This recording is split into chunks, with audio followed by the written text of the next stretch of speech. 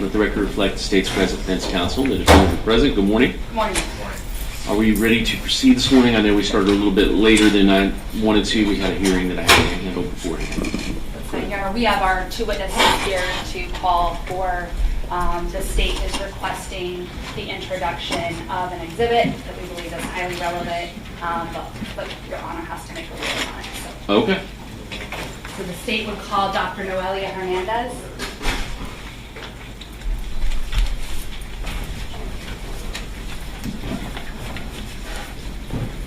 It looked like the defense brought in an exhibit as well. Do we need to talk about that? That's demonstrative, Judge. Oh, okay. Is that for testimony or for? Reasonable doubt instruction. That's form. Standard instruction. Yes, sir. And there's one other issue we want to just address on. Okay. All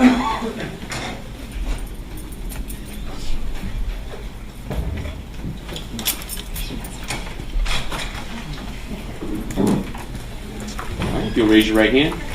You swear affirm testimony you give will be the truth, the whole truth, nothing but the truth? I swear. You take a stand.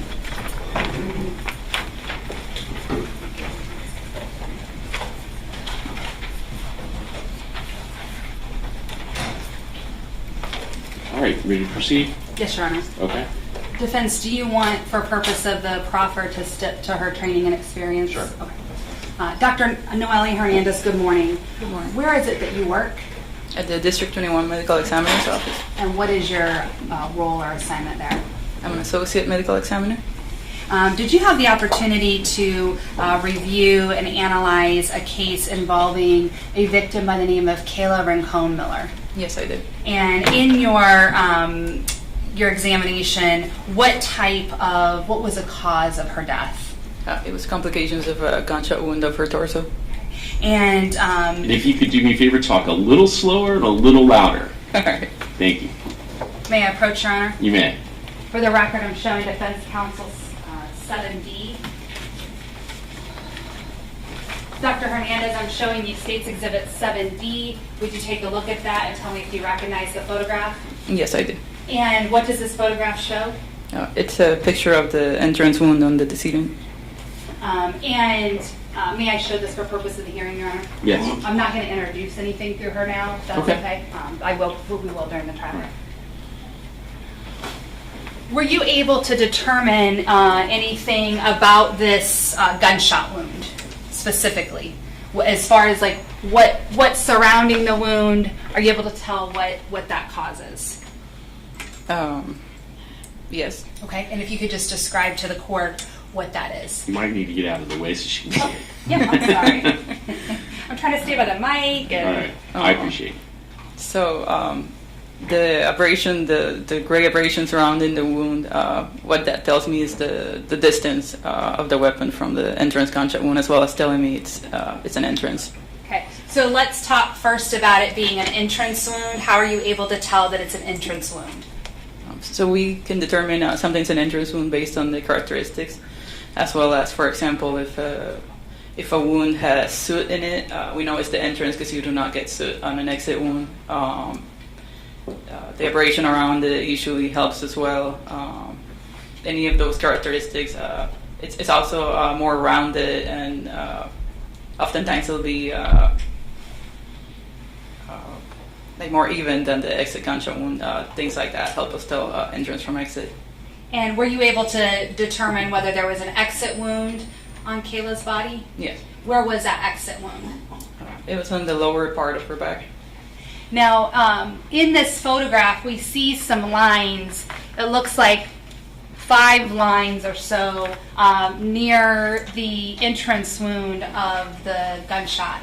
Have you ever seen any of these kinds of markings from any sort of medical intervention? No, I have not. And based on your training and experience, is it your belief that these are not likely to have come from any kind of medical intervention? That's correct. I have nothing further from this witness. Okay. Morning. Good morning. Doctor, those 5 lines, 4 of them super faint. What made those marks? Can you say with any degree of scientific certainty? No, I cannot. Can So you're saying in your experience there's no signs of intervention that would make those marks. Did you test them? I did not do this case, and no, I did not test them.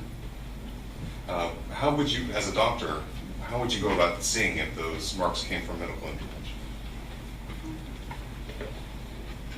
We normally, depending on the type of procedures they did, we have an idea of the type of instruments and the type of incisions they do to have an idea of the type of, we call them artifacts that they can produce during those procedures. Okay. So do you know if those marks were tested to see if there's any adhesive there? No, I do not know. Are you aware of any types of medical or life-saving procedures were used in this case? Yes. You were that there was a pressure seal applied repeatedly to her chest. I was not aware, no. So on and off, on and off, on and off. You weren't aware of that? No. So you don't know if that's adhesive? So adhesive shouldn't cause, those are abrasions, and you don't usually get abrasions from an adhesive. All right. So you know there are abrasions because you tested them? I can tell they're abrasions based on their appearance. Just may I approach the Yes. exhibit?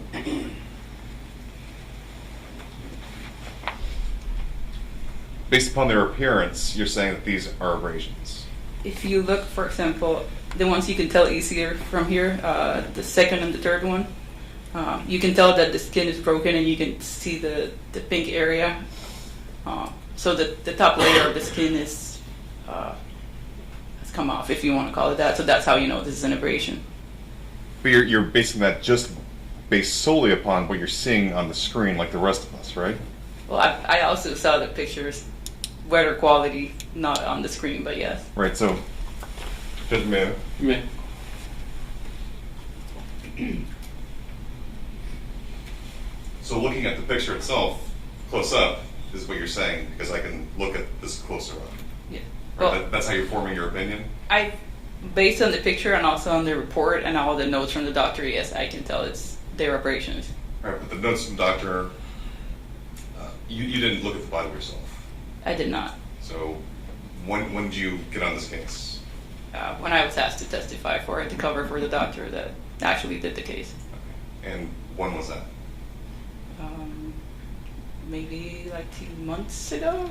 2 months. Approximately, I don't remember the exact date. So the qualifications you have from all the rest of us, in the courthouse, using our eyes and judging this, you're saying that this is an abrasion as opposed to an adhesive, as opposed to anything else that might have been done at the hospital or at the scene. Is that correct? Based on looking at it and based on all the other wounds I've examined throughout my career, yes, I can tell you that's an abrasion. Okay. So that's your opinion that it's an abrasion? Yes. I cannot tell you, I can tell you I've never seen anything like it in the hospital, but like I said, I can't tell you what caused it.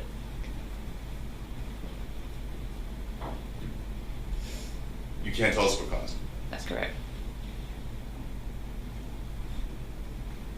Nothing further.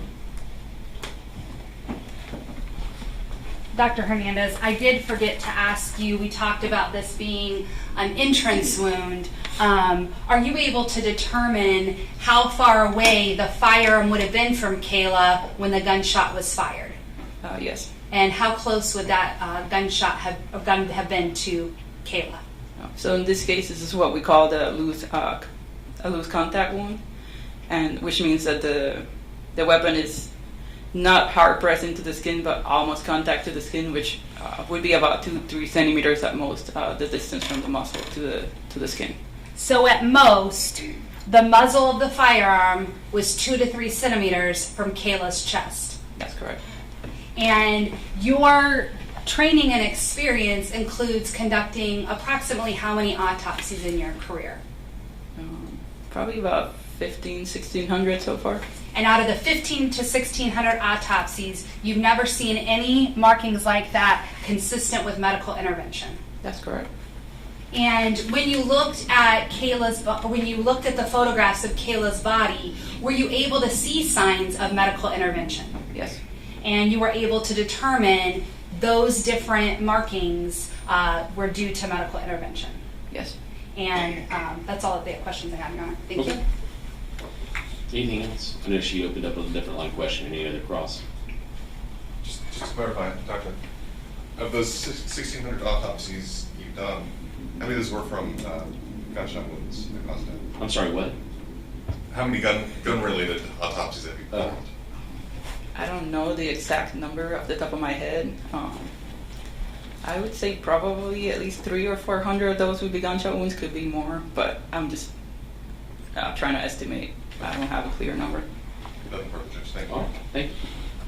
Nothing Or further. you can sit down. Thank you. The state calls Amy Schober. You can sit down. Oh, sorry. That's okay. We'll call you back soon. Okay.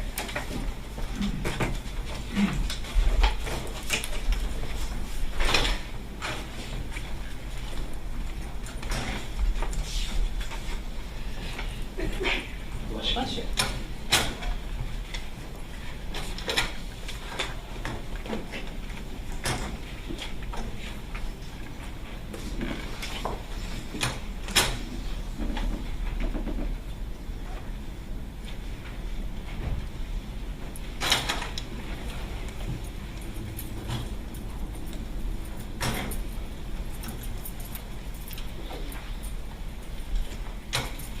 Raise your right hand. You swear a firm testimony you give will be the truth, whole truth, nothing but the truth? Yes, I do. Take the stand.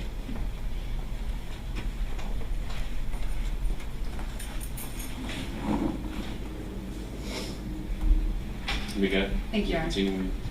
Good morning. Good morning. Please state your name and spell your last name for the record. Amy Schober, Shober. Where are you currently employed?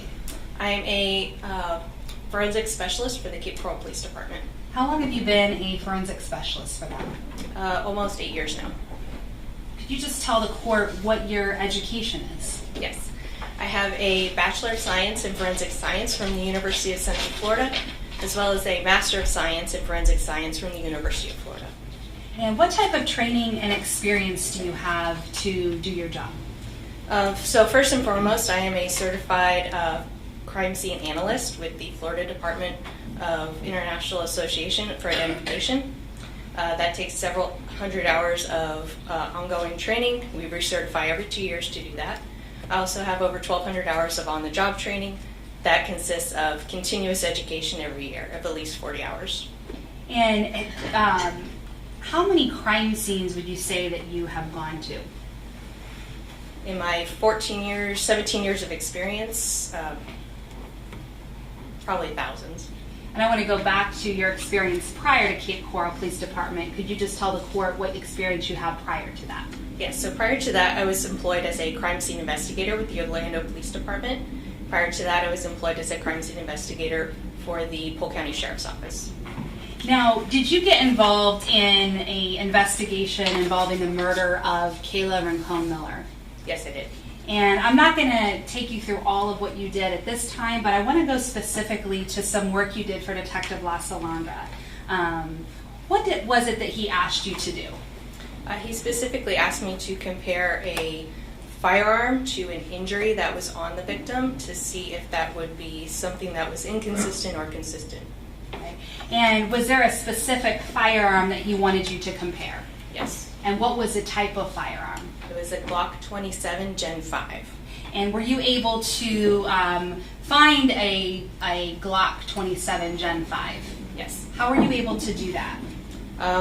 I had to contact a local firearms dealer and make sure that they had it in stock and then go to them to obtain photographs of that to use in my comparison. May I approach, Your Honor? Okay. I'm going to show defense counsel what's been marked as State's Exhibit 26. You can take a look at State's Exhibit 26. Do you recognize this exhibit? Yes, I do. What is it? This is a picture of the firearm that I photographed at the firearms dealer. May I publish, Your Honor? Okay.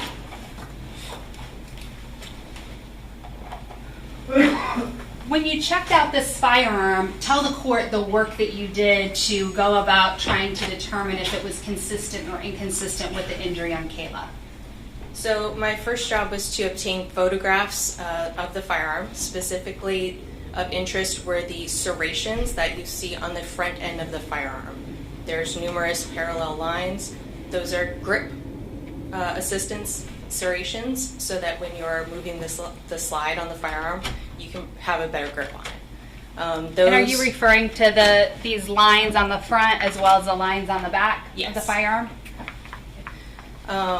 I obtained photographs of those areas of the firearm using a scale. Okay. May I approach, Your Honor? Ma'am? For the record, I'm showing 26A and 26B to the best counsel. Do you recognize these exhibits? Yes, I do. And what do these exhibits show? These are a 26A is a photograph of the firearm, again, this time with the scale included, and 26B is a photograph of that front end of the same firearm with the scale included. And did you scale all parts of the firearm? I did photograph all parts of the firearm. Okay. And I'm showing 26A, and on top of the firearm, is that the scale you're referring to? Yes. And then I'm showing 26B, and is that just showing the various markings on the front of the slide of that firearm? Yes. Okay. And what was your reason for scaling, putting a scale with these photographs? So I was aware that the injury to the victim was photographed at the medical examiner's office using a scale as well. In order to compare the two, I need to have a scale in both photographs. So I included a scale in the firearm photographs so that I could compare it to the scale with the injury photographs. And I'm showing you State's Exhibit 7D, which we just saw with Dr. Noelia Hernandez. We see this scale in this corner area, and is that what you were using to make sure that you scaled the firearm parts with the injury correctly? Yes. And after you got them to scale, what is it that you did next? So I needed to compare them to one another. In order to do that, I uploaded both images into a program called Photoshop. I then changed the transparency of the firearm image so that you could see whatever image was placed behind it. Once they were scaled, I overlapped the image of the firearm with the image of the injury and compared it from there. And when you scaled it and adjusted it in Photoshop, did you change the image anyway as far as altering it? So the overall size of the image is changed, but you can do an aspect ratio lock. So that is the length and the width of the image. Those are changed together so that the image isn't distorted in any way. And so by doing that, you're making them the right scale to be the same scale that's on the injury to Kayla, as well as the same scaling of the firearm. Correct. And again, when you're making it the right scale, you're doing the corners of the photo at the same time and locking that in so that the image isn't getting altered or you're not trying to fit it in any way. Correct. Now, when you went into doing this, did you have a goal, or what was it that you were trying to accomplish? So I went into it with the mindset and the goal of trying to disprove that this firearm serrations could be the instrument that caused the abrasions to the victim. I'm going to show you State's Exhibits 26C, D, E, and F. I'm going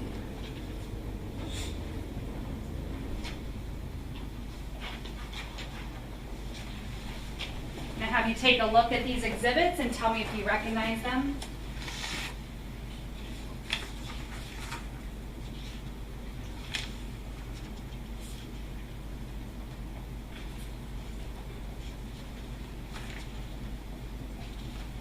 Yes, I do. And what do these exhibits show? These are various images that I produced showing the overlay of that firearm with the injury. Okay. And when you talk about the overlay of the firearm, did you do an overlay for each part of the firearm? Yes. Okay. So how many overlays were created then? I believe there were 8. Okay. And so they were showing, if you could just describe what parts of the firearm you did the overlay for. Right. So in this case, we didn't know the exact orientation of the firearm during the firing, nor what was happening, as I was informed that it was part of a struggle. So we tried to do as many as possible to try and rule out that this could be the item that caused those abrasions. So I did different orientations of the firearm, both the left and the right side, as well as upside down and right side up. Okay. Let's start with 26D. Actually, I'll go in order. 26C. What do we see here at the bottom? So at the bottom, you see the scale and the medical examiner's case number. Okay, and then here, right next to the wound, what do we see there? That is the scale that I have included in the firearm photo. And does that scale match the scale that we see in the photograph from the medical examiner's office? Yes. Okay, and then this overlay, is this what you created using Photoshop with the different mechanisms you just spoke about? Yes, so that you could see both the firearm and the injury simultaneously. All right, and what part of the firearm is this overlay from? So this is the front end of the firearm. The scale that you see that I placed that's closest to the wound is actually the muzzle end of the firearm. That little notch that's towards the lower left side of the photograph, that's the front sight of the firearm. Okay, I'm going to show you 26D, and it appears that you have a scale at the top of the overlay. Can you describe what part of the firearm this overlay is from? Yes, so this is just a different orientation of the same firearm. Again, you can see that little notch. This time it's towards the top right of the photograph. That would be the front sight, and those are the serrations. In this one, the muzzle, again, is pointed towards that scale that I've placed, so it would be pointed towards the top left of the photograph. So the muzzle would be pointing away from the wound. Correct. Now I'm showing State's Exhibit 26E, and what does State's Exhibit 26E show? Okay, so this is the left side of the firearm, and when I say left or right, I'm referring to the left as if you are holding the firearm. So this is the left side of the firearm. Again, this one is pointed towards the wound, and you can see the top notch at the top, at the lower left part of the photograph. Which one are we, where's the top notch? Right next to If it would this. assist your testimony, you can step down. Yeah, thank Might- you. Or less confusing. You speak up loudly because there's not a microphone right by you. Yes. This notch right here would be the front sight of the firearm. Okay, and then And obviously, if you all need to move, you can. this black area that we see behind your overlay you've created, is that the wound on Kayla's body that's showing through? Yes. Okay, and then I'll have you stay here.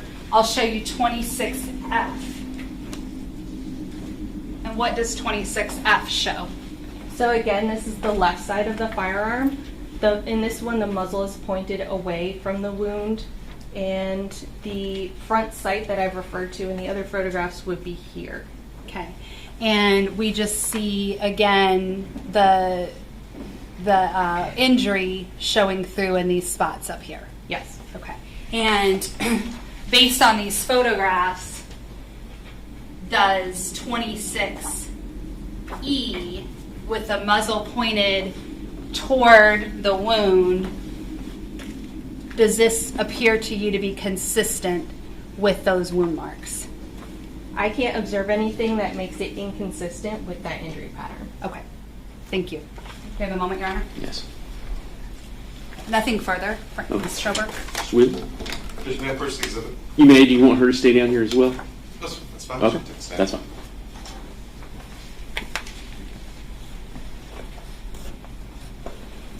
Ms. Schober, you indicated that these markings that we have here on the skin are consistent with this pattern. Is that right?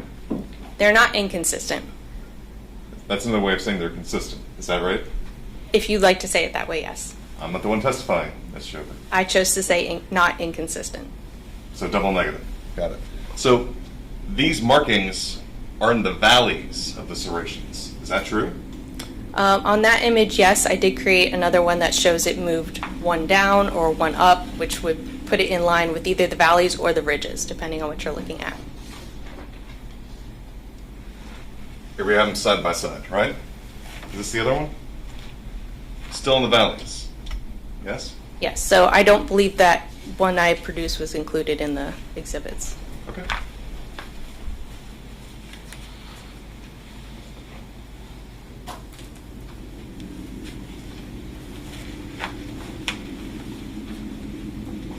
Are you a member of the Association of Firearms and Tool Marks Examiners? No.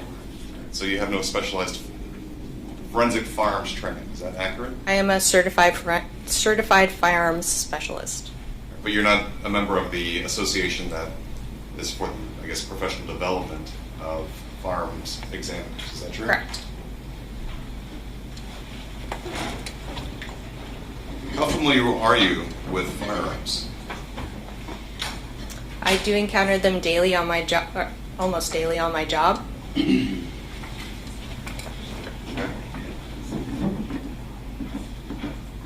Do you know the difference between the serrations of a Glock to a Smith & Wesson?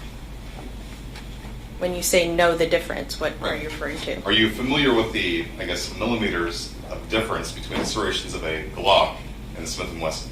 I can tell you that the Glock, the serrations are approximately 3 millimeters, and I cannot tell you what the serrations on a Smith & Wesson would be. How about a Canik I cannot tell you what that would be without looking at it. or a Ruger, I cannot tell you what that would be without looking at it. a Taurus? Cannot tell you what that would be without looking at it. How about a pattern 1911? I cannot tell you what that would be without looking at it. So is it possible that those marks or abrasions, assuming that that's what we're calling them, is it possible that a Colt made those? I would have to compare a Colt in a similar way. Okay. Did you compare the serrations of a 1911 to those No. wounds? Are you aware that there was a 1911 allegedly used in this case? I don't believe I was aware of that. Specifically, you went to a firearms store to look for a Glock 27 Gen 5, right? Yes, to use as a comparison. So a whole police station where you're at, there's not a single Glock 27 there? Not as a reference sample, no.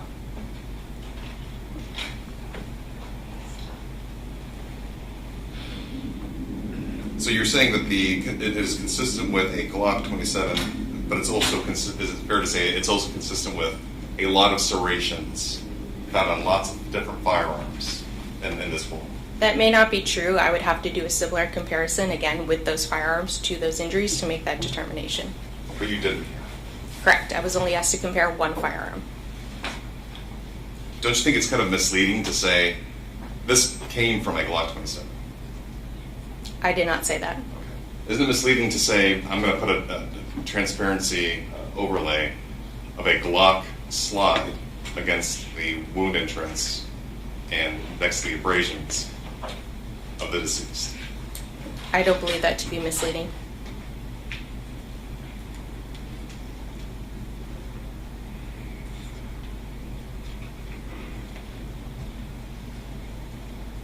The Glock 27 also has serrations in the back. Is that true?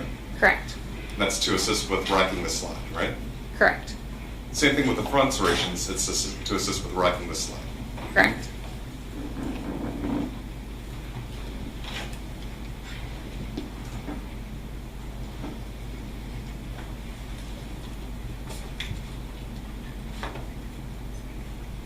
Can you say with any degree of scientific certainty what firearm, if it was a firearm, made those marks on those abrasions?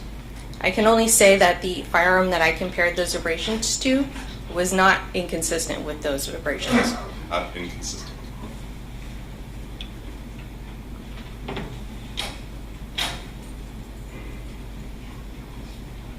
Can you say what those marks are consistent with? I would say that firearm slide based on my comparison. All right, so now you're changing your testimony from not inconsistent to consistent? Or are we mincing words here? I think you are mincing words.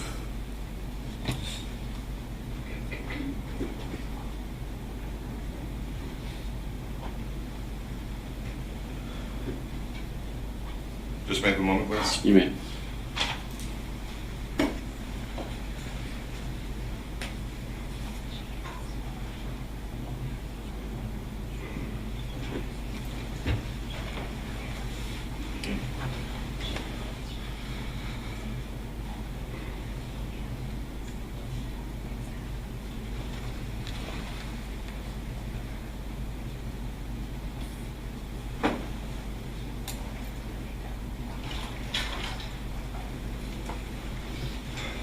Ms. Shelby, you consider yourself like a forensic scientist, right? Correct. So you're employed by the Cape Coral Police Department? Correct. Wouldn't you as a scientist want to know what other firearms these markings are consistent with? If I was asked to do that comparison, I would have. So you're just basically doing what you're told to kind of compare the two. I was asked to compare those injuries to a specific firearm to see if there were any inconsistencies or to rule out that that could be a possible cause of those injuries. But why not test other firearms? I'm sorry? Why not test other firearms? I wasn't asked to do a comparison to other firearms.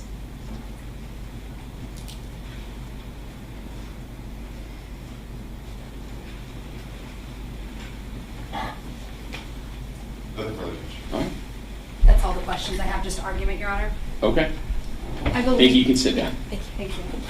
Judge, I believe that this testimony is highly relevant to the case. We've heard that a Glock 27 belonged to Jessica Stein. We saw those records about this exact make and model of firearm that Ms. Shover looked at.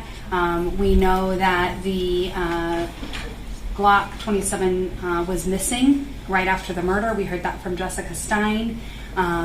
For her to see if the slide was consistent with the injuries is highly relevant. We also heard from Dr. Hernandez that the the injury was close up in close range, so that would be consistent with the struggle with the firearm causing that abrasion, and it would show that it was likely that that firearm was the one that was used to kill Kayla.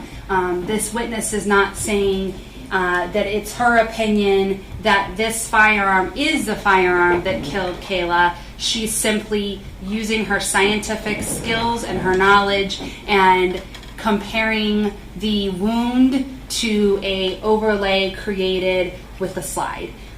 It is definitely prejudicial, but to the defendant in this case, but it's not unfairly prejudicial. It's relevant. It's within the scope of her knowledge and testimony. Certainly the defense can ask about whether she tested other firearms or did any of that, but the Glock 27 is what is, we believe, relevant to this case, and she did the work, and I believe that work and testimony should come into the court. Sweet.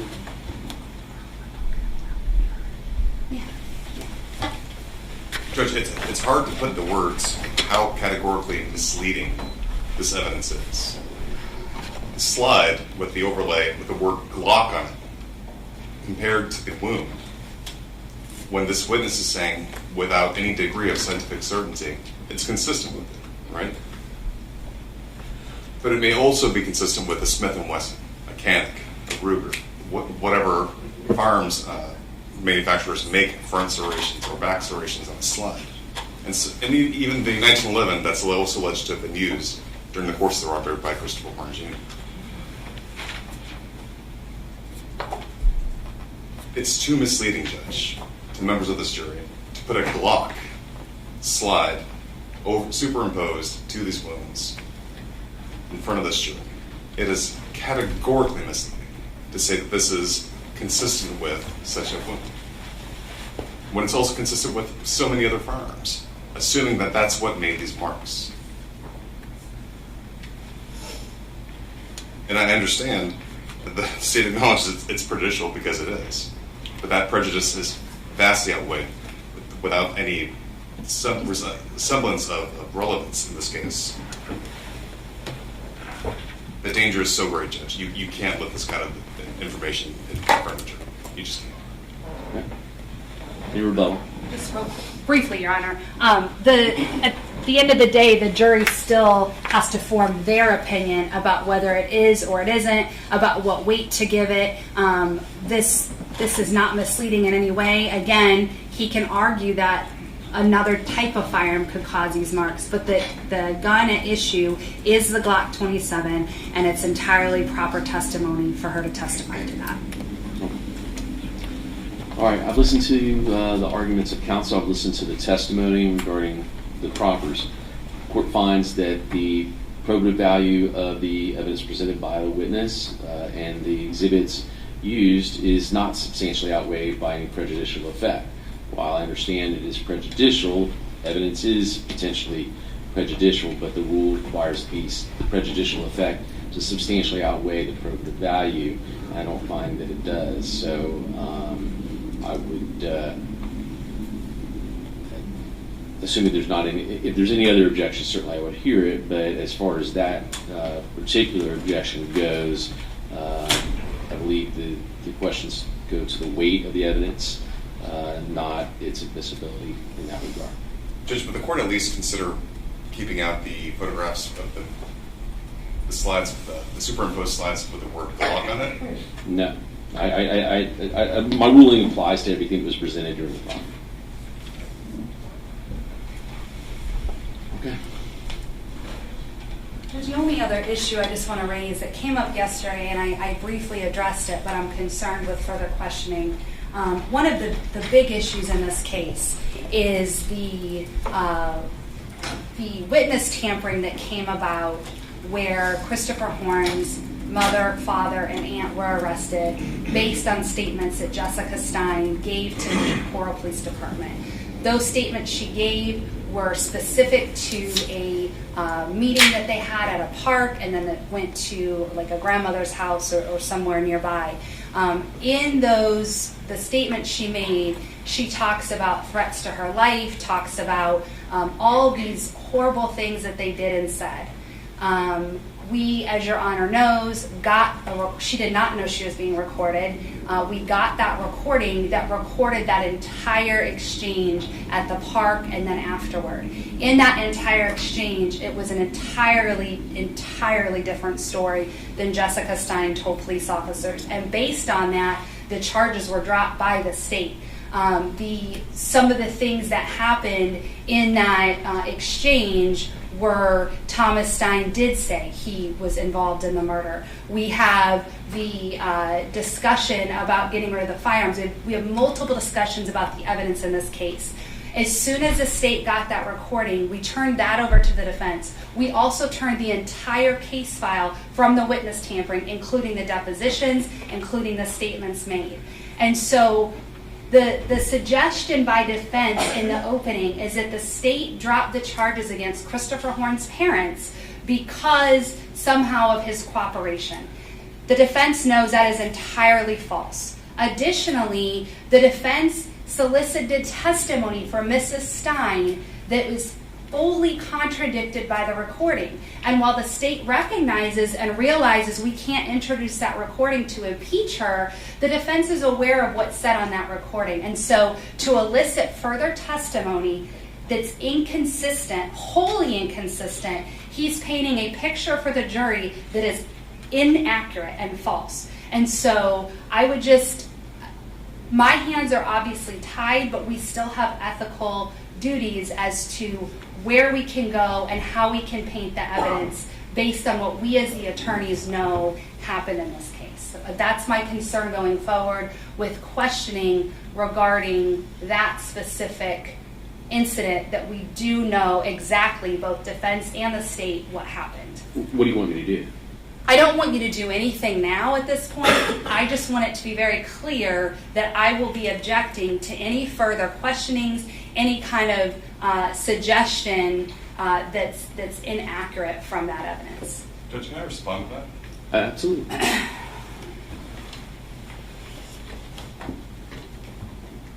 She claims that she has this secret recording that was made by Christopher Horne Sr. that covers the entire exchange, but that's not accurate. There's 4 different people from the Christopher Horne's family that were there at the park, there at the house. There are different conversations going on at the same time. And to say that Thomas Stein admitted that he took part in the killing is absolutely false. I've listened to it repeatedly. You all can address the court, but Judge, and if necessary, I can listen to the recording. Judge, certainly, if Ms. Miller has a problem with my ethics, then she knows what she can do, right? She can file a bar complaint. But in fact, I think she's... Well, I didn't take it as she was accusing you of any ethical violation. I think my understanding from what she's saying is just to make sure that there wasn't something that was presented to the jury that was misleading going forward. This was what I took it as. But I did ask, what do you want me to do? So go ahead, Judge, the bias or potential bias or credibility of a witness is always relevant.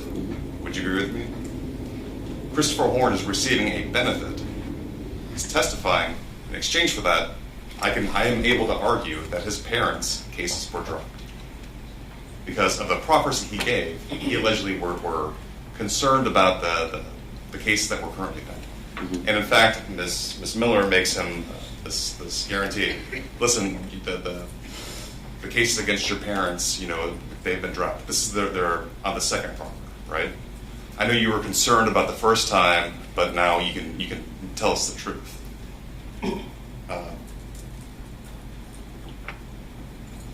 Judge, I think it's wholly relevant for me to be able to go into and pursue that line of questioning that the co-defendant is receiving a benefit. The benefit is that his parents' criminal cases have been dropped. And certainly, Judge, the state's able to pursue or not pursue whatever criminal investigation they want to. And they have in this case. I But do you agree that then if you go into the testimony about the parents' case being dropped, that the state could go into why the parents' case was dropped, and that they were on the recording and it was quite different from, and I haven't heard it yet, but quite different from what was alleged by Mrs. Stein? Judge, unfortunately, no. We can't, because the statutes say categorically that the evidence can't be used, not even for impeachment purposes. Okay. It can't even come to this courtroom. So I would ask that the court not even listen to it. Okay. Well, I don't have it, so I can't listen to it.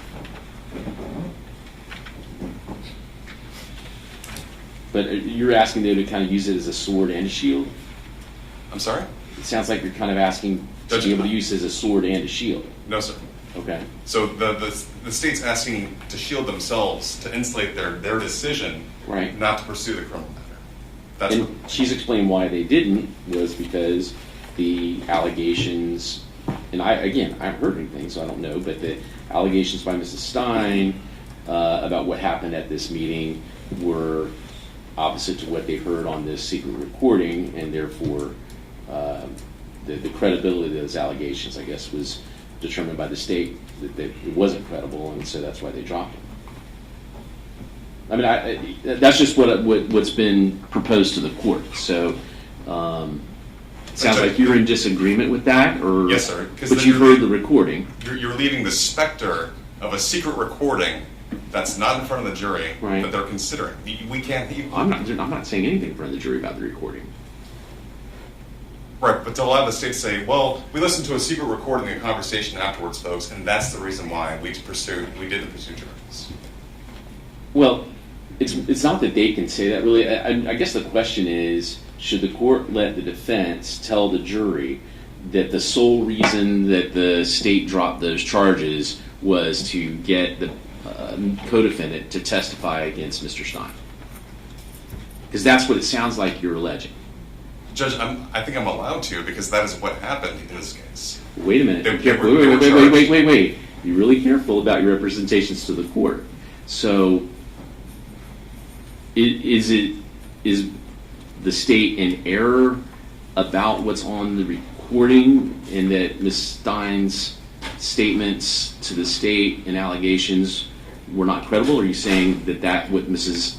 Miller said is not true? Judge, I'm saying that the recording does not cover the entire exchange, right? It doesn't cover when they went by her house. It doesn't cover when they went by her house the following week. It doesn't. Okay. The recording isn't all encompassing. Okay. But the recording itself, though, does that, I guess, what's the word I'm looking for, conflict with what Mrs. Stein's allegations were? Judge, certainly the characterization that it was some, you're going to do this or else, isn't on the recording. Well, I didn't ask that. I just asked if it conflicted. To that extent, Judge, it does conflict. Okay. So that could be a reason why the state dropped those It could be. charges. So to allow you to tell the jury that the only reason is because they wanted to get the co-defendant to testify against Mr. Stein, without including that, well, also there was conflicting testimony from Mrs. Stein compared to other evidence the state had, would be misleading, right? That's correct, Judge, because the state also took the deposition of Jennifer Stein, who was Jessica Stein's sister, and that was there was, I guess, a conflict there that they kind of hung their hat on. Okay. And not my whole point is I'm not about to let either side intentionally mislead the jury. And so, and I'm not saying that's what you're doing, but I understand Mrs. Miller's warning, I guess, or caution to not let somebody stumble into that. And so that's what I want to make sure we're clear on and all on the same page. If you are going to say that the state dropped the charges against the parents, I think that's fair game that you can say the state dropped the charges against the parents. But I think if you say the state dropped the charges against the parents to get, solely to get, the reason they dropped the charges was to get the co-defendant to testify against Mr. Stein. From what I've heard, and again, like I said, I haven't heard the recording, so I don't know, but, is that misleading? Judge, I didn't create the timing of this case. I just said, is it misleading? Which part, Judge? I'm sorry. My question was, if you tell the jury that the reason the state dropped the charges against the parents was to get the co-defendant to testify against Mr. Stein, without regard to any other evidence the state had that was conflicting, would that be misleading? Judge, I don't know if it's misleading. Simply because I'm not Ms. Miller, I'm not the one that made the decision to drop the charges. But I can tell you the timing is suspicious, where these charges were pending. An offer for a proffer from Mr. Horne was made. And during that summer, the charges were dropped after the proffer was made. Right, but to say only that, you would have to pretend not to know there was something on the recording that was conflicting. Judge, I think both can be true at the same time. But one of those Sure. issues If can't be brought to the they're table. both true, you could say both. Right, Judge, but we can't hamstring the defense by saying you have to mention this illegally obtained evidence. Well, you may not have to say that it's something regarding, you may have to not refer to it as illegally obtained evidence. You could just say they had other evidence that was conflicting. Okay, they had conflicting evidence. Yeah. But there can be no reference to a secret recording made, Judge. I'll let the state respond to that. The state is in agreement. We can never bring in the recording or reference it. But I just want to make it very, very clear that this recording was one of the most disturbing things that I've received, because I charged 3 people based on the word of Mrs. Stein. And while she gave statements about other conversations or other outside times when Baraka Stewart, Shanice Stewart may have threatened her or interfered with her, I can't say that didn't happen or did not. But this recording is wildly different than what she said happened. And when I say what she say happened, it was during that time frame at the park, and she was very clear that that's when it was happened. As soon as I had that information and reviewed it, I immediately dropped the charges because it was false testimony about what happened. And so the defense does want to use it as a sword and a shield, because they can go in and say A, knowing I can never introduce B, knowing I can never reference it. This isn't some silly conspiracy where the state's trying to give Christopher Horne's parents a chance. In fact, if I could have charged Jessica Stein for perjury, I would have, but my evidence would have been that recording, and I can't use it. That's how serious it was. So going down this road, it is painting a incorrect picture for the jury by saying the charges were dropped to get Mr. Horne to testify, because that is 100% false. So much so that I even provided the defense my notes that I took after meeting with Baraka Stewart and her attorney. So you've got the notes as well. Yes. I may have them, but I will agree with the court. I cannot say that the charges were dropped solely to get Mr. Horne to testify. I agree with that proposition. Okay. Is that fair? Well, what would you say? In other words, how would you say that? What do you mean? What? How would you say? You said well, you can't say, but what would you say then in terms of that argument? I would say that the timing, Judge, because I think the timing is fair game. The offer for a proffer was made, right? the charges are dropped, and he's testifying today. I think that's fair game. There can be other reasons why.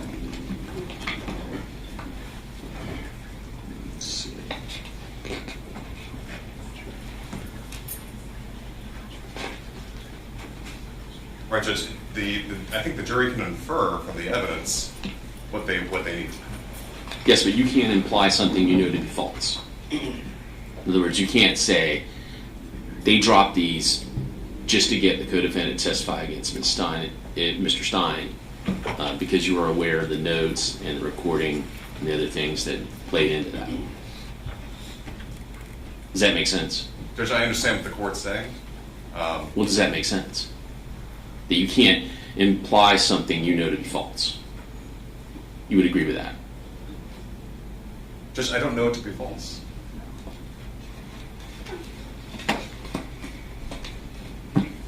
Because again, the secret recording didn't cover the entire exchange. I don't know if there was a threat made. Well, regardless of whether it covered the entire exchange, the issue I asked before was it in direct conflict with the allegations by Mrs. Stein. Right, and I agree with the court that the characterization of her testimony or her Allegations. statements made, right, are in conflict with her. Were they false, I I guess? guess her demeanor on the recording. Listening to the recording, looking at the state's notes, would you agree that her statements, allegations were false? Judge, I don't have the notes in front of me. I don't know if Ms. Miller has. Well, I'm sure you looked at them before today. Right, I did. Okay. But I don't. And you've listened to the recording. Yes. Okay, so were they false? Judge, the characterization of her notes from the meeting with Baraka Stewart and her attorney, And the recording. yes, they conflict. Her allegations were false. If you listen to that recording, would you say those are false? If the only evidence that I had to hang my hat on was the recording, yes. Okay. What is the other evidence you have to hang your hat on? Judge, it was clear that from the Stewart's own testimony during their depositions, they'd gone to Ms. Stein's house. They went there afterwards. They Okay. talked on the phone. There was text messages back and forth. I get that, the other times. But what Ms. Miller is saying is that the allegations by Mrs. Stein specifically reference the meeting in the park, which was recorded. Would you agree with that? Yes, Judge. Okay. So were her statements about the meeting in the park to the state and those allegations false based on what you heard in the recording? Judge, it's hard to say. Based solely upon the recording? Yeah. Yes, sir. Okay. So what I'm saying is that you can't tell the jury something about that or imply something about that would be false. So in other words, if she gave false testimony, which you agree based on hearing the recording, or false statement or allegation, and then the state dropped the charges against the people she alleged to have committed a crime based on those false allegations, you can't just sever that away and say, the reason the state dropped those charges is because they just wanted to get the co-defendant to testify against Mr. Stein. You understand? Because that would be misleading. Judge, but I think the court's painting was such a broad brush of the evidence they had in the case for the threats that were made against Ms. Stein and her family. Well, no, I'm talking about just the meeting in the park, the recording of the meeting in the park, and the allegations Mrs. Stein made about the meeting in the park. Because that sounds like that was the gist of the allegations. Right, but Ms. Stein also indicated that she saw a weapon in the vehicle of Christopher Horne Sr. But that's obviously not covered in the recording. Okay. Judge, I think to curtail the defense's ability to say that the deal that Mr. Horne Jr. is getting is a package deal in which his parents' cases were dropped. Well, that's different from what I said. What I said is you can't tell the jury the sole reason that the parents' cases were dropped were just to get the co-defendant to testify against Mr. Stein. You can say that the parents had charges against them. Those charges were dropped. I think you can say, something to the effect of the timing of those charges being dropped maybe caused some concern or what have you. But you can't say that the reason the state did that is only because they wanted to get the co-defendant to testify against Mr. Stein. Judge, I think we're on the same page. We're in agreement. Okay. I can't say that the sole reason that they dropped the charges against the parents was to get Mr. Horne to testify. Right. We're in agreement, Judge. Okay. State? I think the way Your Honor said about the questions he could ask would be appropriate. If I think he's going beyond that, I will object. Okay. Yeah, my purpose in this is just to make sure everybody gets their day in court, but that it's very important, obviously, as you know, you're both excellent lawyers, that you can't say something that you know to be misleading to the jury. And so that's what I just want to clear up, make sure. I don't think you will, but I just want to make sure we're clear on that. Thank you, Your Honor. All right. State's ready. Okay. All right. Ready to bring the jury in? Yes. Defense ready? Judge, can we have a small phone break? I'm sorry. I'm ready to You're good. get going. Do you need to? I can step out. 5 minutes.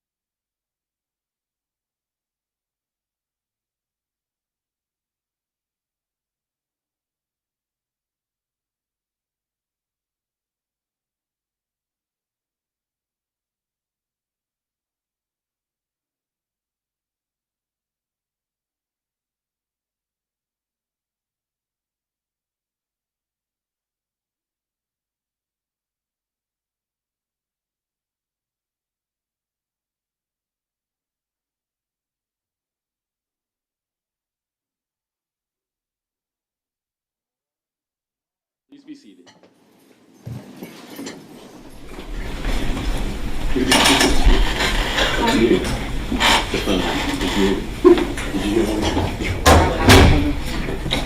All right, let the record reflect State's President, Defense Counsel, and defendant are present. All right, are we ready to bring in the jury? Okay. That's right. And, all right, let's bring it in.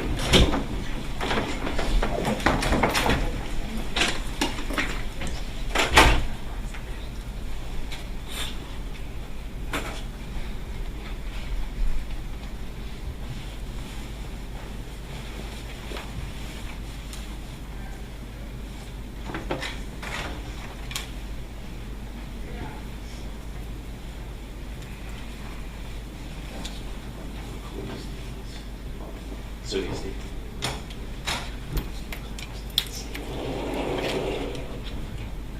There's people working on the elevators next door, so close down, cut down the noise.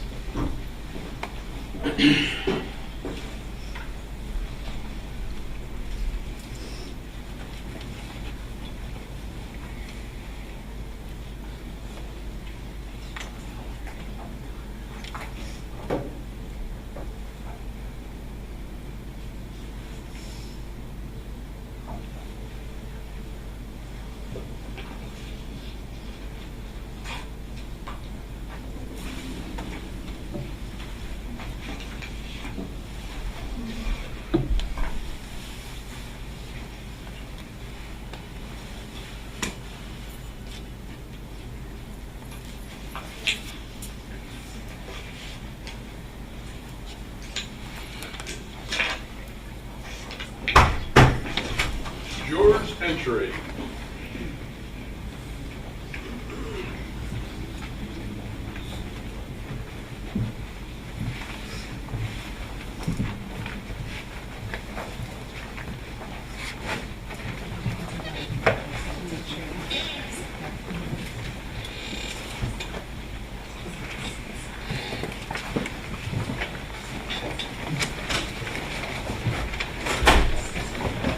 All right, please be seated. Welcome back, ladies and gentlemen of the jury. By a show of hands, is anyone on the jury not able to follow the court's previous instructions about doing research, looking up anything, or discussing anything about their service as a juror on the case? Seeing no hands, ready to proceed, state call the next witness. Thank you. The state calls Noelia Hernandez.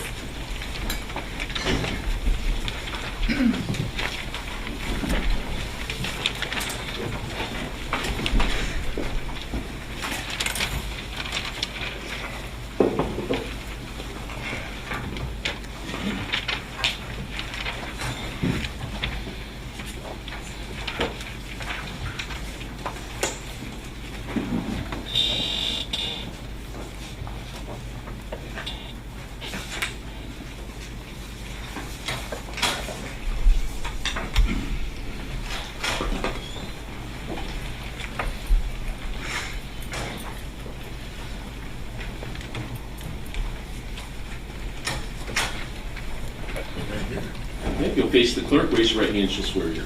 Do solemnly swear or affirm that the testimony you give will be the truth, the whole truth, and nothing but the truth. All right, you take a seat.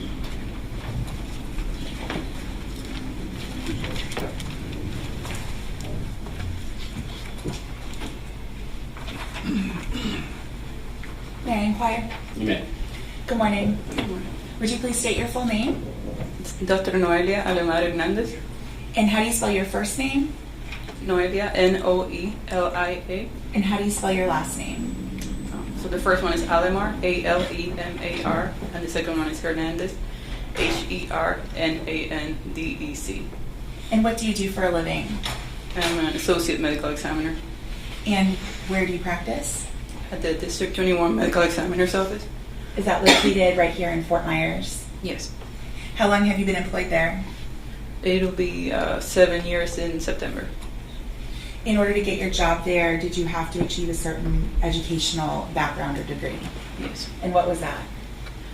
So I did 4 years of bachelor's degree in chemistry at the University of Puerto Rico, followed by 4 years of medical school at the University of Puerto Rico as well. Then I had to do training in anatomic pathology, which I completed at NYU over in New York. And then I had to do a year of training in forensic pathology, which I did at the Miami-Dade Medical Examiner's Office. And I also had to get board certified in both anatomic pathology and forensic pathology. And as part of your job at the medical examiner's office, do you participate in any continuing education programs? Yes, I do. Such as? Review of literature. We have to do certain questions and certain testing every so often. What sort of duties do you have as an associate medical examiner? So our main duties are to determine the cause and manner of death of individuals by doing autopsies or performing external examinations, reviewing medical records, reviewing the results of whatever testing we need, such as toxicology, histology, microbiology. And we also, as part of our duties, we also have to oftentimes testify in court, such as today. And in doing your examinations and evaluations and testing, do you also keep a record or document what you do? Yes. And what is that contained in a case file? Yes. What other than a report is contained in a case file that you create as you're doing your medical examinations? So in the physical case file, it'll have the autopsy report, all the diagrams with our notes from the autopsy, the investigator report, any chain of custody, transport paperwork, things such as that. And then we have a digital database, and we'll keep pictures there as well. Any medical records that we receive, anything like that, any x-rays that we take will be kept digitally as well. And so any body that requires an autopsy, they are assigned a case number, and that same case file would be kept for any individual that has an autopsy completed. Is that right? Yeah, that's correct. And that's just kept in the regular course of what's required of the medical examiner's office? Yes. As part of your duties with the medical examiner's office, did you have the opportunity to review an autopsy report, such as we've talked about, for case number 003382024? Yes, I did. And were you the medical examiner or assistant medical examiner originally assigned to that case? I was not. Who was that individual? It was Dr. Tracy Shipe. And so is she the doctor who performed the initial autopsy? Yes. Did she take photos during that autopsy? Yes, she did. And did she complete the case file for that autopsy as it relates to her investigation, examination, and findings? Yes, she did. And that's the same type of case file that we've talked about that's created for every autopsy that's completed at the medical examiner's office? That's correct. And did you review that entire case file for this case? Yes, I did. Did you review the photographs? Yes, I did. And based on the review of those photographs, were you able to do an independent evaluation of the case involving that case number? Yes, I did. And for that case number, was the autopsy performed on an individual named Kayla Rincon-Miller? Yes. May I approach the witness, Your Honor? No.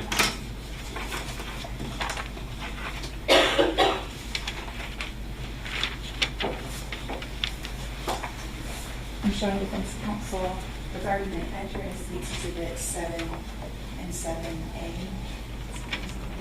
And then this is 7B and 7C.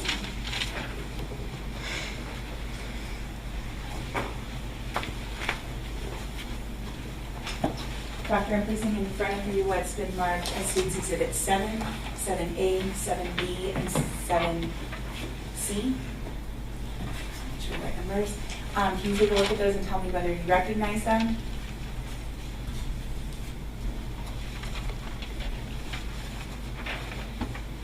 Yes, I did.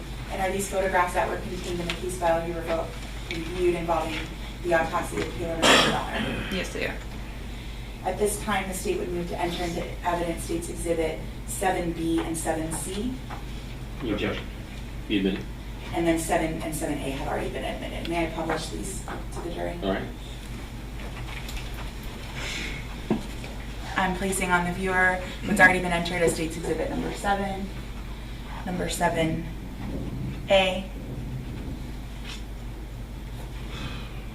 number 7B,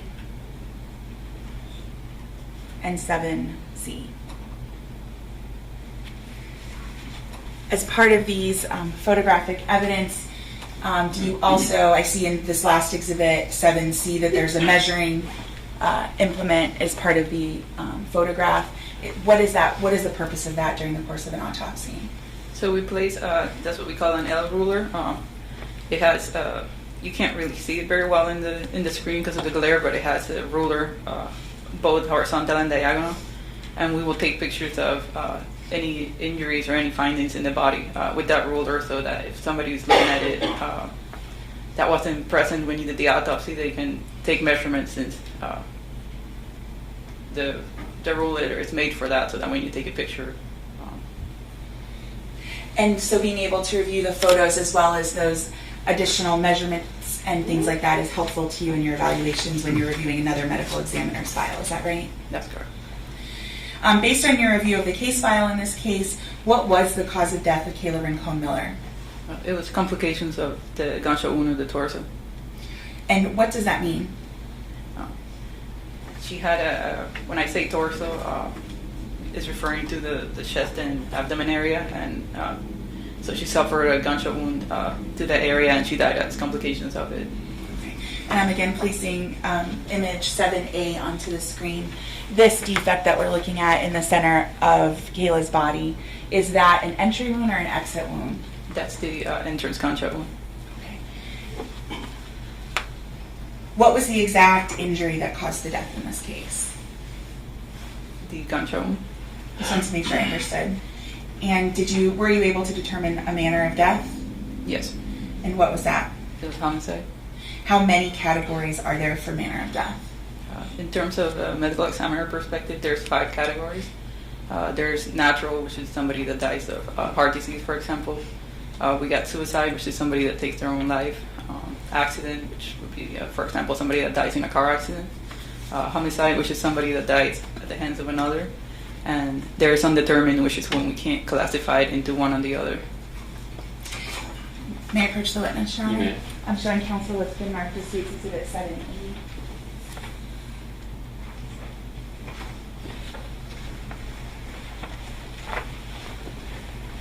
Dr. Hernandez, I'm placing in front of you an item that's marked as State's Exhibit 7E. Can you take a look at that and tell me if you recognize it? Yes, I do. And is that the death certificate for Kayla Rincon-Miller that was prepared as a result of this case? Yes, it was. At this time, the state would move to enter into evidence State's Exhibit 7B. Any objection? No objection. Be admitted.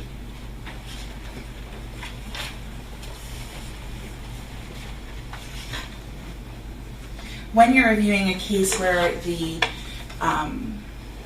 exact cause of death is a gunshot wound, are you able to make determinations about how far or near a gun is from the body at the time that the gun was shot? Usually, yes. And how do you do that? We look for things such as soot, stippling, searing, muscle imprints, certain characteristics of the entrance wound that would let us know how far the gun would be from the skin. May I approach the witness, Your Honor? You may. I'm showing counsel what's been marked as State's Exhibit 7D.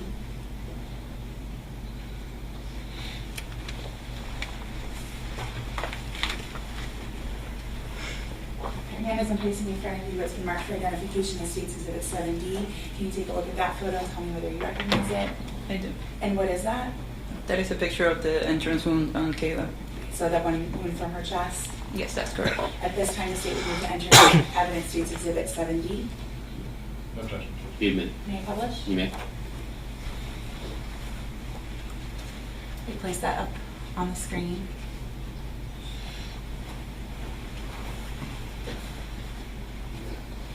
I've placed that image on the screen, and you've talked about some markings that you can look to in making that determination about how close the weapon was fired at the time it caused the injury. Can you point out for the jury, and if it would help, I could ask that you step down, do you see or identify any of those particular markings that assisted you in this case? Yes. Okay, yeah, you can step down.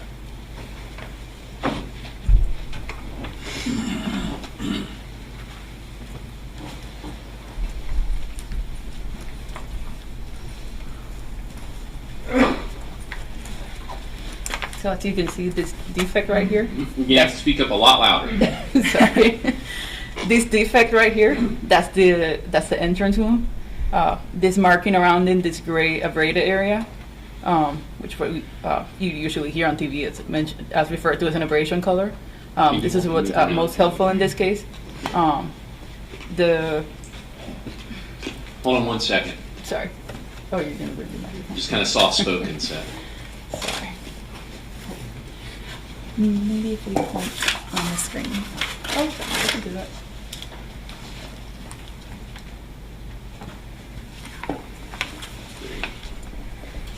And if you want me to move around, Oh, it won't come off. That's fine.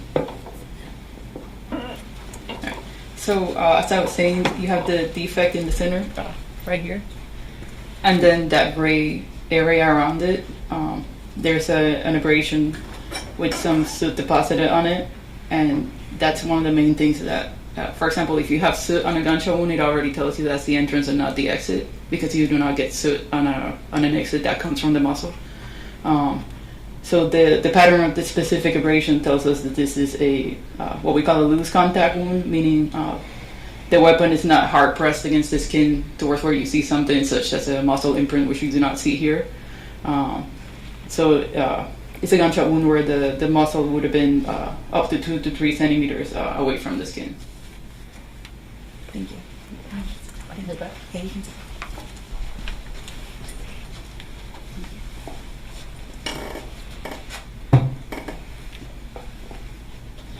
And I'm going to point to this, and just so that you have it easy with the, I'm going to point to this up here in the top left-hand corner of the photograph.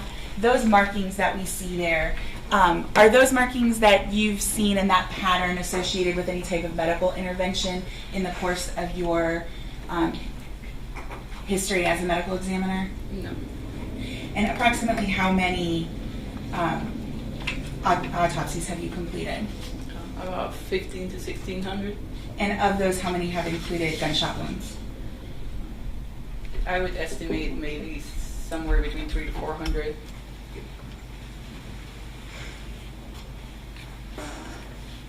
May I have just a moment, Your Honor? you may.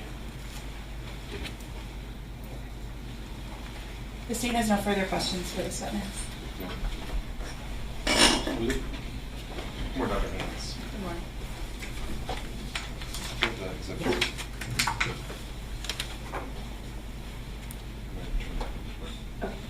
These are all. They're all the ones that I was going to bring after you were done.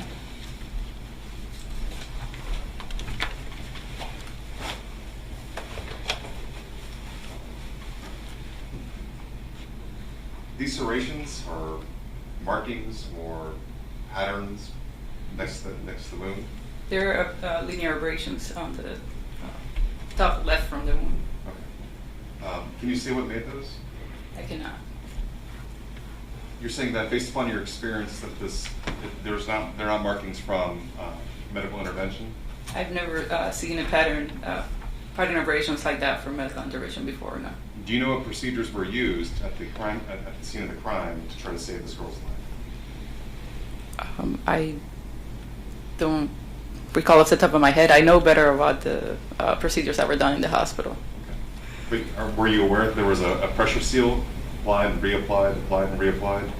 I mean, it was this morning, but not before then. Right. Well, I mean, you didn't realize that because I told you about it this morning. Yes, that's Right. right. Can you say whether or not what these markings are? I cannot. Nothing further, Judge. Thank you. Thank you. Any redirect?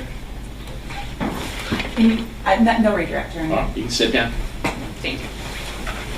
Is she released? Yes, Your Honor. Any objection to her being released? No, sir. All right, you're released from your seat. State call your next witness. State calls Amy Shobra.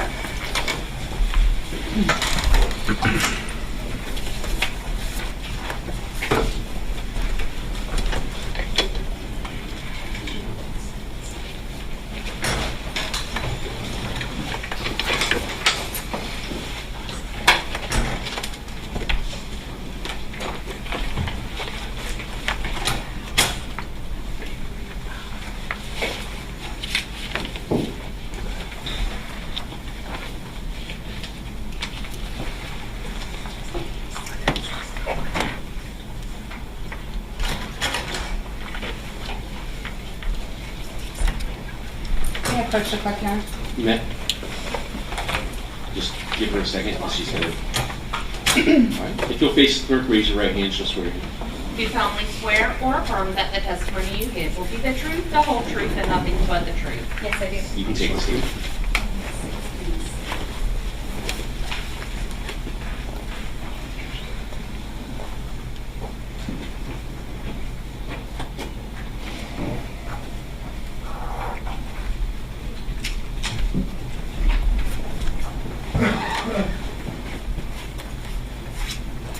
May I inquire, Your Honor? You may.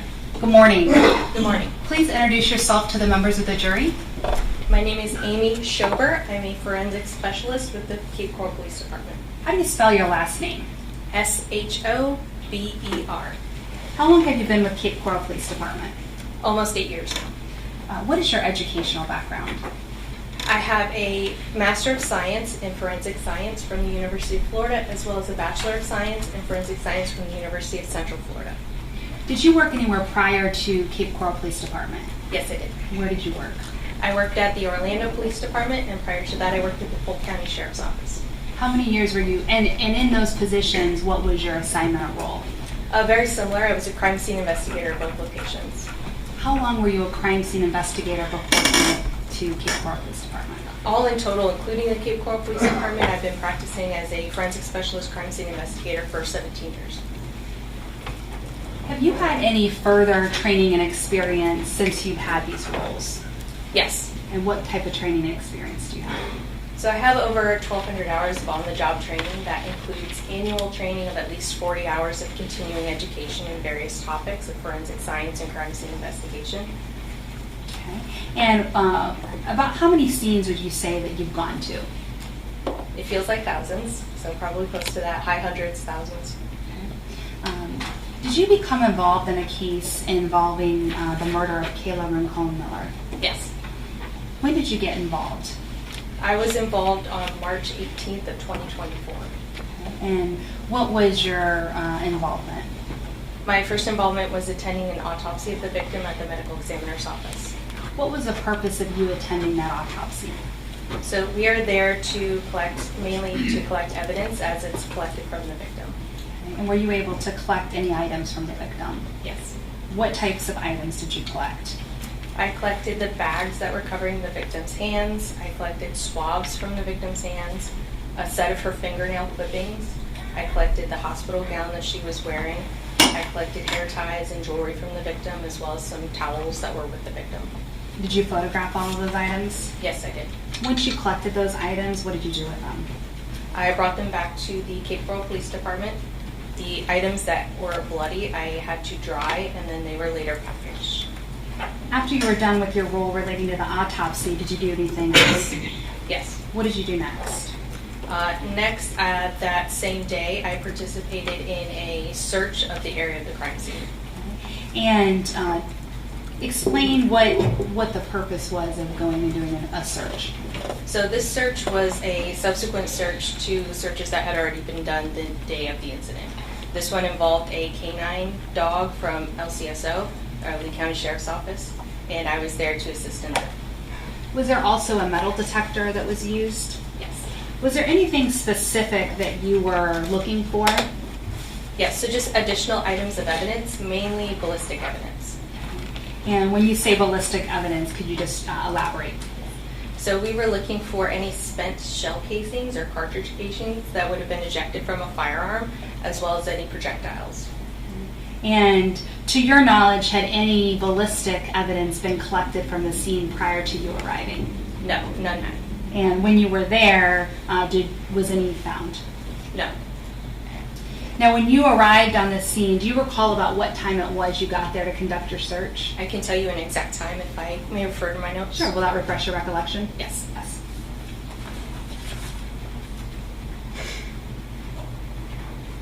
I arrived on scene at 4:31 p.m. And that was on March 18th. Correct. When you arrived on the scene, was it still blocked off? No, the scene was not secured at that time. So there was no crime scene tape anywhere? Correct. Was anyone else out there? I know you said canine. How many people would you say were out there with you doing this search? There was a detective from our agency. There was the LCSO canine deputy and his canine. Okay. And so when you got there, anyone would have been free to drive or walk around this area? Yes. Now, you mentioned going to hundreds, if not thousands, of crime scenes. Have many of those scenes involved a firearm that was used? Yes. And are you, do you have any kind of specialized firearms training? Yes, so firearms training is also part of my continuing education, as we do encounter a large number of firearms in forensics and crime scene investigation. Through that, I am also a certified firearms specialist with the International Firearms Specialist Academy. Could you explain generally how a firearm works? Would you like a specific type of firearm? Sure. Yeah, just let's go with a Glock 27. When you use that, how would that work? Okay, so that is what is called a semi-automatic pistol. In general, if the firearm is loaded, once the trigger is pulled, the slide, which is that top portion of the firearm, will move backwards. At the same time, the firing pin is striking a primer that is on the back of the cartridge case. That causes an internal explosion and ignition of the powder that's in that cartridge case. That energy propels the projectile, or the bullet, from the front end of the gun. That energy also propels backward the casing or cartridge case. If you've ever shot a firearm before, that's what is ejected. So that would come out from the ejection port of the firearm, and the next round would move up into the chamber position. Are there reasons why that projectile that's ejected when the firearm is fired, why that might not be found? Yes, there's several reasons. Okay. Can you just explain those? Yes. So one of them would be with the firing mechanism of the firearm itself. So when that slide comes back, if anything is inhibiting that slide from moving properly, that can cause the casing to not eject or not eject fully. It's what may be called as a stovepipe, but basically that casing would either be retained in there or be retained partially in there, caught up in it. Aside from that, if it does eject fully, it may not be found at a crime scene because it is moved or transported inadvertently from the crime scene by the actions of first responders or people that are, trying to help in the situation, other witnesses, etc. And did you also help with the execution of a search warrant of 69 West Mariana Avenue? Yes, I did. And when did you help with that search warrant? That was on March 19th. I'm going to show you State's Exhibit 16C. Do you recognize this exhibit? Yes, I do. And was this the house that you helped conduct the search? Yes. And was that the house that belonged to Jessica Stein? Yes.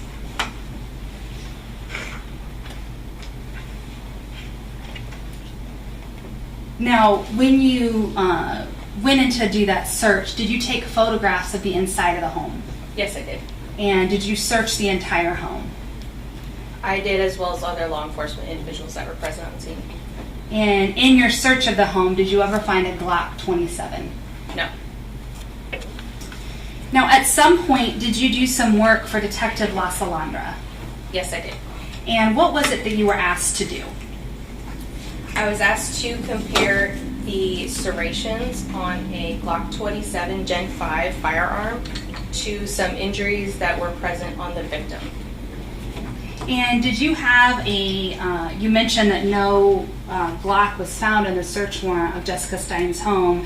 How were you able to get a Glock 27 Gen 5? To use as a reference standard, I contacted a local firearms dealer who was able to provide one that I could photograph. May I approach, Your Honor? You may. For the record, I'm showing Defense Counsel State's Exhibit 26.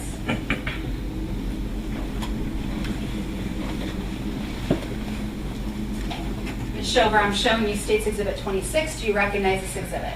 Yes, I do. And what do you recognize this exhibit to be? This is the Glock 27 Gen 5 that I photographed at the firearms dealer. At this time, the state will move 26 into evidence. Judge, I have an objection.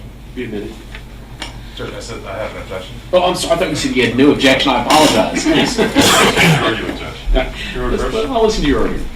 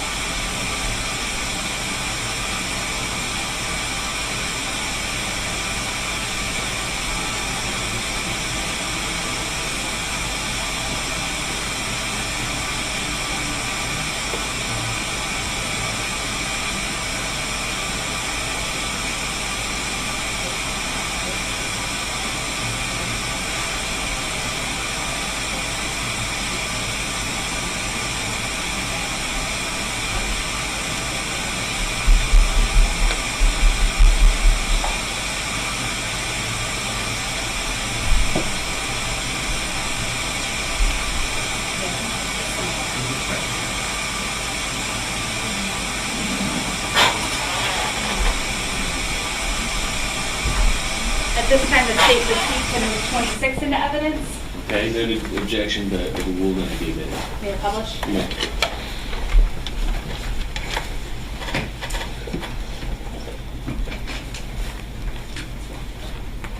Ms. Schober, once you checked out this firearm, what was it that you did with it? So first I verified that it was the firearm that I was requested to compare. Then I obtained photographs of the firearm to include a scale. May I approach the witness? You may. For the record, I'm showing defense counsel states exhibits 26A and 26B. You could look at those and tell me if you recognize 26A and 26B. Yes, I do. And how do you recognize those exhibits? These are photographs of the firearm that I took that include a scale.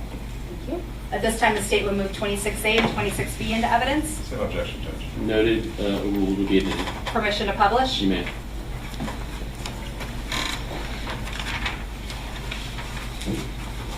All right. And what is it that we're seeing in State's Exhibit 26A?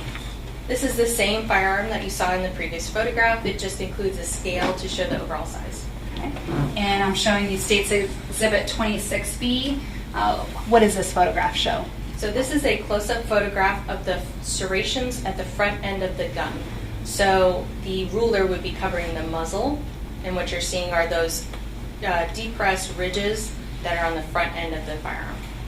What is it that you were trying to analyze or examine by checking out this firearm and putting, scales and taking photographs of it? So in order to do a comparison, as I was asked, I would need scales in the photographs, both photographs, in order to make sure that the size is consistent between the photographs. So that's the purpose of photographing the firearm with the scales present. And I did know that from the medical examiner's office, we had photographs of the injury that also included a scale. May I approach the clerk and get 7D? You may.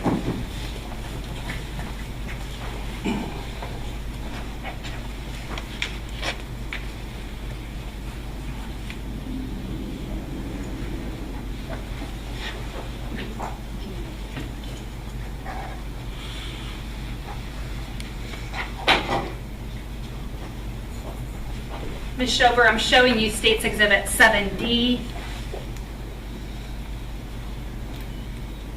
And is this a photograph from the medical examiners with the scale as well as the injury that you were examining? Yes. After you took those photographs of the Glock and did the scale, what did you do next? So I used a commonly available software program called Photoshop to overlay the image of the firearm with the image of the injury. That would allow me to compare it with relative size to show whether that could be ruled out as a possible cause of that injury. And can you just explain how Photoshop worked or how you used it with relation to this case? So I would have imported both images, the injury and the photographs of the firearm slide. Since they both have a scale, I could then adjust the scale size of the firearm to be the same scale size as the injury. I can do that with an aspect ratio lock, which basically means as I change the size of that firearm photograph, the length and the width of the picture is locked. So I'm not distorting it in any way. After they're sized correctly, I could then change the transparency of the firearm photograph, so you can basically see through it to see the injury. And then I can then rotate it around and move it into a position that was either consistent, inconsistent, lined up with those injuries photographs. And when you were creating these overlays, were you aware of which way a gun may have been positioned when shooting Kayla? No, from my understanding, it was an altercation that was unseen, and we didn't have any indication which way the firearm may have been oriented at the time of the shooting or at the time of the injury may have been caused. So I did various ones just to cover all of those options. And so when you adjusted the firearm image in Photoshop, you were making it so that it was the same size and scale as the scale and size used by the medical examiner's office. That's correct. May I approach the witness? Yeah. For the record, I'm showing State's Exhibits 26, C, D, E, and F.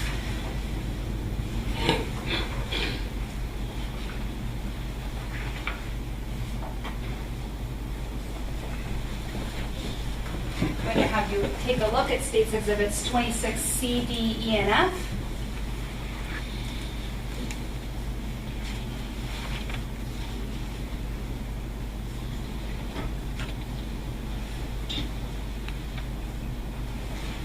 Do you recognize these exhibits? Yes, I do. Are these photographs that you took of your work that you did in this case? Yes. At this time, the state would move 26C, D, E, and F into evidence.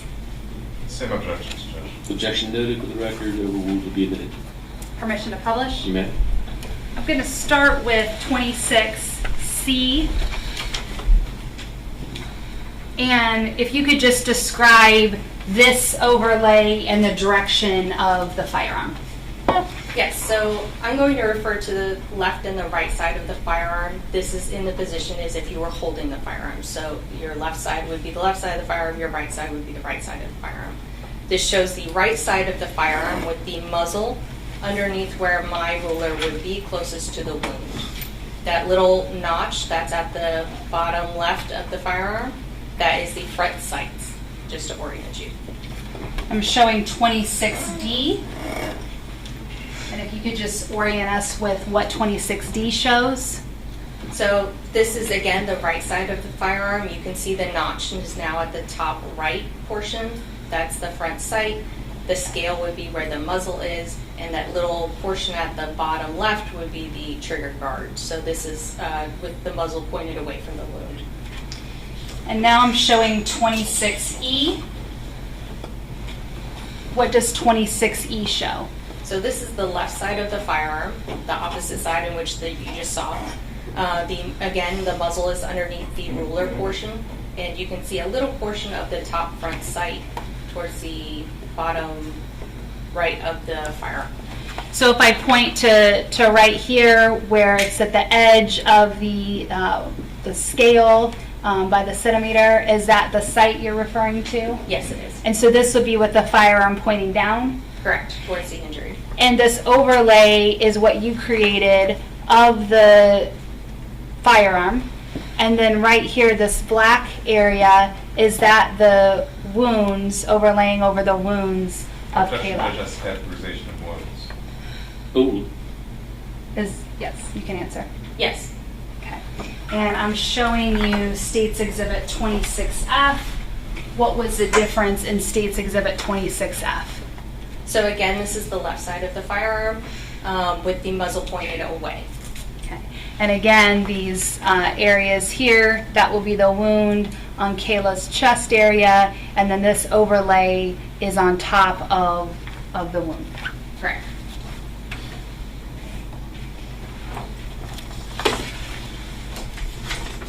May I have a moment, Your Honor? you may. I have nothing further in tender the witness. Excuse.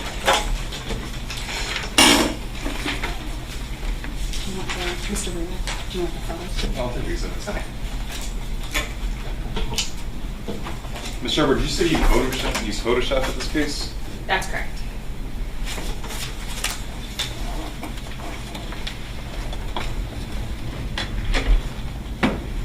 Well, you're categorizing saying the wounds here, these marks in between these marks of the overlaid firearm.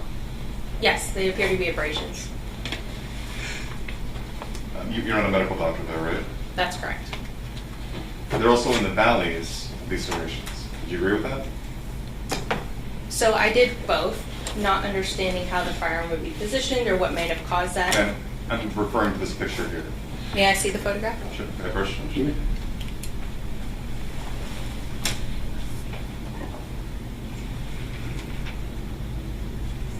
And just for the record, that's exhibit. This is 26E. Thank you.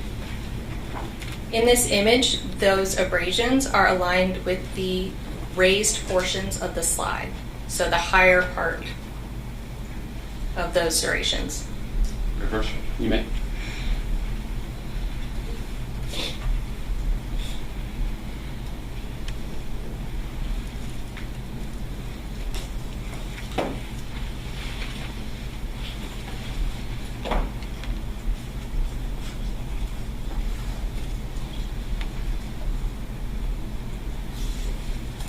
Just can I use the projector? Yes. So I'm showing you E and F again, 26.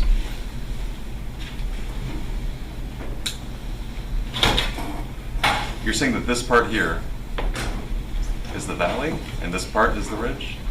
That's correct.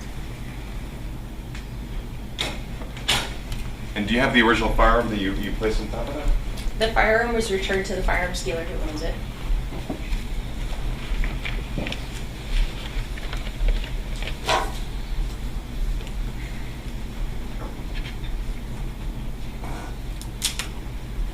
Are you a member of the Association of Firearm and Tool Mark Examiners?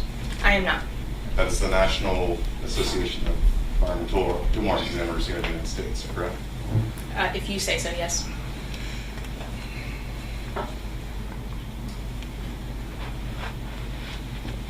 Instead, you're a member of this, which is called the International Firearms Specialist Association? I'm a certified firearms specialist from the International Firearms Certification Academy.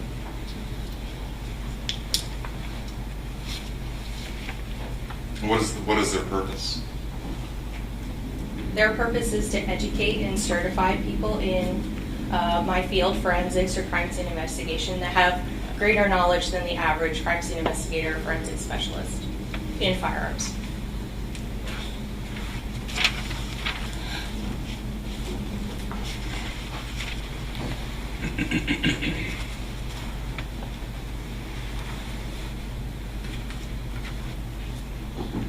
And that includes providing courtroom testimony? I don't believe courtroom testimony is part of that certification. But you have had training in how to present courtroom testimony? Yes, I have had courtroom testimony trainings.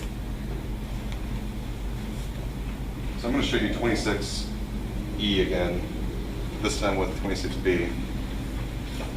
You testified that these marks are in line with the bridges along the firearm. Is that right? That's correct. And this is the same photograph that you used, I would imagine? Flip this around here, this way. That's correct. And you would agree with me that these sections here are actually the valleys. No, that's not correct. That's not correct? Do you have a different picture of the firearm? Would you like me to point out where the ridges and the valleys are? Well, if it's not the one, it's the other. You agree? Would you like me to show you on the photograph? Ma'am, are these the, is this the ridge? That is a valley. That's a valley. So this is the ridge. That is a ridge. Okay. Do you have a different photograph of the firearm? Like from a different perspective? I did take multiple photographs of the firearm. All right. So besides the Glock 27 that you took a photograph of, which I'm saying.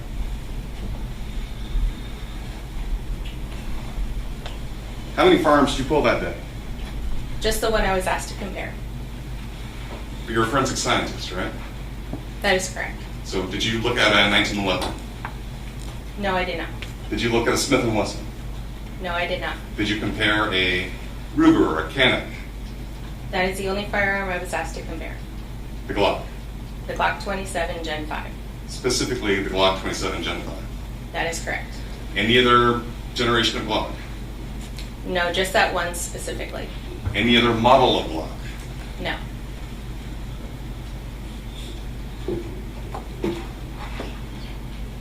So you took a lot of orientation of the serrations alongside the Glock 27 Gen 5 in particular, and you overlaid it with the wound, what you're calling wounds, next to the entrance, right?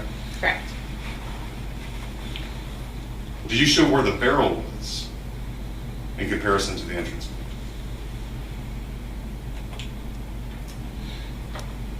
Do you understand the question? No, could you rephrase that for me? Sure. Inside the slide, right, you testified about the operation of the 7.5 weapon. Inside the slide, you have the barrel, right? Correct. And the barrel articulates when the bullet's fired. Okay.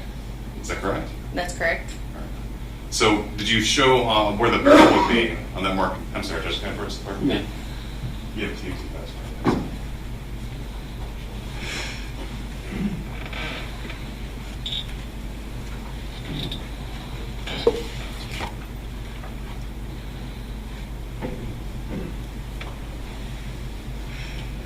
Do you have any orientation, and for the record I'm showing you, 26E again. Do you have any orientation as to where the barrel is along this gun? So the barrel itself lies underneath the slide, parallel to the slide. If you're referring to the muzzle or the end of the barrel, Yes, the end of the barrel. that would be, like I said, underneath the ruler portion that I have in my photograph. But you didn't take a photograph of the barrel lining up at the entrance. No, I was not tasked with comparing where the barrel's position was to the entrance wound.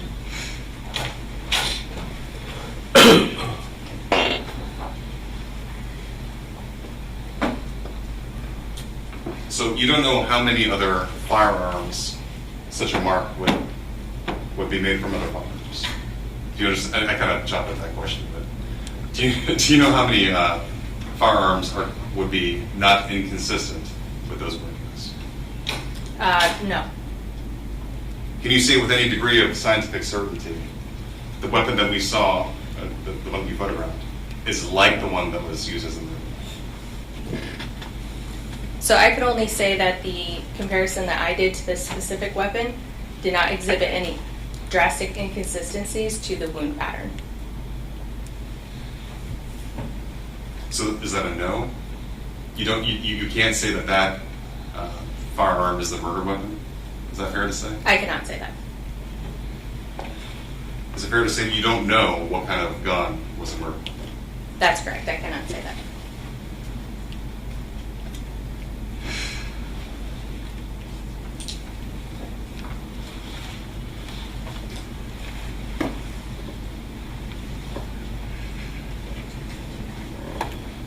When did Detective Leslandra ask you to compare them?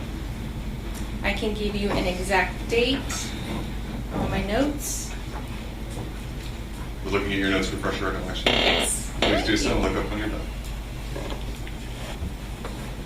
April 10th Of of 2024. nothing really interesting. No further questions. All right, you can step down. She can be Is she released? Yes, Your Honor. Any objection?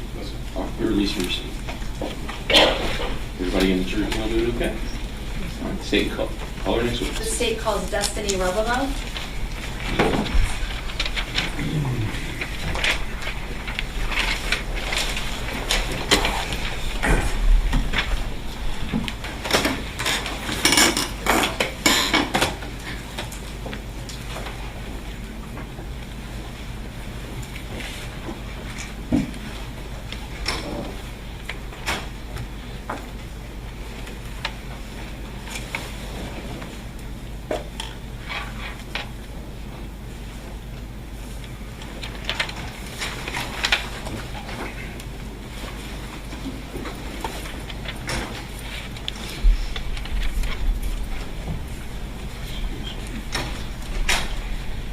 All right, go face the clerk, raise your right hand, she'll swear you in.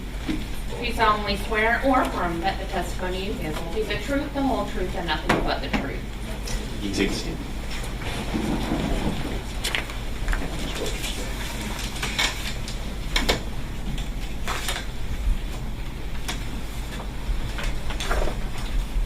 Proceed. Thank you.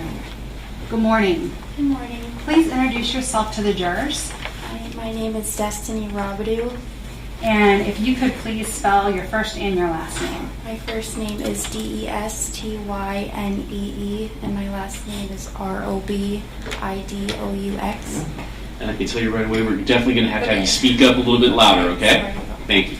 All right, Ms. Robidoux, where are you currently employed? I'm currently employed at the Cape Coral Police Department, How long have you been with them? about 2 years.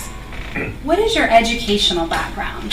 I have a degree in environmental science as well as a certificate in GIS. What is GIS? GIS is Geographical Information System, so that is anything with a spatial reference, so any location, time, and event, we use that and we can look at patterns and movements.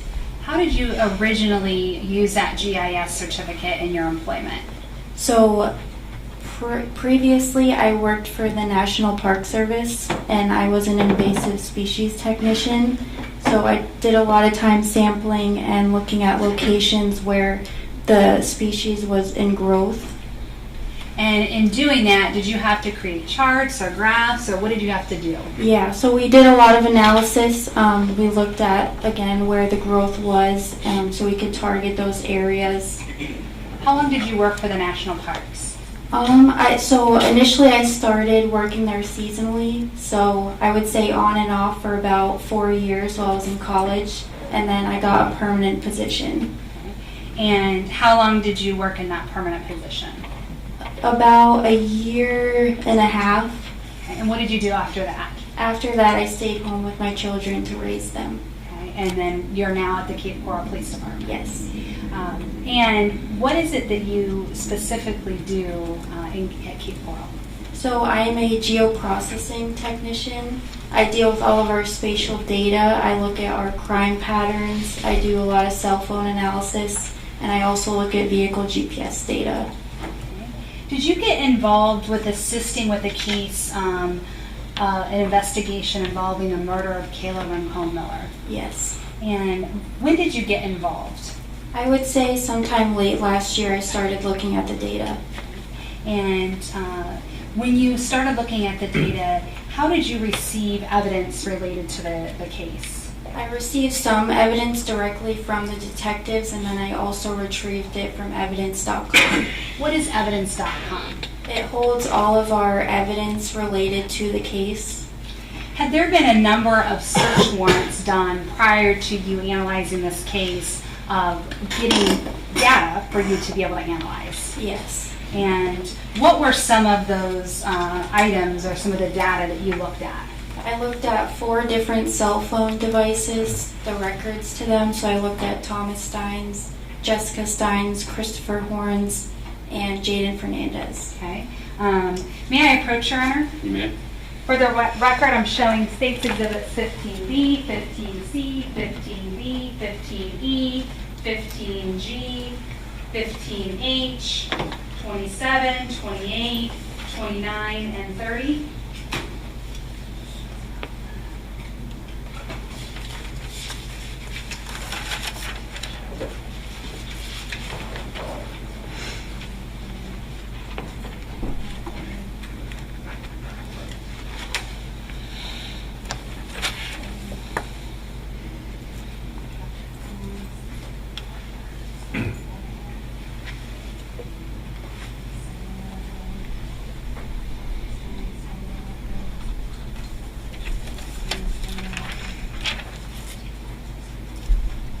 May I approach the clerk and retrieve the discs? You may.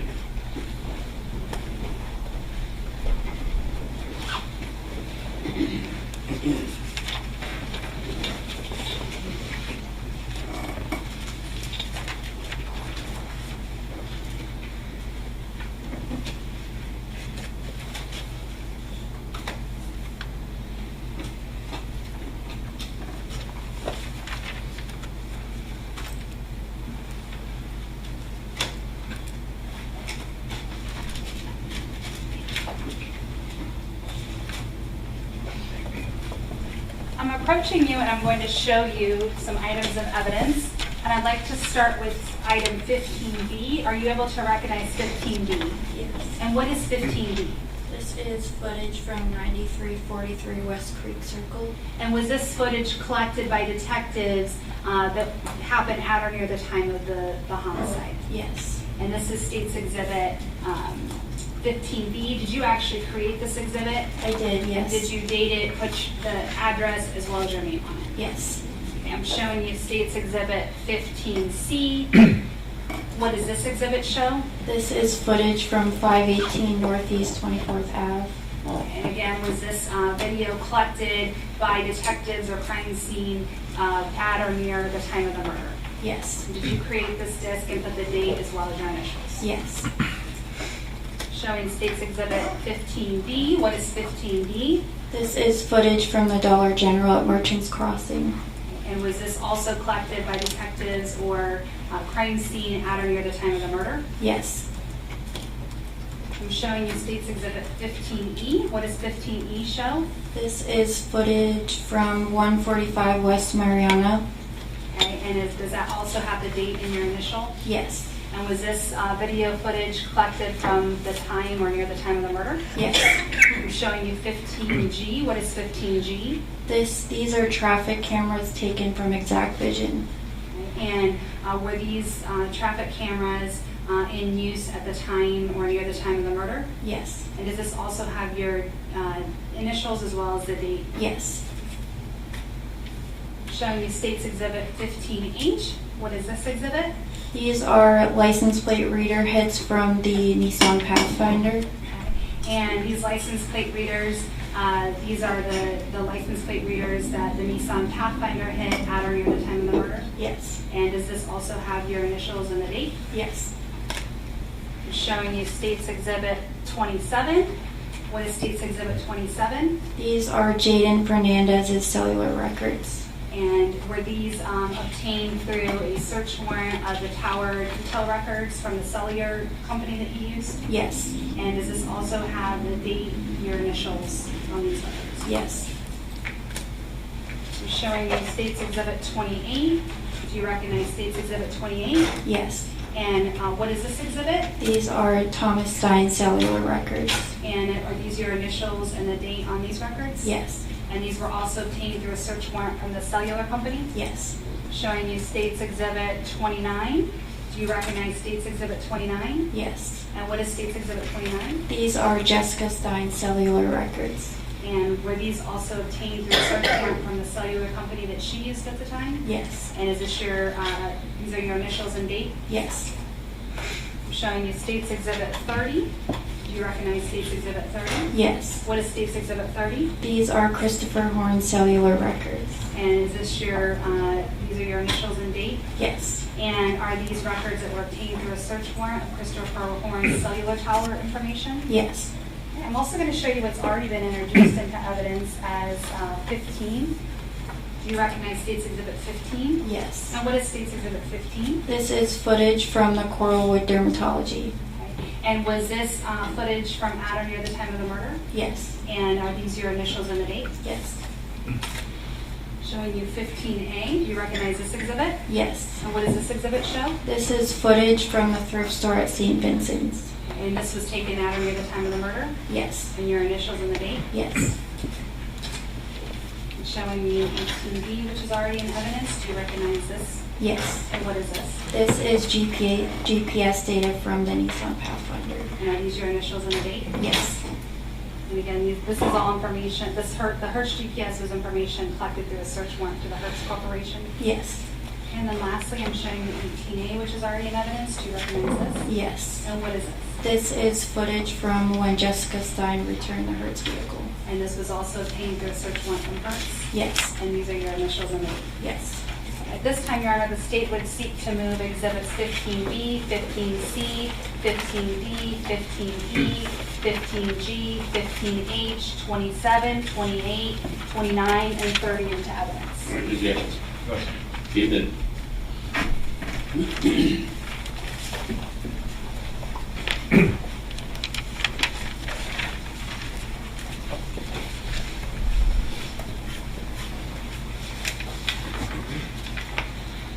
Are you familiar with how cell phone networks operate? Yes. What is historic cell site analysis? So historic cell site analysis uses past records that are produced by providers. So every time your cell phone connects to a tower, it'll generate a record. And it tells you the general area of where that device would be at that time. And when you say anytime you use your cell phone, can that be through communicating in social media? Yes. Could it be through text messaging? Yes. Could it be through mapping? Yes. So anytime you're using your cellular device, it has to connect with a tower. Yes. And so those cell phone documents that you get, do those tell you the exact tower locations that are being utilized by a phone? Yes. What do you do to analyze that cell tower data when you receive it? So when I receive it, I put it into a couple different softwares, and it will map out the tower location as well as the orientation in which the signal is being pulled from. Why do you use well, first of all, what are the two programs that you use? I use CellHawk, and then I use ArcGIS Pro. And do you use two for a specific reason? I use it for data validation, so I'm, along with looking at the original files, I also look at the two different softwares to make sure that it's consistent with one another. And are you verifying these data points or this mapping in any other way? Just through going through the original files and then the two different softwares. Okay, so you're verifying it by comparing what the two softwares are mapping, as well as by hand looking at that data that the cell phone tower, the cell phone company sent you. Yes.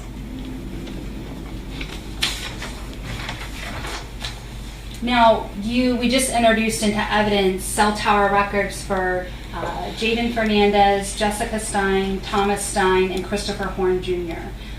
When you got those records, what did you do with Jaden Fernandez records? I plotted them, or I put them into CellHawk and ArcGIS. And did you do that for each of those other individuals? I did, yeah. And were you also able to view some text messages and calls that were sent by Thomas Stein's device? Yes. And were those text messages from the Celebrite download that was done by Christina Potts? Yes. Did you also view license plate readers? Yes. And what is the purpose of looking at license plate readers in your analysis of this case?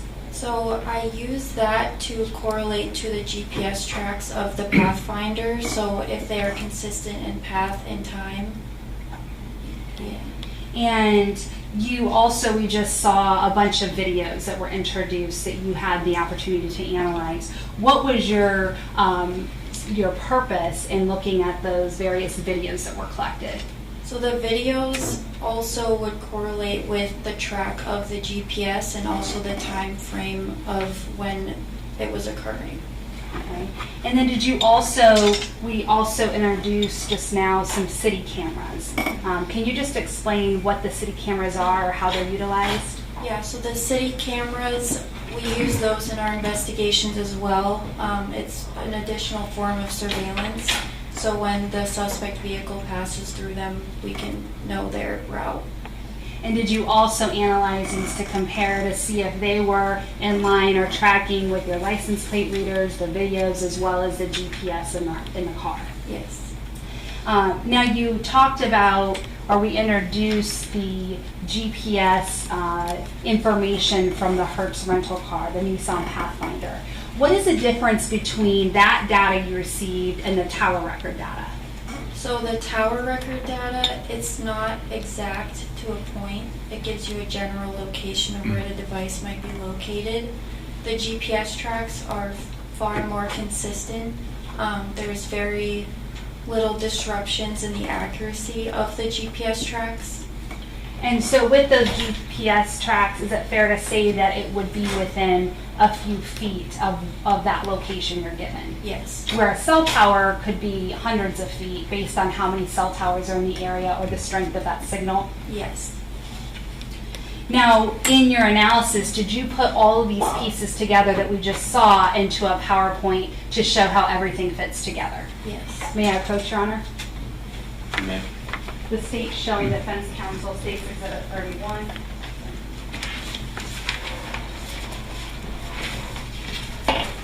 I'm showing you State Exhibit 31. Do you recognize this exhibit? Yes. And what is this exhibit? This is a presentation of, phone records. That we just talked about? Yes. And it has the initial and the date. And you actually created this and put it on this flash drive? Yes. And then did you review it today to make sure it was in fact the one that you created? Yes. Your Honor, this time the state would move 31 into evidence. The objection? Yes, sir. Be admitted. Permission to publish? You may. Your Honor, I'd also ask that she be able to step down and point out areas of If the you insist on PowerPoint. your testimony, you can step down.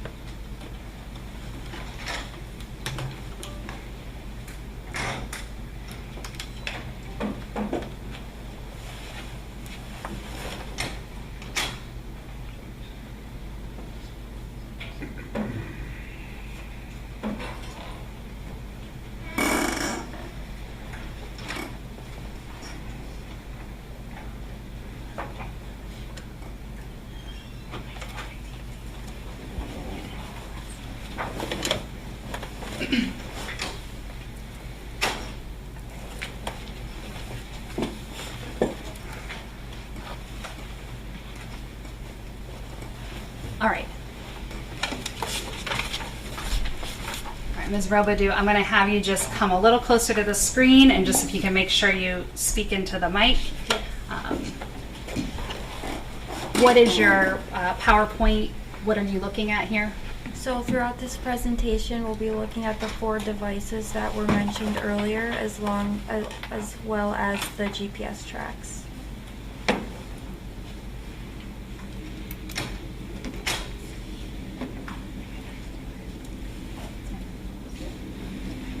And then you mentioned the cellular devices. If you could just remind the jurors the cellular devices.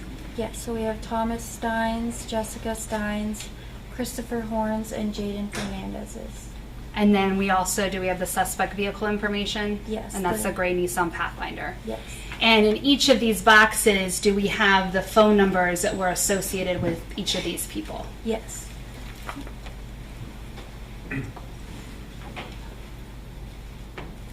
Okay, so let's start with, this is slide 3, and if you can just tell the jurors how you created the slide or what we're looking at. So in the first graphic on the left, it shows the movement analysis of Thomas Stein, Jaden Fernandez, and Jessica Stein's Hold on cellular. 1 second. I'm going to have you come. Speak up a little louder for Sorry. everybody. Don't be scared of the microphone. Okay.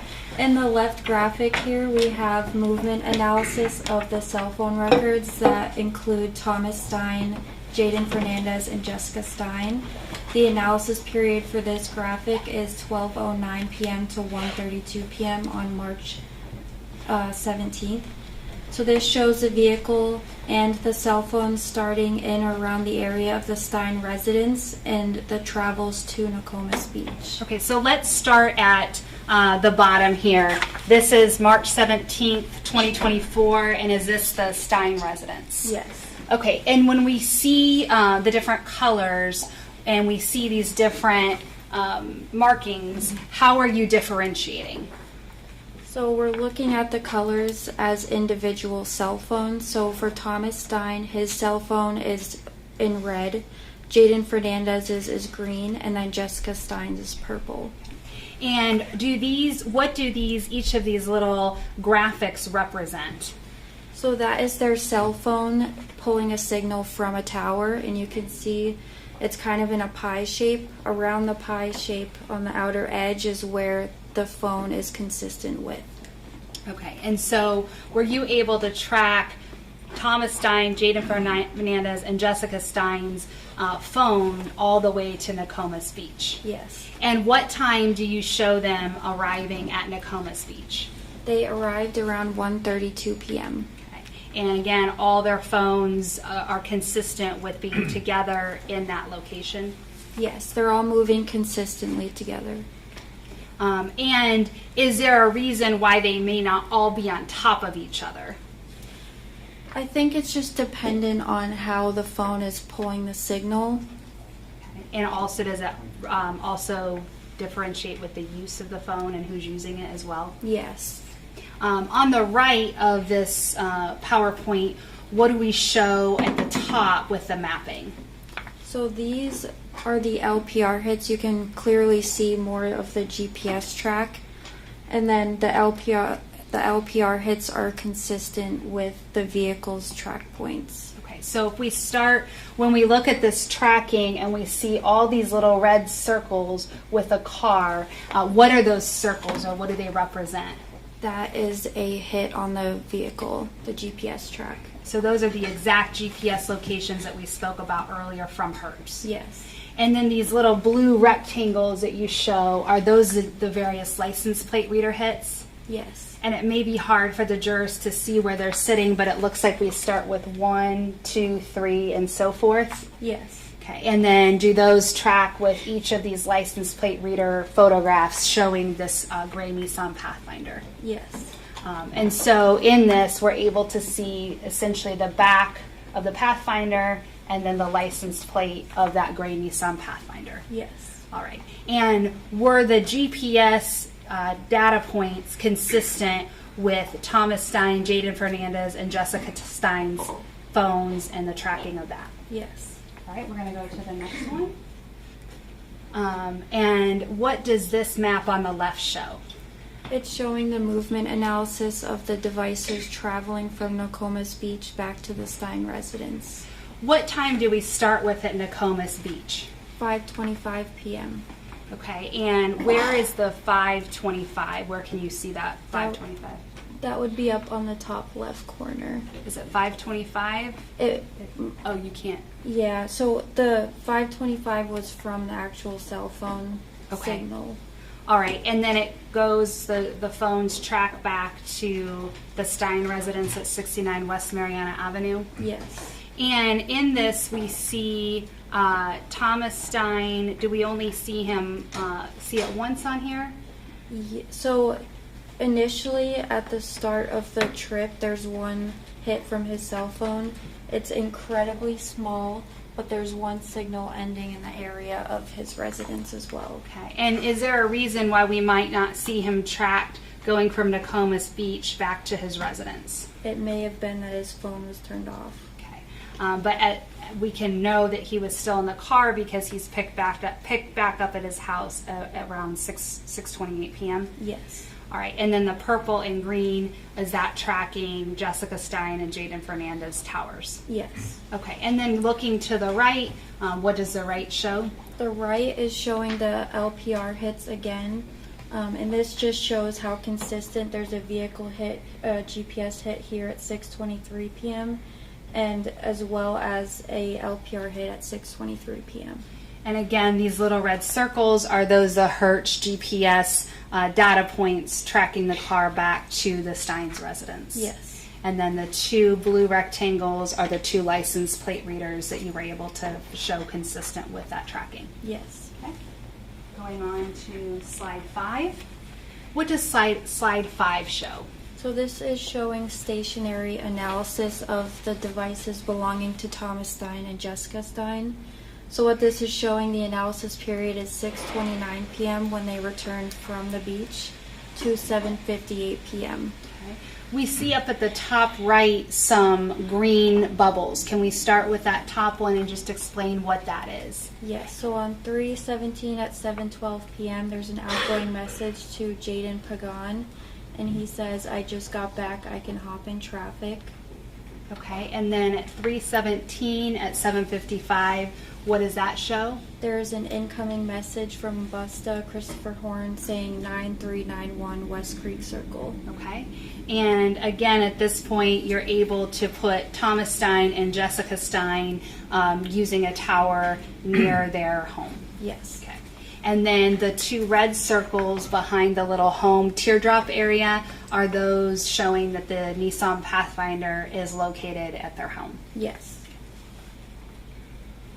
Showing you slide 6. There's a lot on this, so let's start, I think, with 1. And when we look at these various red circles with numbers, are those the GPS Hertz data points that we've been looking at so far? Yes. Okay, so if you can start with 1 and tell us what we see or what the jurors can see at 1. So at 7:55, he receives that text message saying 9391 West Creek Circle, and at 7:58 p.m. is when when the vehicle starts departing the residence of Thomas Stein. So then the next GPS, we see number 1, that's the Nissan Pathfinder still at the Stein's home, and then we see it traveling at number 2. And what time does number 2 show that Pathfinder? 7:59 p.m. And is that consistent with the timing of it leaving around 7:58 from 1? Yes. Okay, and then going down to 3, what is it that you are able to see at 3 or to compare? So the vehicle is traveling westbound on Pondella Road. There's a GPS hit at 8:01 p.m. and a LPR hit at 8:01 p.m. as well. Okay. And this LPR hit, is this from a traditional license plate reader, like a regular camera, or is it from something else? A traditional LPR. Okay. And so is that consistent with the GPS data from the Hertz rental car? Yes. Okay, then we're going to 4, another GPS data point. And what time is that GPS data point? 8:03 p.m. Okay, and is there anything else that you noticed happening at 8:03? There was an outgoing message to Christopher Horne saying pulling up. Okay, and if you can just read exactly what Christopher Horne's text message to Thomas Stein says. It said piling up, and then he corrects it to pulling. Okay, and then we go to the Hertz data point at 5, which is at 8:05 p.m. Is there something else that happens around that same time? There's an outgoing call to Christopher Horne. And that's from Thomas Stein's phone. Yes. Okay, and then we go down to 6, and what is, and that's another GPS data point, what is also at 6? There's an outgoing message to Christopher Horne saying, where are you at? And then an additional 2 calls to Christopher Horne. And you have a little house teardrop at that 6 data point. What does that show? That is the address of 9391 West Creek Circle. And is that the address that at 7:55 or around that time Christopher Horne had sent to Thomas Stein? Yes. And where do we see the vehicle moving from there? From there, the vehicle comes north, travels eastbound on Northeast Pine Island Road. If and you could then- maybe move that microphone closer Sorry. to hers. I'm sorry, she's very soft-spoken. If you just come up off So the vehicle travels north of the West Creek Circle address and then goes eastbound on Northeast Pine Island Road and makes its way to Merchants Crossing. Okay, so we see 7, 8, 9, 10. That's the order the car is driving with those GPS data points. And then is 11 where Merchants Crossing is? Yes. And what time is it that they are in that Merchants Crossing area? 8:23 p.m. Okay, and then where does the vehicle travel from the Merchants Crossing? The vehicle travels eastbound, ends up in a neighborhood around this area, very, very brief, and then travels southbound, eastbound back on Pine Island Road, and down to the Stein residence. So let's talk about just some of those those data points and the timing of it. So they're at Merchants Crossing at 8:23:13. When is the next point where it's picked up that they are no longer at Merchants Crossing? That would be 8:24 p.m. Okay, and so did it appear in any way that the vehicle had any lengthy stop or any stop at all at Merchants Crossing based on that timing? No. Okay, and then we go from 12 to 13. What is the difference between that timing? Less than a minute. Okay, and then when we go from 13 over to 14, 15, and 16, you mentioned that's in a neighborhood area. Yes. And does it appear that it's stopping in that neighborhood at all?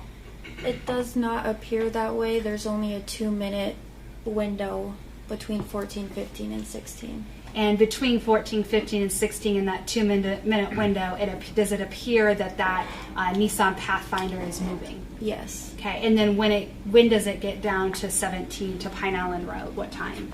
It gets there at 8:31 p.m. Okay, and then what time ultimately does it get back to Thomas Stein's house?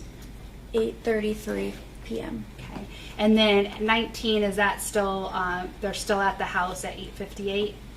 Yes. Okay. All right, I'm going to go to this slide. So Oh. Okay. So let's start with this mapping here, and if you can just orient us to what this mapping is showing. Yes. So I'm going to get close to the mic. yeah, the analysis period for this map is 7:58 p.m. to 9:09 p.m. It has the same exact vehicle track with the addition of Thomas Stein's device, Christopher Horne's device, and Jessica Stein's device. So what this is showing you is how the surveillance and the phones and the vehicle all coincide with one another. So let's start then. Does it start at the Thomas Stein residence? It does. Okay, Yes. and we see that purple little arc that appears to be Jessica Stein's tracking. And is there any more tracking of her leaving the house in this exhibit? No. Okay. So let's start then when we are tracking Christopher Horne and Thomas Stein's phones. If you could just explain what time it leaves the house and how it coincides. Yes. So at 7:58 p.m. is when you see the vehicle depart, and then it ends up back in the area around 8:07 p.m. We have a cell phone hit from Thomas Stein's device at 8:13 p.m. So it's between when the vehicle is in the area at 8:07 to 8:16 p.m. And then additionally, we have surveillance at 9343 West Creek Circle. And is this the same time frame or time period we just saw with the GPS tracking from the Pathfinder? Relatively, yes. And this is showing now the towers being utilized by Thomas Stein, Christopher Horne, and Jessica Stein's phones? Yes. All right, so it looks like over here at 8:21, there's a video. And what is this video? Is that the first? No, I'm sorry, let's do the first one. Okay, so 8:16, what do we have in that video? So you'll see the suspect vehicle is observed pulling up to a residence. You'll see an individual running behind the vehicle. You'll see that individual then open up the passenger side and get in the vehicle, and the vehicle departs. And does this pickup here coincide with the text messages that were going back and forth and the phone calls between Christopher Horne and Thomas Stein about the pickup? Yes. Okay, and I'm going to play the video.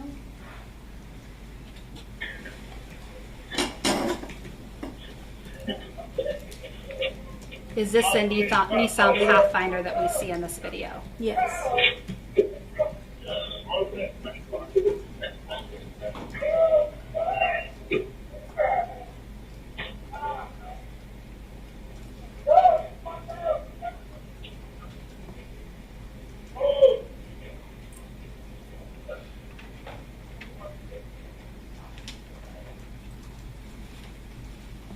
And then what's the video on the top? What does that show and what is the timing? The top video is also showing the Nissan Pathfinder driving through the area of Dollar General, which is located at 15201 North Cleveland Ave in North Fort Myers. And that was occurring at 8:21 p.m. And again, is this video consistent with the cell phone tracking as well as the Hertz GPS data points? Yes.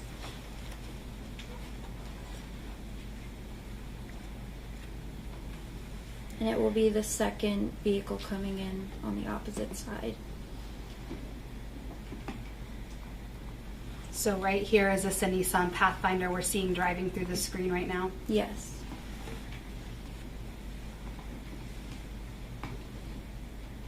I'm going to go to slide 8. And which side would be easier to start on? The left side. All right, so if you can just orient us to the left side of this map. Okay, so the left side, the analysis period is 9:12 p.m. to 9:33 p.m. And what this is showing you is the Nissan Pathfinder GPS track to the location of the homicide. And we see it at a First Baptist church. What time does it arrive at that First Baptist church? It arrives around 9:06 p.m. I believe that was on the previous. Let's go to the previous so we can get the exact time. All right, so I don't think we maybe walk through this path. If you could just walk us through the path back on this slide of where things were. Yes, so after leaving Thomas Stein's residence, the vehicle then goes to North Fort Myers Baptist Church. The vehicle arrives around 9:05 p.m. and departs on the next slide at 9:12 p.m. And so you start this slide then at that Baptist church. Yes. And then so these red cars are these GPS data points from the Nissan Pathfinder. Yes. Okay, and if you could just show us the timing of those hits. Yes, so the vehicle departs at 9:12 p.m. There's an additional hit on Northeast Pine Island Road at 9:17 p.m. The vehicle continues at 9:18 p.m. There's a hit. And then at 9:19 there's a hit at Northeast Pine Island in Del Prado, and that would be a traffic cam. Okay, and is that consistent with the GPS tracking that you have? Yes, so there's 3 things happening at that intersection. There's a license plate reader hit, there's a traffic cam hit, as well as the GPS track from the Pathfinder. So at that blue rectangle with the little arrow down, is that the license plate reader hit? Yes. And then I'm going to play this video on the upper left.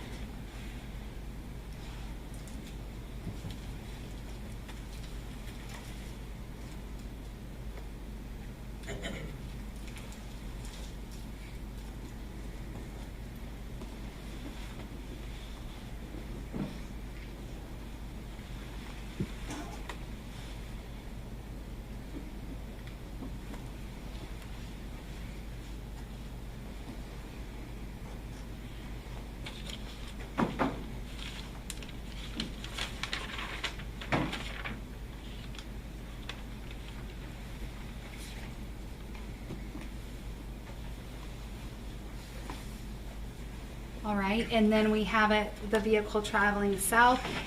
Once it leaves that Baptist church, does a car appear to make any stops based on the GPS data you're able to track? No. And going down to the 9:22 mark, what is it that we see here? There's another traffic cam.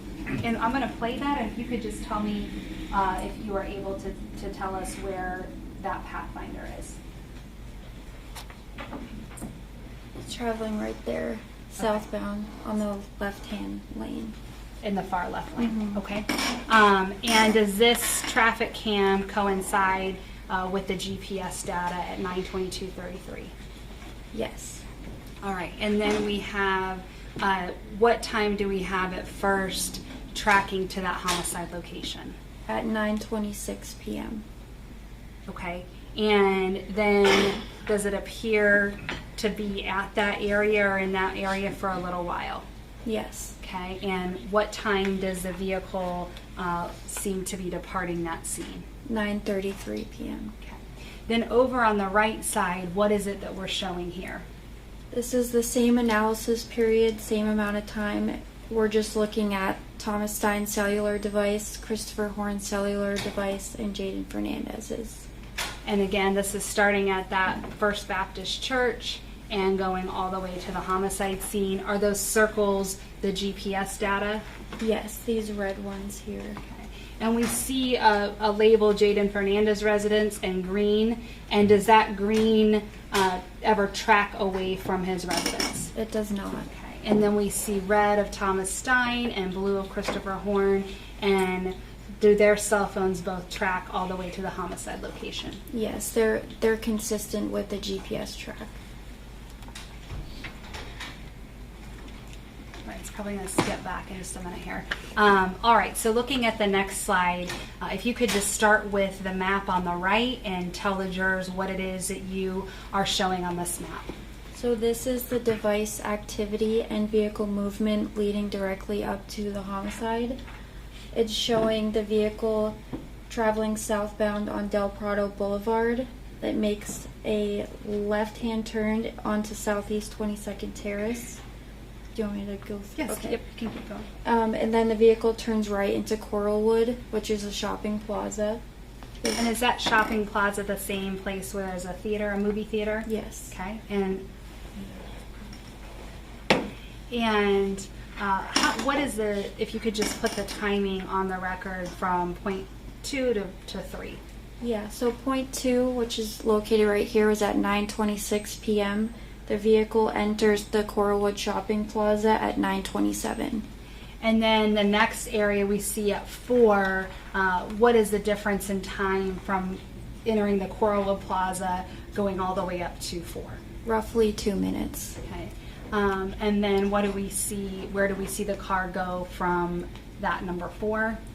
The vehicle travels from Southeast 21st Street up to Southeast 20th Street. And that's at the 5, denoted at 5? Yes. And what time is it at the 5? At the 5, it's 9:30 p.m. Okay.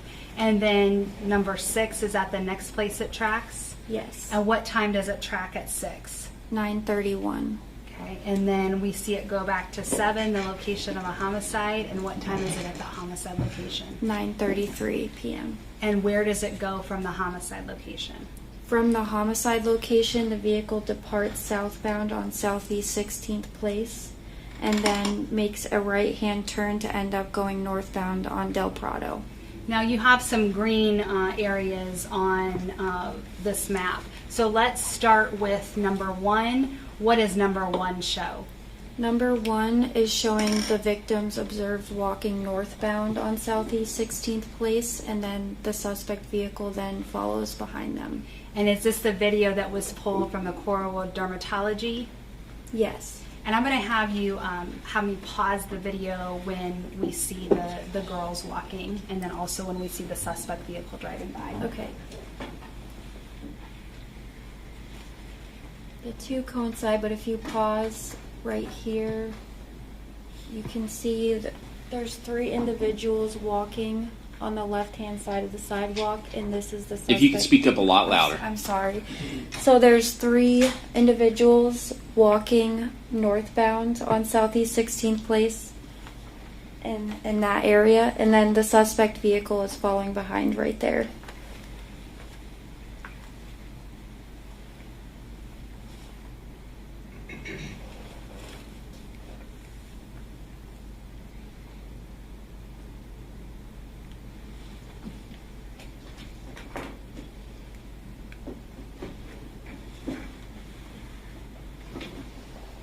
Go ahead. Yeah, I'm you'll just going to go back to that very end because I think there's something you wanted to point out. towards the end of the video, you'll see the 3 individuals cross the roadway and end up on the right-hand side of the street. Can I ask you for just a pause for a minute and just approach real quick?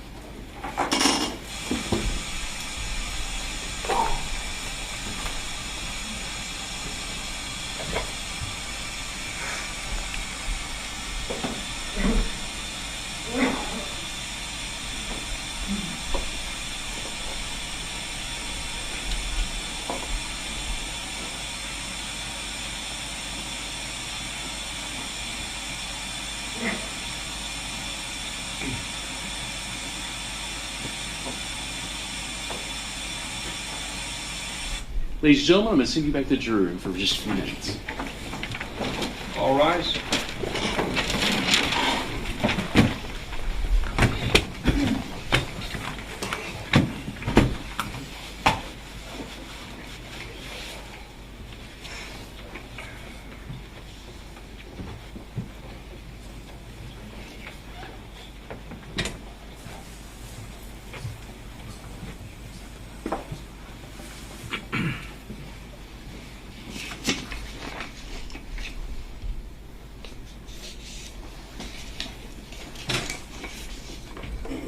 All right, let the record reflect the jury's exited the courtroom.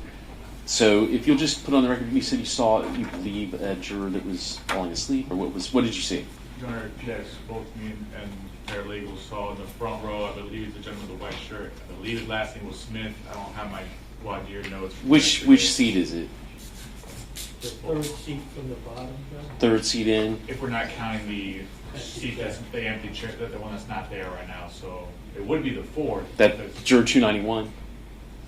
I can walk over. Yeah, just point to the chair. Yes, you are, so this seat right here. And I would just know Okay. that it's juror, well, I don't know if it's. That's fine. I will tell you, I have been watching the jurors. I haven't seen anybody that I believe was asleep, but if you saw somebody closing their eyes or something like that, then you did exactly right. But just let me know. We can take a break and make sure everything's okay. Was there anything else I guess, what exactly did you observe? So, prior to this slide, sleeping, Your Honor. Right? What do you mean? Eyes closed, not looking at the screen. Now, Okay. when we talk about this slide, this particular slide, is when he woke up with his glasses on. So the last 4 or 5 slides, he was literally sleeping. Okay. I've been trying to observe because I know some of this can be a little low volume and stuff. It needs to be higher volume by everybody. And it can be low energy. So I think that I haven't noticed that, and I've been looking at the jurors on a minute by minute kind of basis. So. Okay. All right. What would you like me to do?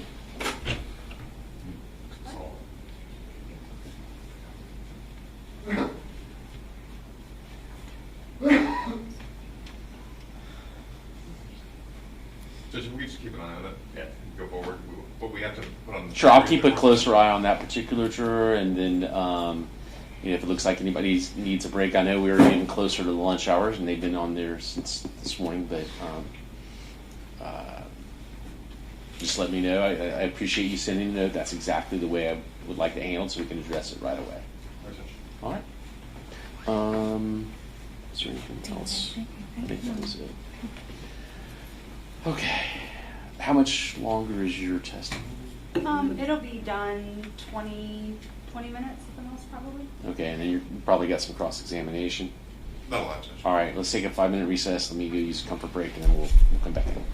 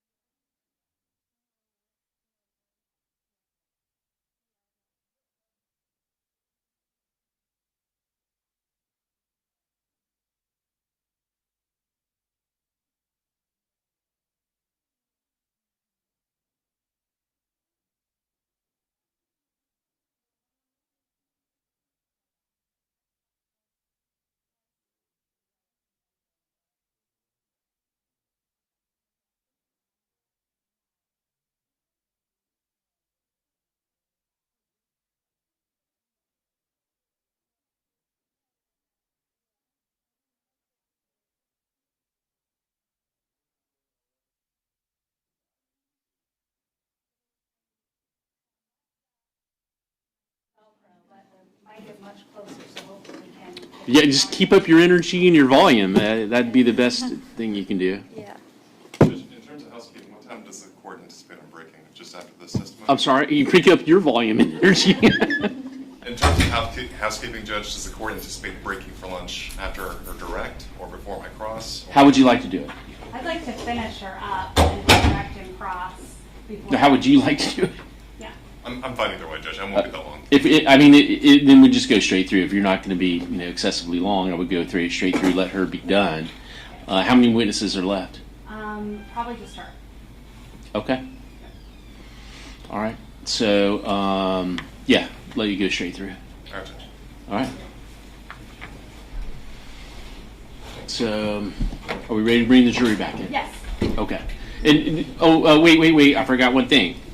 Mike approached me, and Mr. Cabot approached me in the hallway, said that a juror said something to him. I just told him we just put that on the record. Go ahead. What happened?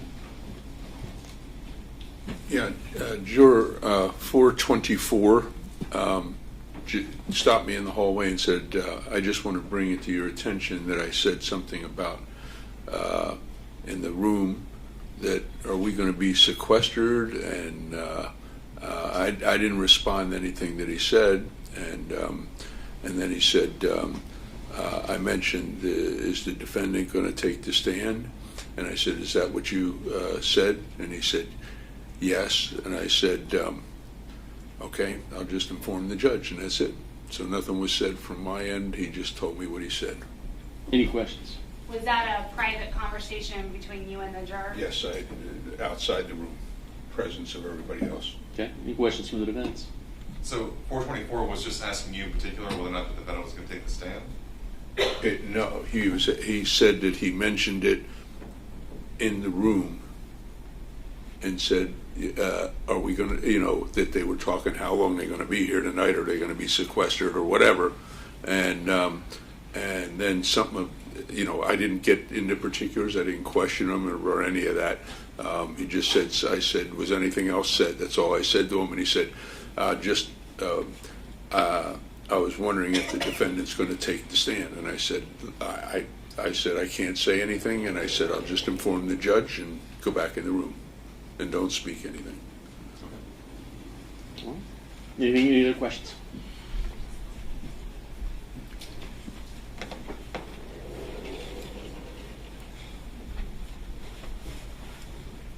Judge, I don't have any further questions. Okay. All right. Thank you. Is the court inclined, based upon that conversation, Judge, is the court inclined to give cautionary instruction to the jury not to begin the deliberations? I'm sorry, say that again? Am I talking too fast, Judge? Is the court inclined to give a cautionary instruction to the members of the jury not to begin their deliberations until they've received all the evidence? I can do that. Just you're not to be discussing the case among yourselves or anybody else. I took it from what Mr. Cabot told me was the juror was questioning about scheduling, and scheduling as part of in the context also of how much longer we're going to be here, and it probably depends on whether or not the defendant takes the stand. Is the way I took it. But so in other words, I didn't take it as they were discussing the merits of the case or not. It was just scheduling wise, how much longer are they going to be here? Would they be sequestered? That kind of thing. I can be succinct in talking to them when they come back in and just remind them they're not to be discussing the case among themselves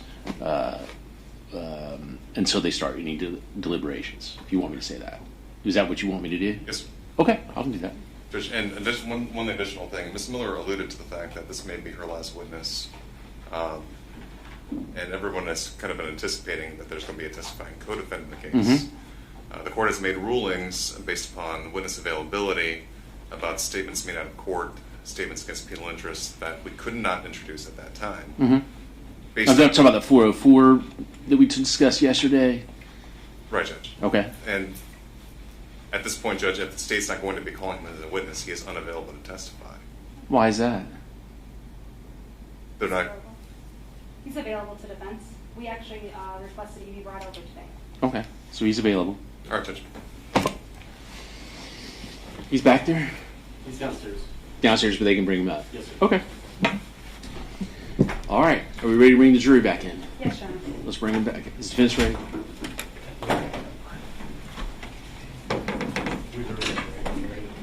Okay, all right, thanks. Either one, I'll take a yes or no from either one.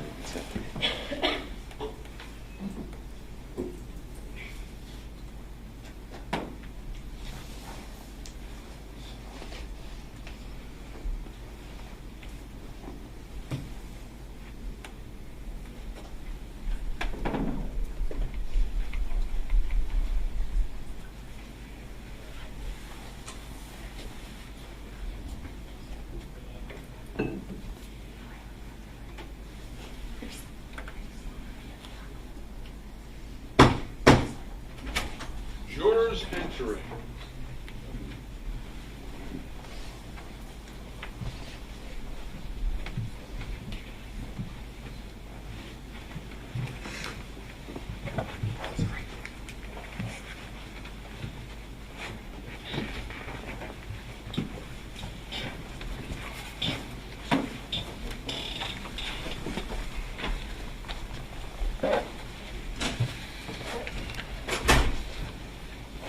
All right, please be seated.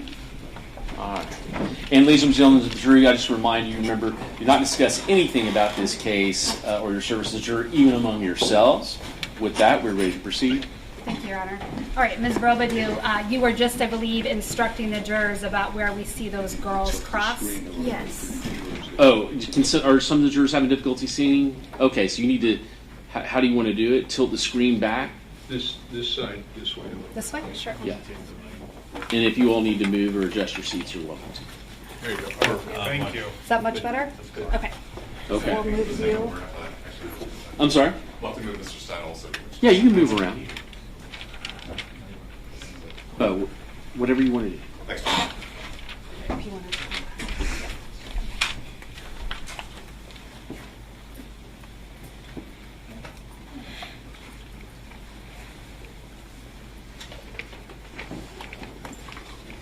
And then if we go to number 2 on this spot, what is it that we view in video 2? The suspect vehicle is driving northbound on Southeast 16th Place. Okay, and so that would be down, or the video 2, and where does that coincide with? That would be right around here. Okay, and Where these little circles are where the actual videos are. Yes. Okay, and so they're capturing this area of the street. Yes. All right, so we'll play number 2, and you said this is a suspect's vehicle? Yes. Okay.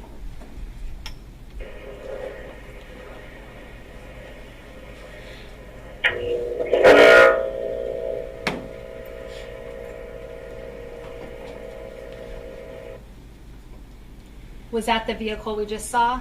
Yes. And is this the St. Vincent camera? Yes. Okay, so now we'll go to camera 3. What is it that we see at camera 3?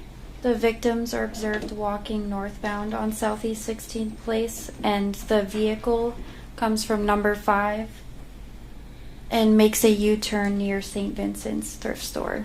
So it makes a U-turn around here around the St. Vincent camera. Yes.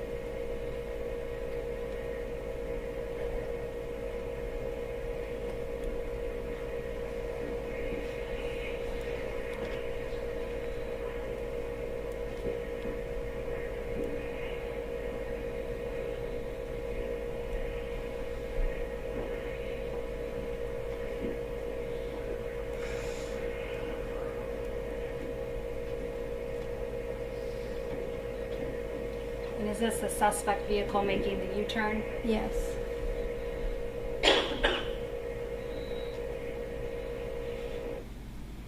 Okay, so we saw the girls going northbound. The vehicle went up here, came back, and then did a U-turn back toward the crime scene. Yes. Okay, and then what does vehicle 5 show? Vehicle 5 was the U-turn they made to come back down to see the video we just saw. Okay. I'm sorry, number 5 on, okay, sorry. Yes. So that number 5 is the suspect vehicle fleeing the scene. But prior to that, number 4, we hear a potential gunshot. Okay, I think I skipped ahead. So we'll play number 4.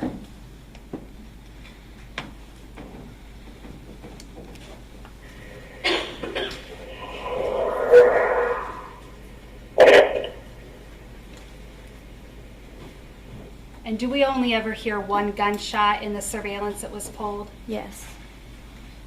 All right, so we hear the gunshot, and that's at 9:33:06, and we know that at 9:33:11, the Pathfinder is on that scene, and then we come back, and video 5 is at what time? Video 5 is at 9:33. And is that 24? 9:33:24. So it's just a difference of seconds between 7 and the video at 5. Yes.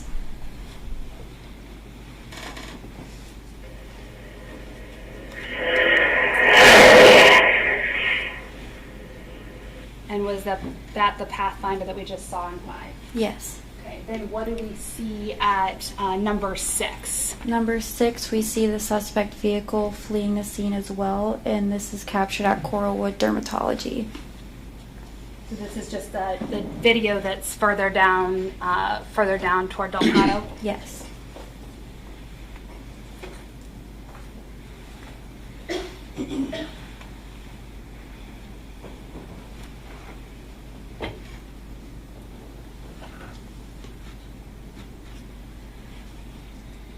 And then what is video 7? What does that show? Video 7 is also showing the suspect vehicle fleeing the scene, and it's showing them entering Del Prado. And is this also captured from that Coralwood Dermatology video? Yes.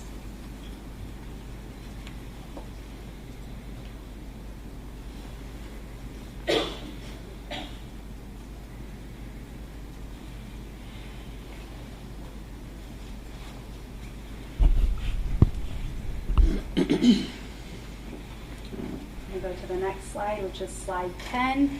And what does slide 10 show us? Slide 10 is showing the cell phone analysis of Thomas Stein and Christopher Horne leaving the scene of the homicide. And it also shows the vehicle track as well. So it shows the vehicle leaving the scene around 9:33:11 p.m. and returning to the Stein residence at 9:46. And in the process of that, there's also surveillance footage captured from the area of Thomas Stein's residence.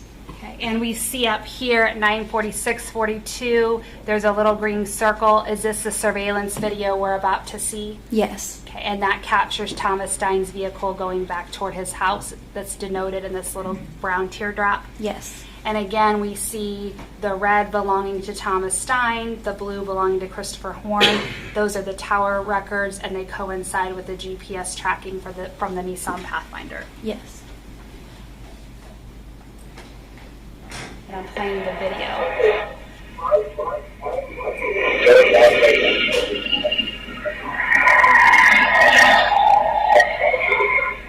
Was that the Nissan Pathfinder that just drove by? Yes. Okay, and then are these just those city cams that we've seen where you were able to denote the Pathfinder driving? Yes. Okay, and are those city cameras notated with these black circles of the areas those cameras captured the Nissan Pathfinder? Yes. Is there a way for the jurors to know easily which one the Pathfinder is in these various cameras? There's a couple different ways. When it's facing the rear of the vehicle, there's no brake lights. The brake lights were turned off, but when the vehicle's facing you, the passenger side visor was down. So that's another way that the vehicle was known to be. This first video, it's very hard to see, but the suspect vehicle is fleeing onto Del Prado. No brake lights, so.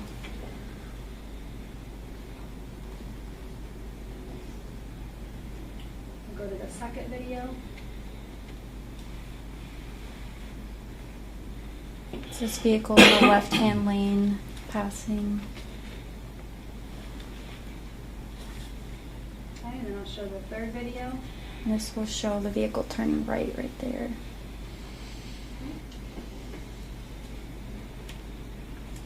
And then what does slide number 11 show?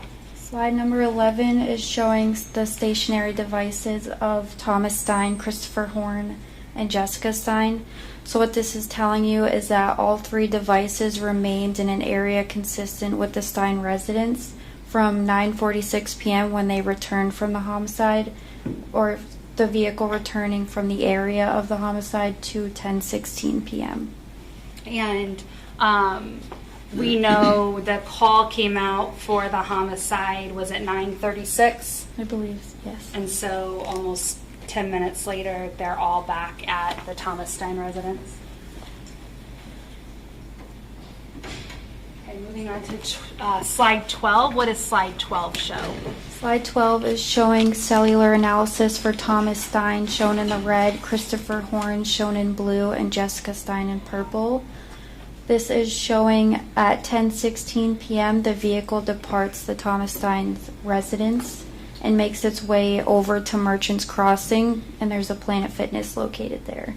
All right, and was this consistent with Jessica Stein going to the Planet Fitness? Yes. And was that after the time of the murder and after the time that we see Christopher Horne and Thomas Stein return to the residence? Yes. And when Jessica Stein's phone leaves to go to the Planet Fitness, do Thomas Stein and Christopher Horne's phone stay stationary at the Thomas Stein residence? Yes, in an area consistent, yes. I'm going to go to slide 13. And what does slide 13 show? Slide 13 is showing the cell phone analysis of Thomas Stein in red, Christopher Horne in blue, Jessica Stein in purple. What this is showing is the vehicle departing the area of Thomas Stein's residence at 11:34 p.m. It shows Jessica Stein's phone moving in consistency with the vehicle tracks of the Hertz GPS, and it shows the cell phone traveling to the area of Christopher Horne's residence. There's also surveillance captured at 11:59 p.m. when the vehicle also arrives at the residence. And that's showing the suspect vehicle approaching Christopher Horne's residence, drops off a subject, and then quickly departs the area.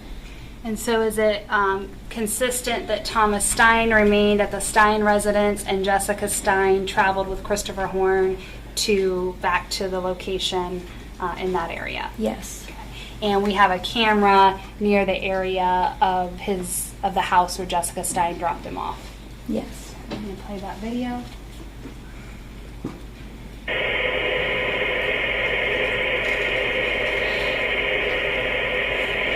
And are we looking up at this upper corner? Yes.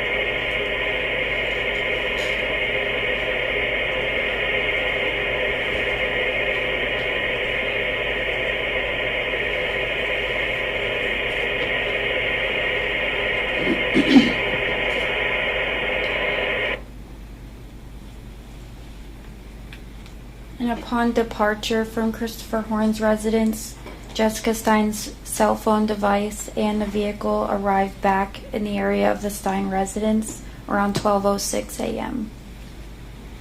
And moving on to slide 14. And what does slide 14 show? This is cellular analysis of Thomas Stein's phone, Christopher Horne's phone, and Jessica Stein's phone. When Jessica Stein's device returns to the area of Thomas Stein's residence, it remains there until 9:50 a.m. the following morning, as well as Thomas Stein's device. The devices never leave that area. And what about Christopher Horne's device? After Christopher Horne traveled back to the area of his residence, it stayed there until the time depicted, 9:55 a.m. Moving on to the last and final slide, slide 15. And what does slide 15 show? Slide 15 is the time analysis period for this is 9:55 a.m. on the 18th, as well through 10:48 a.m. This is the following morning after the homicide.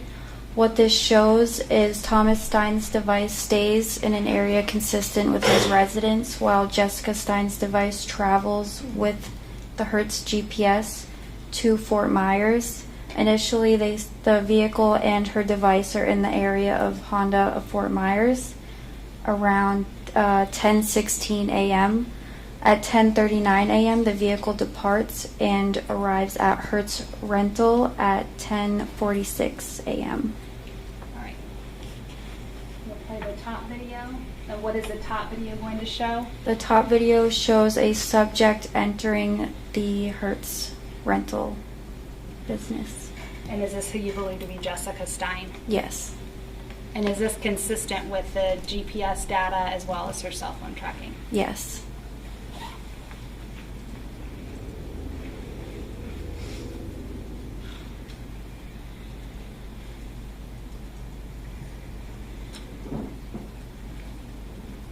And then I'm going to play the bottom video, and what will the bottom video show? The bottom video is showing an employee walking into the business with a set of keys, and then Jessica returning outside of the business.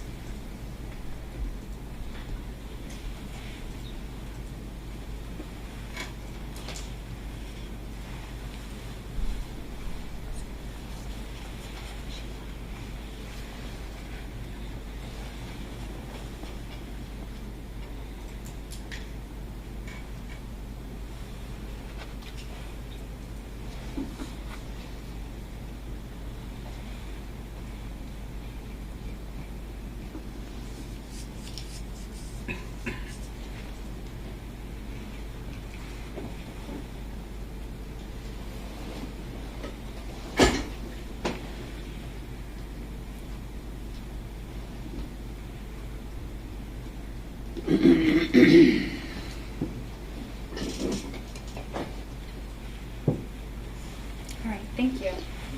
And does that conclude the PowerPoint presentation that you made for this case? Yes. Thank you. All right, you may go up.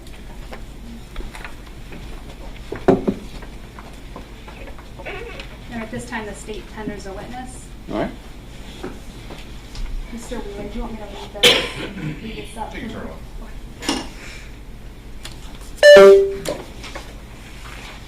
Morning, Ms. Pryor. Good morning. So based upon your testimony from 9:05 to 9:12 p.m. on the evening of March 17, 2024, the vehicle was stopped at North Fort Myers Church, Yes. right? And it was stopped there for about 7 minutes?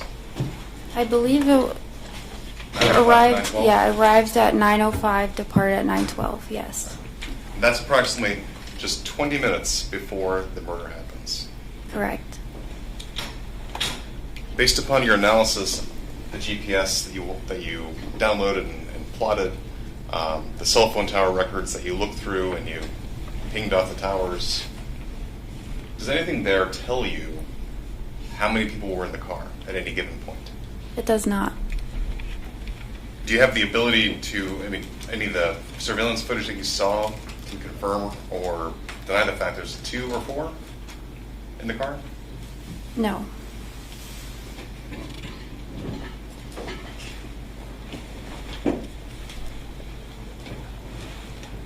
The GPS plots that we saw, are those pretty definitive in terms of there were no other stops made besides the one at the North Fort Myers Church?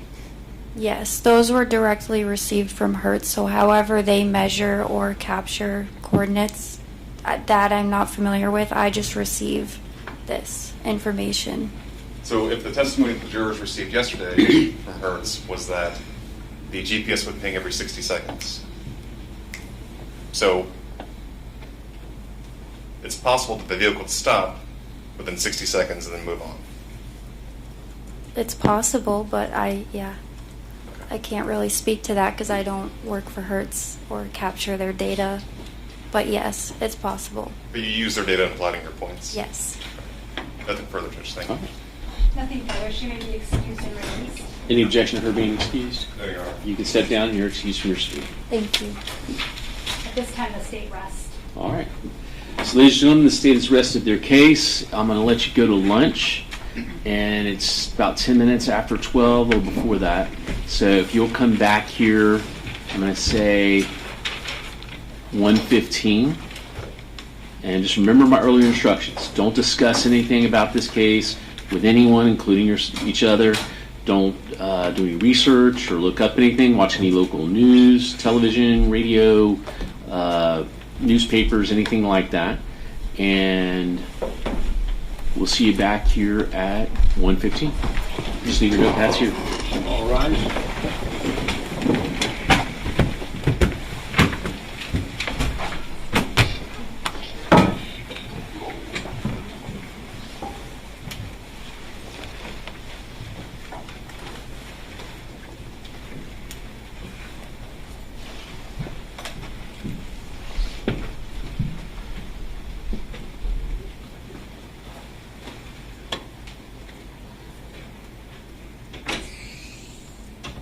All right, let the record reflect jury's exited the courtroom. Mr. Wheeler? Judge, if I could ask the court for an additional 15 minutes. I'm sorry? If I can ask the court for an additional 15 minutes past the lunch hour, just so I could continue preparations for our side of the case, Judge. Okay, do you have any motions at this time since the state rested? Yeah, Judge, I'm getting there. Okay. At this point, Judge, the defense has moved for its first judgment of acquittal, and that the state has failed to meet its burden. There a prima facie case that Mr. Stein was a part of the planned robbery and subsequent homicide of Kayla Rincon-Miller. And based upon that, Judge, I'd ask you to grant that directed verdict. Okay. State? Your Honor, the state contends that it's met its burden and established a prima facie case that the defendant was an active participant in the felony murder of Kayla Rincon-Miller. The evidence that the court heard is that Thomas Stein, along with Christopher Horne, traveled from the North Fort Myers location directly to the location of where the murder was. Prior to getting in the car at the Jaden Fernandez's house, the assertion was made by Christopher Horne that they were wanting to rob a Chico. The concept of moving forward toward a robbery was something that was evident both from that statement made by Christopher Horne as well as the actions of the driver of the car, which we contend with State Thomas Stein, as was established by the evidence in the case that you heard. In driving to the location where the murder happened, that action of driving the vehicle both behind the girls, back towards the girls, looping back around behind the girls, and turning around again indicates that this was an action that was intended to identify these girls as the potential victims of the robbery that they sought to perpetrate, as well as assessing the ability to be able to complete that.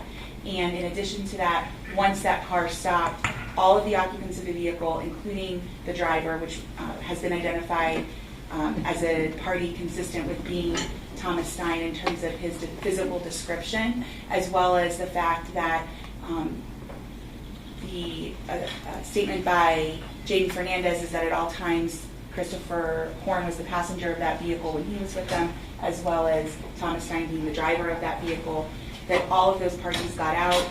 The assertion was that all the parties went out and the driver went directly to the victim. In this case, Kayla Rincon-Miller was the victim that was shot and killed. The fact that there's not been a direct ID in court doesn't eviscerate the fact that all of the other evidence presented together in a circumstantial case does establish that Thomas Stein was the driver that night. The actions of the parties indicate the intent to commit a robbery. The struggle that ensued, and you heard from Emma and Luann about the attempts by the perpetrators of the robbery to try and get their things from them. I believe the quote from Emma Wright was, "Give me all your shit," is what was one of the perpetrators at her indicated. There was a struggle both at the location of Kayla Rincon-Miller as well as Emma Wright indicated that there was, and that she was being attacked by an individual. Luann also indicated a similar sentiment. And that while the perpetrator was at Kayla Rincon-Miller, that is when that gunshot went out. The parties, everyone that had come to the location in the car, then got back into the vehicle, and the vehicle fled. And the court saw the testimony as recently as with Ms. Robideau that the vehicle fled directly back at a high rate of speed to Thomas Stein's home.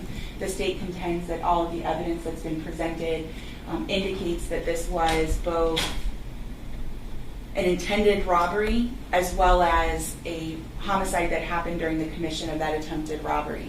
The other evidence that's also instructive and assistive to the court's determination is that there were firearms that we contend are part of this case, as was elicited on testimony. Thomas Stein's mother owned a Glock 27. Those records were entered into the court's file. By all accounts, that weapon was not located following this murder after a search warrant was conducted at that home. That Glock 27 was identified as being one that Thomas Stein handled frequently, had in his hands, used in videos. That Glock 27 has very specific physical characteristics relating to the ridge lines at both the muzzle and the rear of the firearm. Those striations or markings on the firearm, we contend are consistent with the injury that was at a close proximity to where the discharge of the firearm occurred at Kayla Rincon's chest, and lining up that the firearm we're contending that was the one that killed Kayla Rincon-Miller, that we suspect and that the evidence suggests is the one that killed her, does match the one that Thomas Stein was frequently in possession of, that his mom was the owner of, that she allowed him to use, and that was no longer available at her home or locatable at her home after the murder. And in addition to that, there is another firearm that Jaden Fernandez indicates was frequently handled by Christopher Horne, which is at 45, or 1911, excuse me, a different style of firearm, and the state contends that by all evidence, all the parties that got out of the vehicle that night were armed, and the murder of Kayla Rincon-Miller happened as a result of the attempted robbery that essentially went wrong. As it relates to the other charges, I don't believe that defense has made a JOA argument as to the attempted robbery counts, but I can make those arguments if he is going to make a JOA argument as to the other counts of the indictment. Judge, I believe I have, being that the state has failed to show any proof that Mr. Stein had any plan or participation in the attempted robbery of these other victims. Were you done? I'm sorry, I thought she was done. You're done. No, I am. I just didn't know. I didn't hear that he was making an argument as to the robbery, so the attempted robberies, I can do that, although I would rely on the other arguments that I've already made about the statements and evidence that's been presented. Go ahead. Just a brief rebuttal. To clarify for the record, Christopher Horne Jr. didn't say, we want to rob a Chico, but we feel like robbing Chicos. He said, I want to rob a Chico. And he said that towards the presence of Mr. Fernandez. Secondarily, Judge, the state is correct. There has never been an identity established of the driver of this vehicle. They haven't placed how many people got out of this car besides the witness testimony of the two victims saying there's at least 4. They did indicate that one of them was a white male with blue eyes, but as taking the evidence in light that was favorable to the state, the vehicle has made stops, as plotted by Ms. Robideau. And Judge, respectfully, with all due respect to the state's evidence in reference to the firearm, and saying that a Glock 27 in particular is consistent with the markings found on the remains of Ms. Rincon-Miller's body, it's junk science. That's the best way I can put it. There are thousands of weapons in production, and the witness testimony that we received today was that it could meet It could match. They could also be consistent. We don't know. They just looked at the one particular weapon, a Glock 27, and looked no further. Okay. All right. So I have listened to all of the testimony in the trial, presided over the trial, listened to the testimony, I've listened to the arguments, I've reviewed all applicable case law, and I'm going to deny the motion for judgment of acquittal. What, you said you needed an additional 15 minutes to get ready for your defense portion of the case, is that correct? Right, Judge. I would ask for an hour and 15 minutes from when we break today. Okay. Two things. One, have to have a conversation with Mr. Stein, and I'm sure you're aware and talk to your attorneys, but you have the ability, and you have the decision to make whether you want to testify or not testify. No one can make that decision but you. Everybody can advise you whether you want to testify or not testify. But ultimately, that is a decision you alone get to make, whether you testify or not testify. No one can stop you from testifying if you want to get up there and testify. No one can make you get up there and testify if you don't want to.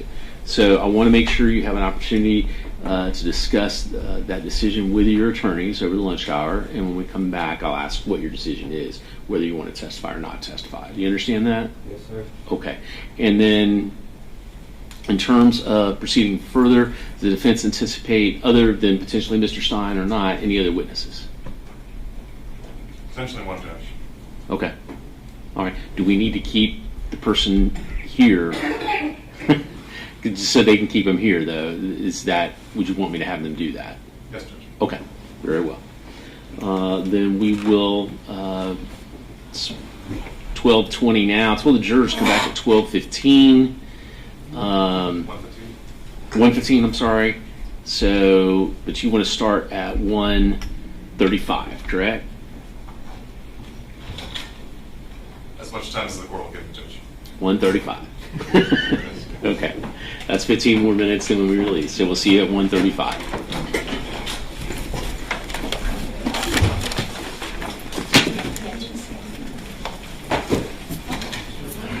Are they going to be bringing Mr. Stein back out so we can have a conference with him? If you need him to. Yeah, Eric, Josh? On Mr. Stein, they may need to discuss things with him over lunch, so just make sure he's available to his attorneys. Are you guys taking him down or keeping him up?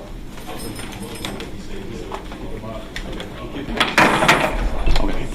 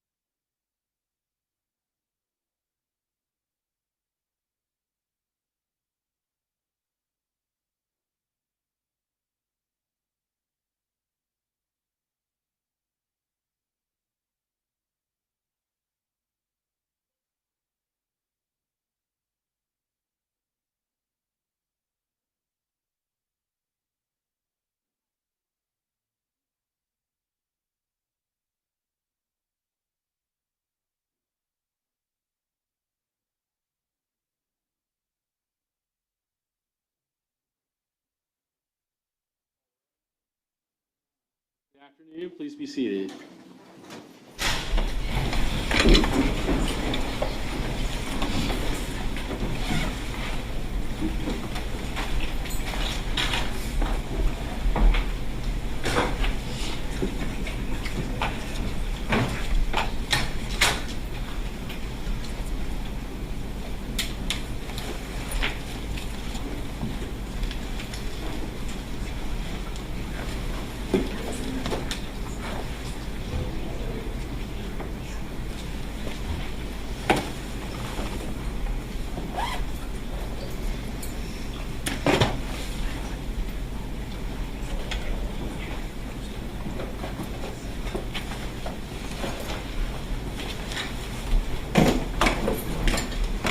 All right, let the record reflect the state's defense counsel and the defendant are present. And so the state's rested. It's time, I guess, to determine what, if any witnesses or anything you want to call the defense. So what is it that you want to do? Judge, I want first, before we did that, I want to prompt the court that it's the defense intention of calling Ms. Wolf to testify. Who? Ms. Wolf, the prosecutor, in order to impeach the testimonies given by Emma Wright yesterday. That Thomas Stein was the shooter, that she saw the shooting happen, and that I would like to use Ms. Wolf's testimony to impeach her, in that Ms. Wolf has a very keen understanding of the case, and that Ms. Wright has never made that statement to her previous to yesterday. Okay. That's my intention. And I gave the state a heads up. I didn't want a big debacle and respectful in front of the court. Okay. Other than that, are any other witnesses? Yes, Judge. Okay. Defense intends to call Christopher Horne Jr. Okay, so we've got him here or downstairs, but he can be brought up. Yes, sir. Okay. All right. And then as to Mr. Stein, have you had an opportunity to talk to your attorneys about whether you want to testify or not testify? Yes, sir. Have you made a decision? Yes, sir. What's your decision? I will. Okay. All right, so we've got quite a bit of testimony then this afternoon. What says the state in regards, I guess, to having Ms. Wolf testify? We're opposed to it, but we were just told this 5 minutes ago, so we'd like to see Oh, the okay. case law. We've been on break and didn't get any heads up till just now. So Okay, sure. obviously we would object, but we need to see what the case law says and how that works. Okay.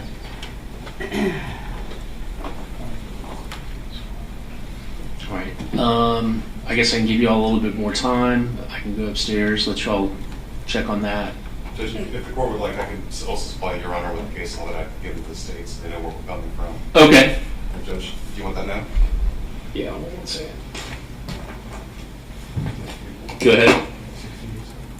Judge, Marshall versus State, 68 Southern 3rd. Wait, slow down just a bit on the numbers. What is it? 68 Southern 3rd, 374. 374? Okay. And we have Pugh versus State.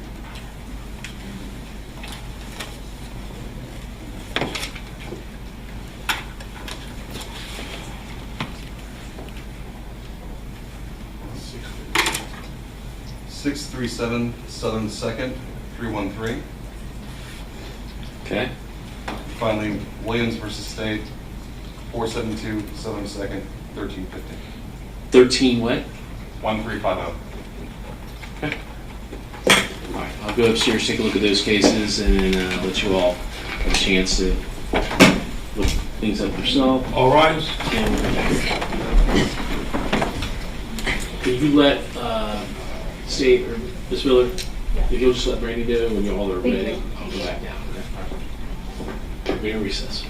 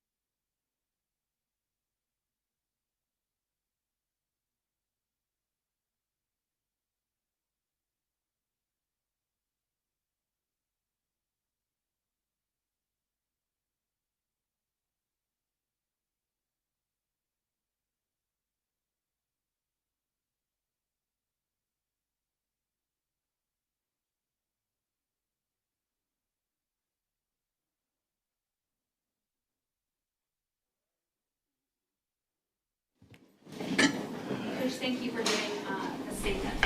Okay. Wait for everybody.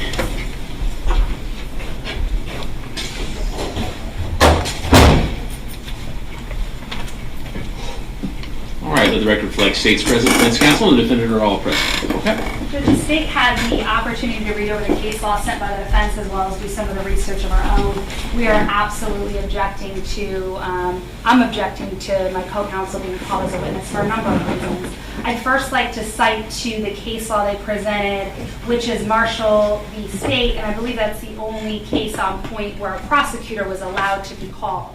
And in this case, the issue is that the prosecutor was told prior to the trial by the victim that the defendant was not the driver of the suspect vehicle. The prosecutor then gave that information to the defense attorney, and during the trial, when the defendant's counsel asked the victim whether he had told the prosecutor that the defendant was not the driver, the victim said, "I don't recall."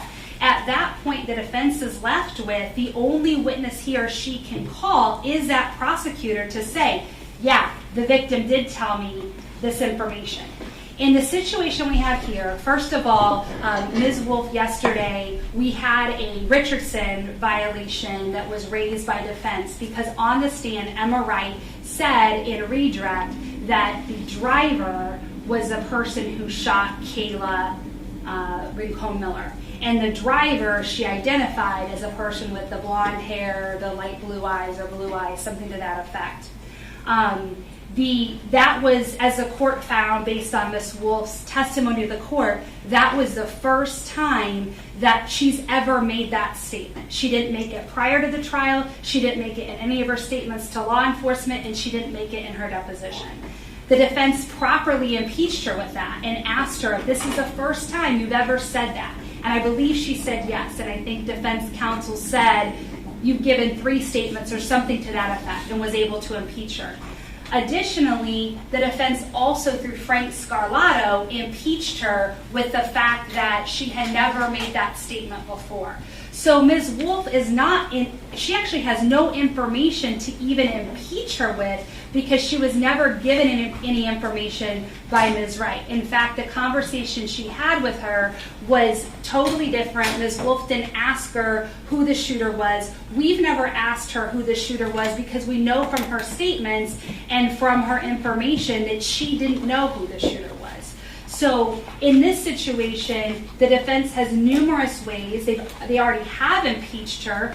The state is not even going to bring that into our closings because we have said all along, without Christopher Horne, this is a circumstantial case. And you heard from, both in our opening, we didn't mention Mr. Horne, and then you heard from Ms. Wolf in our JOA argument that the JOA argument she lined out for the court is through circumstantial evidence. So we're not even going to get that. But calling Ms. Wolf would be entirely inappropriate. It's not proper impeachment to use her for that. And there's other ways to get that information in. Additionally, the defense provided a case that they had a highlight in, and I believe it's Williams v. State. At the bottom of that page it says, furthermore, although as a general rule a lawyer should not testify in litigation in which he is an advocate, he may do so where unanticipated circumstances arise and when it is necessary to prevent a miscarriage of justice. In this situation, there's no necessity because, again, they have ample opportunity and have taken use of that to impeach Emma with her prior statements that she's never said Thomas Stein was the shooter, and additionally, she never told that to Alyssa beforehand. So all the defense would be asking Ms. Wolf is, well, isn't it true that Emma's never said this in any statements? Well, they can get that information in through the other statements. So at this point, the state believes that would set a chilling precedent that anytime a witness says something different on the stand than their statement, that a prosecutor could be called in. That should only happen when the prosecutor is the only person with information that would impeach that defendant. And she has nothing to be able to impeach her with at this point. So we'd ask you to deny. Quick question, and Ms. Wolf was never listed as a witness or anything like that? Of course not. No. She wouldn't be able to be here. I'm just putting that on the record. Yes, thank you. All right. Just with it. Next one. Ms. Miller is correct. The only question really is germane is, was there ever a time that she had received a notice that Ms. Wright was going to testify the way that she did yesterday? Isn't that what we went through yesterday, though? I went through with her? I'm sorry? Isn't that what I went through with her yesterday? Yes, Judge. Okay. When the court denied us the Richardson hearing. Right. But I asked Ms. Wolf those questions. That's correct, Judge. Okay. So she had never been made privy to the fact that she was going to change her testimony on the stand. Okay. However, Judge, I'm able to call an impeachment witness to say that even before giving her opening statement, Ms. Wolf never knew of the change in statement from Ms. Wright. Does that make sense?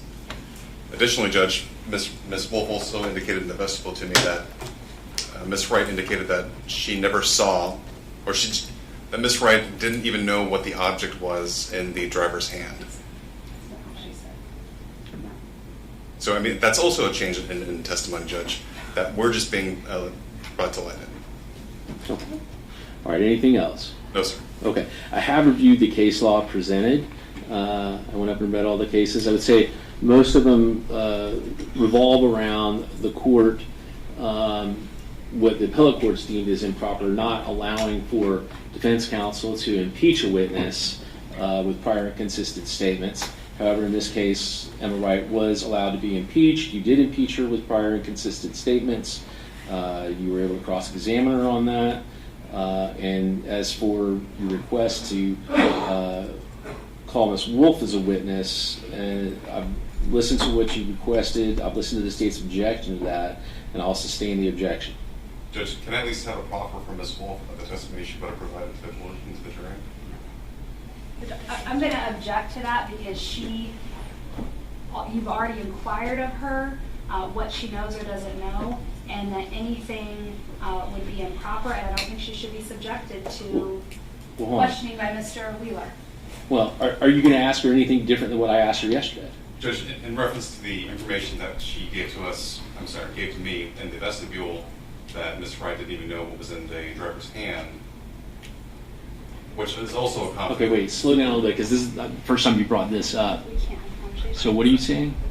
Judge, in the vestibule, I was having a conversation with Ms. Miller and Ms. Wolf. And Ms. Wolf indicated to me that she had no idea what Emma Wright was going to testify to on the stand yesterday. Before she had told... I'm sorry, I apologize. Okay. Before she had told me, I didn't even know what was in the driver's hand. And all of a sudden, and that kind of catapulted into the driver's and the shooter. Does that make sense? You're not making sense to me. I'm sorry. You had a conversation with Ms. Wolf. What was said in the vestibule? That Ms. Wright did not know what was in the driver's hand. Okay. All right. I got that. Now what's next? Now, all of a sudden, the driver's the shooter. Alluding that the object in his hand, if there was one, was a weapon or a gun. Okay. I understand what you're saying. And you're asking me to let you proffer her statements about that conversation in the vestibule? Her conversations with Ms. Wright, Judge, not with me. Oh. I thought she had a conversation with you out there in the vestibule. She was part of that conversation with Ms. Miller, yes. Okay. You didn't have a conversation with Ms. Wolf about that? She was there, Judge. We talked about, what she had received yesterday from, prior to Emma Wright taking the stand. Right. And then she adds a little extra, and she didn't even tell me that, she had told me before, she didn't even know it was in the driver's hand. Okay. And when did you have that conversation with Ms. Wolf? 10 minutes ago, Judge. Okay. So that alludes to me that she's had a conversation with Ms. Wright, where Ms. Wright's told her something different from the driver. She didn't know what was in the driver's hand to now the driver's the shooter.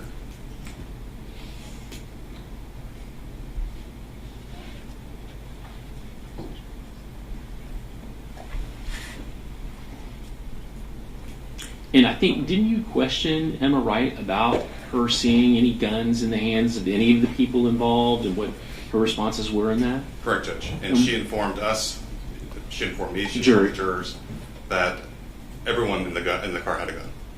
Okay.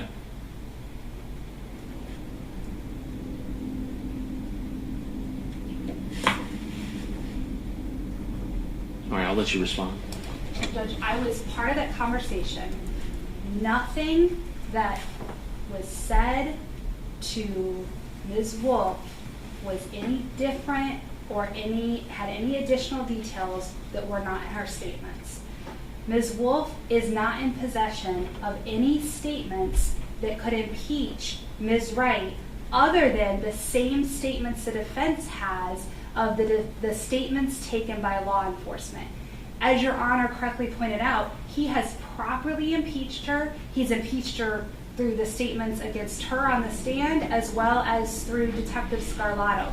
So it is entirely, he's twisting words, twisting conversation. There's nothing that is in the state's possession or knowledge that has not been turned over to the defense or that was not been turned over to the defense before Ms. Wright testified.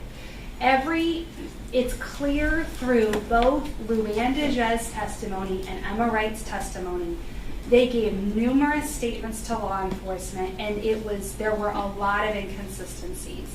And the way in which to handle those is through impeachment, which the defense attorney did. And I believe there was a line of questioning about you were really focused on the person that had a gun to your face and you weren't really looking at the guns and the others. I think you did go down that line of questioning in front of the jury with Emma Wright.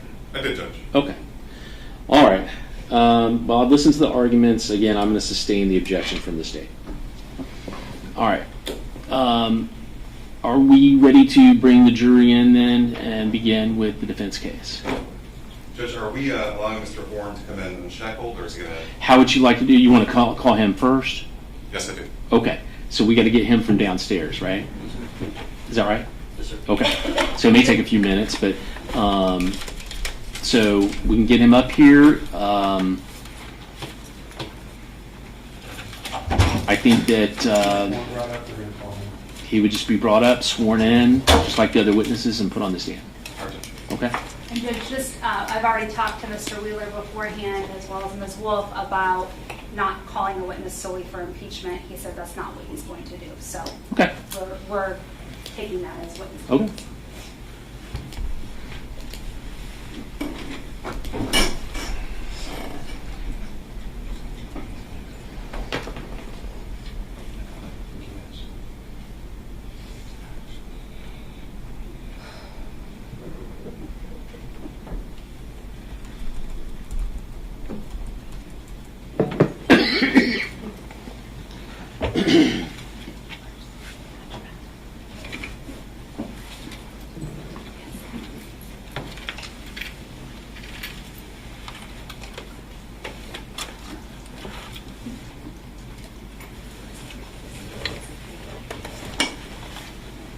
While they're bringing it up, I just walk to the court for a moment. I'll be back.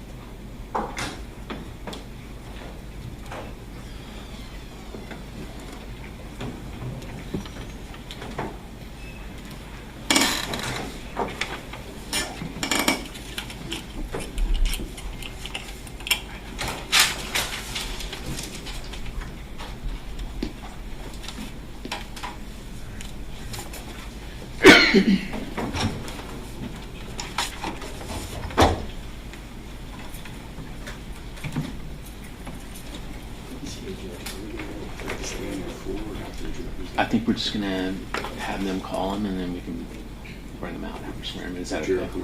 Yeah, it's okay. Is that creating issues for operations? I'll wait. I just got to wait for Ms. Miller to come back.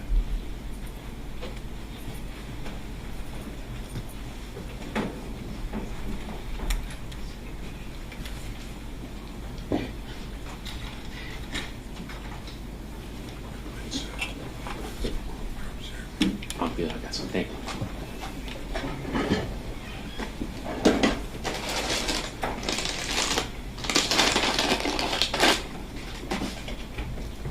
All right, let the record reflect state's present, defense counsel, and the defendant are present. I would ask prior to Mr. Horne being brought out that you give your admonition, just because we have a lot of people in the courtroom. Okay. As far as So, ladies and gentlemen that are in the audience in the courtroom, I have said this before, and I think you've probably heard me, but I certainly understand there are a lot of emotions involved in this case from many sides. The courtroom is not the place to express those emotions, either happiness, sadness, frustration, whatever, because the jury has to be able to do their work unimpeded, without any interference or anything from any members, obviously, in the audience. So if you feel like you cannot control your emotions or anything like that, please wait in the hallway. However, if you are able just to comply with the court's administrative orders regarding decorum in the courtroom, certainly you're welcome to remain. Just no expressions. If a witness is testifying, I'll be looking out. I don't want to see rolling of eyes or signaling or any kind of communication with a witness on the stand, regardless of who they are. Does everybody understand that?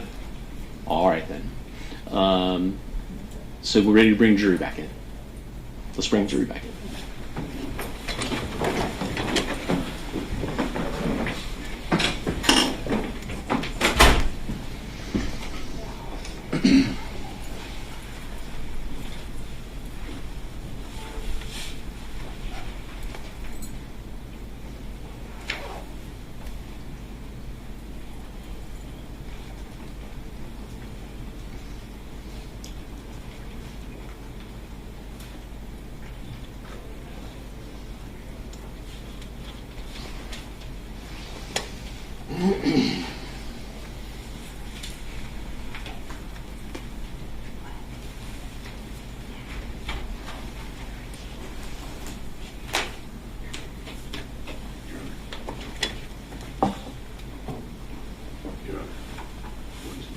Okay.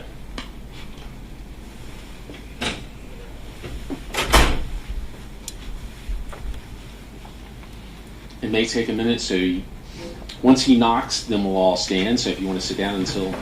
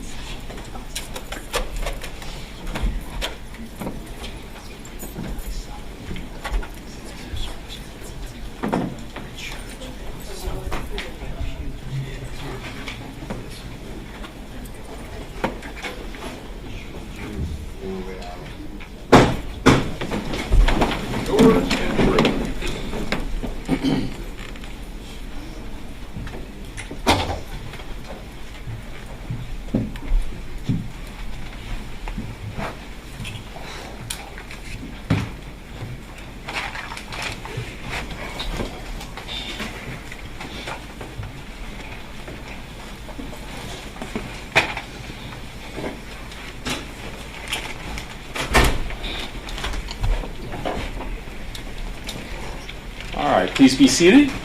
Welcome back, ladies and gentlemen of the jury. Hope you're able to get some lunch. By a show of hands, was anyone not able to follow the court's previous instructions about doing any research, looking up anything, discussing anything about their service as a juror on the case?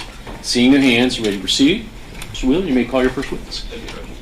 Judge, the defense calls Christopher Horne Jr.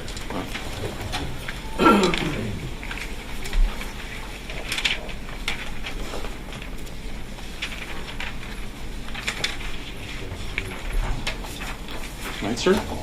You'll face the clerk, raise your right hand, she'll swear you in.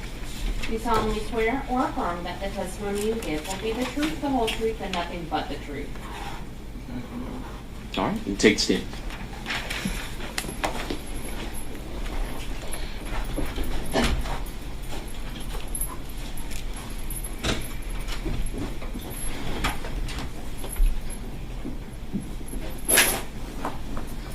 Okay, you can proceed when you're ready. Sure. Mr. Horne, introduce yourself to the members of the jury. Christopher Horne. All right, and sir, I'm going to ask you to scoot up just a little bit and speak with a little more volume so that it can be accurately recorded. Say that again, please. Christopher Horne. Are you a junior? Yeah. Is that your legal name, Christopher Horne Jr.? Yeah. Where'd you live? Just bend that microphone a little more directly towards you. What'd you say? There you go. Where do you live? In jail. Where'd you live before that? I don't know. Cape Coral. I let him keep. In the Cape? Yeah. Who'd you live with? My dad, Who's your dad? Christopher Horne Jr. Do you have any cousins? Yeah. How many? I got a lot I don't know. I'm sorry? I got a lot I don't know. You got a lot you don't know. Yeah. Do you have any siblings? Yeah. How many? 4. Who are they? I gotta say my sibling's name. Yes, sir. Bernice Horne, Christopher Horne, Alonzo Stewart, and Cedric Stewart.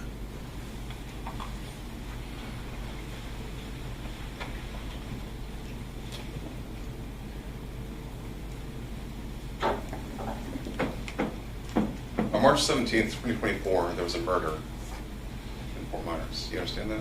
Yeah. I'm sorry, Cape Coral. Is that true? Yeah. 2 months before that, well, strike that. How long had you known Thomas Stein for? Like a month, probably. A month? 2 months. How'd you meet him? To a friend. Which friend? To a friend. Which friend? Yeah, I gotta do all that with him. You have to respond to the attorney's questions. To a friend. Judge, I've asked the court to direct the witness to answer the question. I think he asked you who the friend is, right? That's correct, Judge. Daryl. Daryl who? Ford. Daryl Ford? Yeah. Does Daryl Ford have a nickname? Daryl Ford. Does Daryl Ford have a nickname? Yeah. DJ. DJ. Do you have any nicknames? Yeah. What are they? Little Bust Down, Little Bot. I'm sorry? Little Bust Down, Little Bot. Little Buster and Little Buck? Yeah. Do you also go by the name Buck Buck? Yeah. What about Bubba? No. You don't know who Bubba is? No.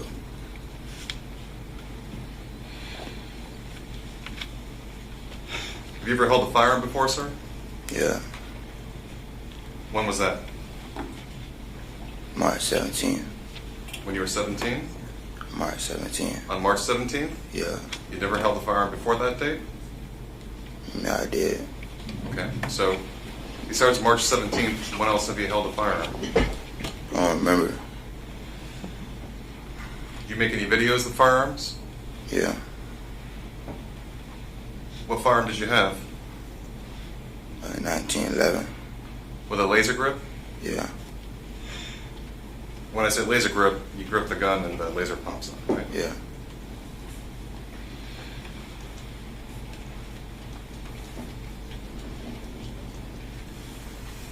Is that the gun that you had on March 17th, 2024? Yeah. Where's that gun now? In the river. Which river? Key. Which river? I don't know. Did you ever tell law enforcement where that gun was? Yeah. Do you know if they ever found it? No.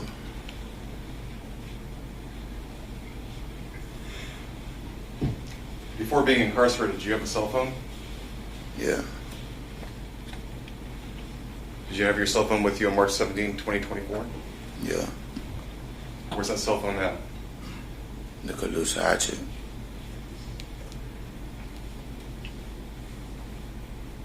How did it end up in the Calusa hatching? I threw it in there. When? March 18. March 18th, Yeah. 2024? Yeah. The day after the murder. Yeah.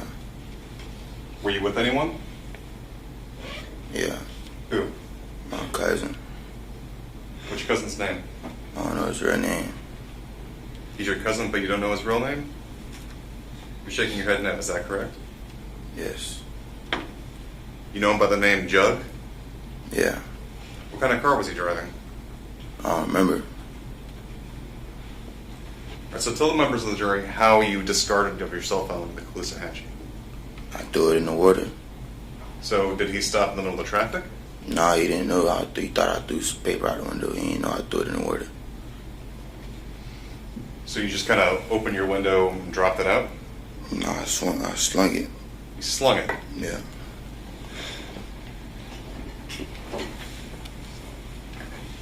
Why'd you get rid of your cell phone? Because I know my phone is linked to, it's going to be linked to the murder scene. You knew the phone was going to be linked to the murder scene? Yeah.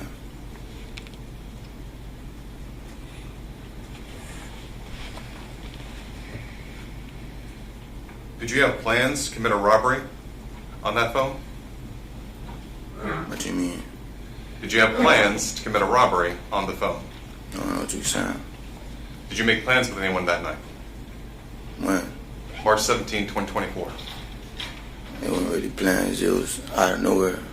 Just out of nowhere? Yeah. So, who were you communicating with?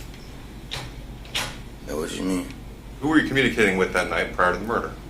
My co-defendant. Who besides Thomas Stein? My cousins.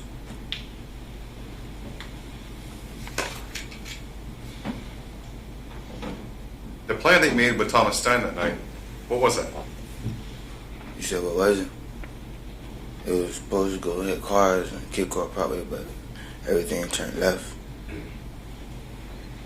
You said the plan was to go hit cars. What do you mean by hitting cars? Breaking into the cars. Right. When you say breaking into cars, do you mean with like a Slim Jim, or do you mean just trying door handles? You know what I'm talking about, bro. You trying to be funny, bro. You know what I'm talking about. Breaking into cars. Judge, ask the court to direct the witness to answer the questions. So you just have to respond to the attorney's questions. I am. So did you have a Slim Jim? Were you actually going to break into the car, or were you just trying door handles? I don't even know what a Slim Jim is. Okay. Were you just trying door handles? Yeah. Were you going to break windows? No.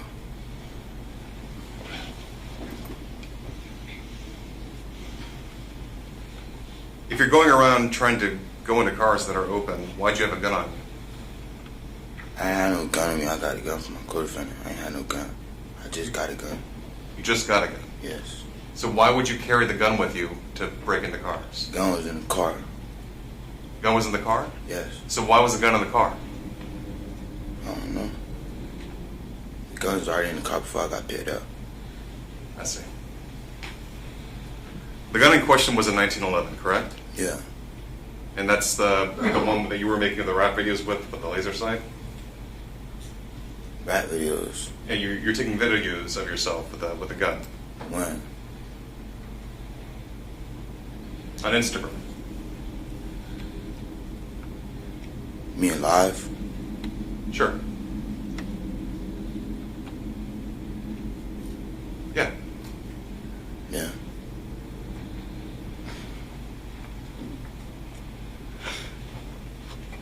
Isn't it true? Well, let me strike that, Judge. How many people were in the car that night? Just two. Just two? Yeah. The entire night? You're nodding your head yes. Yes. What about Jaden Fernandez? We just went to his house before he bought some weed. And I'm going to need you to just speak with a little more volume because I'm having trouble We just hearing. wanted to go buy weed. He bought weed. He never stepped in the car. So I don't recall him stepping in the car. you and Thomas, you go and pick him up, right?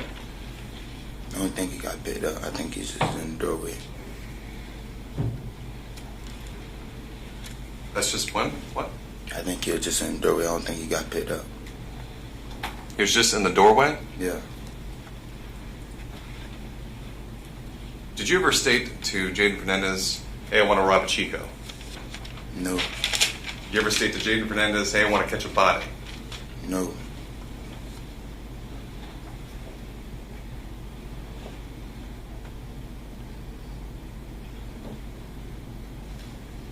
When you were driving around with Thomas Stein looking for cars to break into,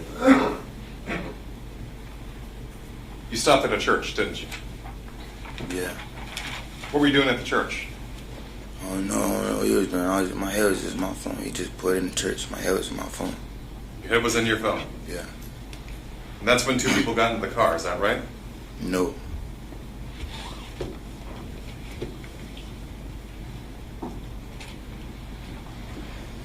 What were you wearing?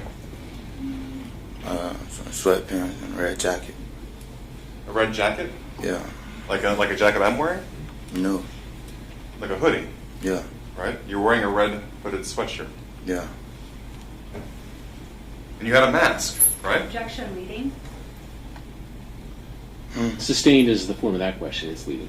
I asked you what you were wearing, sir. I told you what I wearing, bro. I wearing blue sweatpants and a red jacket. Were you also wearing a mask? Yeah.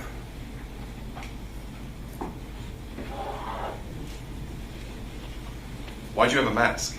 I just got the mask. I wear the mask before the robbery. I just got the mask. Where'd you get the mask from? My co-defendant, I take it from him. You took it from him? Yeah. You've known Thomas Stein for about a month, you said, right? Yeah. Before this happened? Yeah. You described him as sweet, right? Yeah. Sweet meaning that you can take things from him like a mask. No, it's just like, no. That you can come over and smoke his marijuana, right? No. That you can get him to do what you want him to do. Objection, leading. Overruled. You can answer the question. You can get Thomas Stein to do what you want him to do, right? No. What do you mean by sweet? Like he brought you candy? I don't know what you're talking about. You call him sweet, right? I guess. What does that mean? She's sweet. Did he send you a Christmas card? What do you mean by sweet, sir? Mm-mm.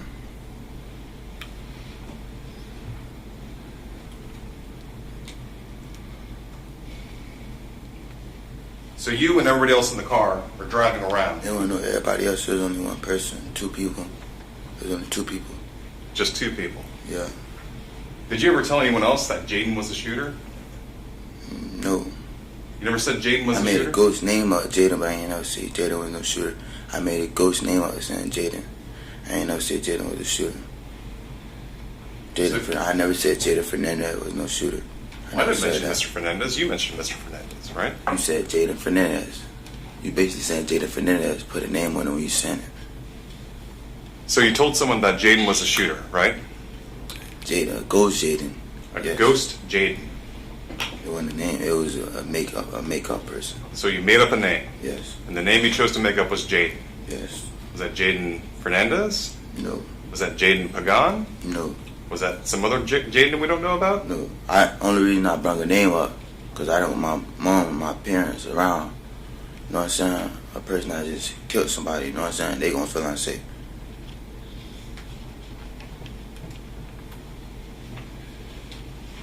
Was that because you killed Kayla? No, I didn't do that. I won't do that. It wasn't your plan to rob anyone, right? No. And certainly, you didn't want to rob a girl. Is that right? No. And so when you rolled up... I'm going to object to all these questions that I'm reading. I ask that you direct. I've allowed some latitude with leading, but if you could just ask direct examination questions. Thank you. After Thomas picked you up, where'd you go? Supposed to went to Kid Car probably, but we went to the movie theater. All right. Did you find any cars to break into? No, he turned the movie theater. I didn't know where he turned. He said, "Ox back the movie theater." I didn't know where he turned the movie theater for. I'm sorry. Can you repeat that a little Yeah, slower? you have to speak up a little bit louder again, like I said. We can't hear you. We was going down Cape Coral Parkway. He turned it to the movie theater. So you turned into the movie theater? Yeah. What'd you do in the movie theater parking lot? Just running around. I asked him what we turned here for. He said, "Ops beat." I said, "We got our phones on us." What'd you say, op beat? Ops, OPPS. Ops? Yeah. Okay. So he's looking for ops now? Yeah. He's looking for opponents? I guess so. We don't got the same opponents. We just met. I ain't got no opponents. You don't have any opponents? No.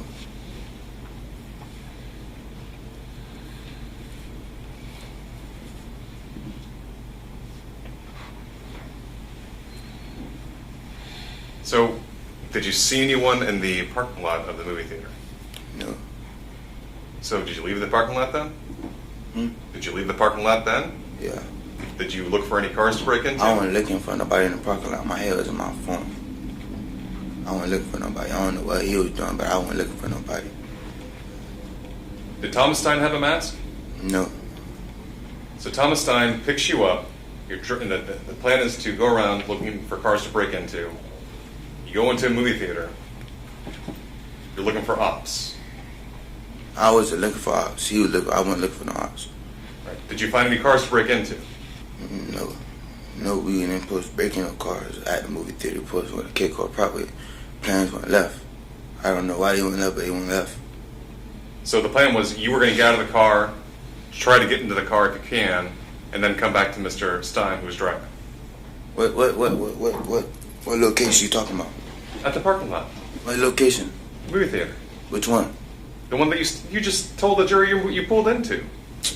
I'm talking about the one with Del Prado. Which one are you talking about? Let's stick with Del Prado. You pulled into the theater. The plan was for you to get out of the car. No. The one over Del Prado, the plan was for me not to get out of the car.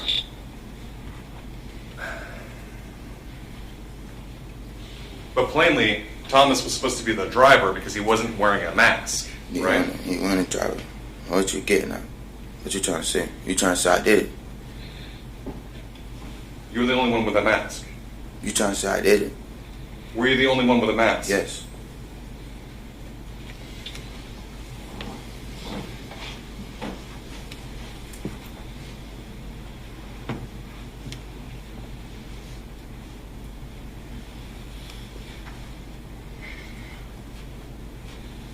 Did anyone... No, strike that. After you left the theater on Del Prado, what happened? We never left. We went down the street. We were supposed to, you know what I'm saying, rob these people at the bank right there, but he said the cameras was around. Then it was people walking down the street. It was a person. I'm going to let you move up closer to the microphone because, again, you're very soft-spoken, so it's hard to hear what you're saying. We was running down the street, supposed to rob the people at the bank, but he got spooked out and said there was cameras around. So you were supposed to go into cars near the bank? No, I just said rob people at the bank. You were going to rob people at the bank? Yes. But it was cameras. It was cameras around the area. He said no. So we was driving down the street. It was these people walking, minding their business. You know what I'm saying? Hang on a second. I don't want to leave the bank yet. You're going to rob people at the bank at 9:30 at night on a Sunday? Yeah. Who was at the bank at 9:30 at night on a Sunday? No, somebody. Were there even cars parked at the bank at 9:30 on a Sunday? Yeah. All right, so isn't it true? I'm sorry. The plan was to go into the cars at the bank. It went left. Nobody ain't supposed to get robbed. You know what I'm saying? We were supposed to go car hopping, but he turned it to this area. You know what I'm saying? Started talking about robbing. We walking down the street. You know, somebody walking. People walking down the street. It was one of the victims that looked like a male. He pointed him out. Said, "I robbed him." I said, "Nah, they probably don't even got nothing. They don't have nothing." You know what I'm saying? Which victim looked like a man? I don't know. It was one that looked like a male, short hair. You talking about the white girl? Yeah. Am I right? Yes. She looked like a man to you? Yes. We was driving down the street. What about her look like a man to you? Huh? What about her look like a man to you? What? What about her appearance made you think that she was a man? It was from a distance. I didn't see I was off drugs. It was from a distance. You didn't see her long hair? No. You didn't see her shirt with midriff? No. You didn't see the fact that she had breasts? No. I'm sorry? Keep going.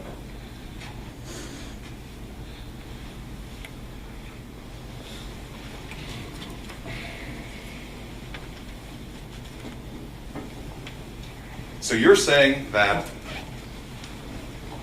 Thomas Stein said, "Hey, let's go rob these people." Out of nowhere, yeah. And I said no at first, you know what I'm saying? Then he drove around the block again, like, you know what I'm saying, trying to press me, acting like I'm scared or something. And I let my pride get the best of me, and I did it. And you know what I'm saying? Somebody's life got messed up, and it affected a lot of people. So you're saying you let your pride get in the way, and then you did it? Yeah. What did you do? I attempted to rob people, but I ain't, you know what I'm saying? I tried to stop. It was too late. No, Mr. Horne, what did you do? I attempted to rob people. How? I robbed one, huh? How?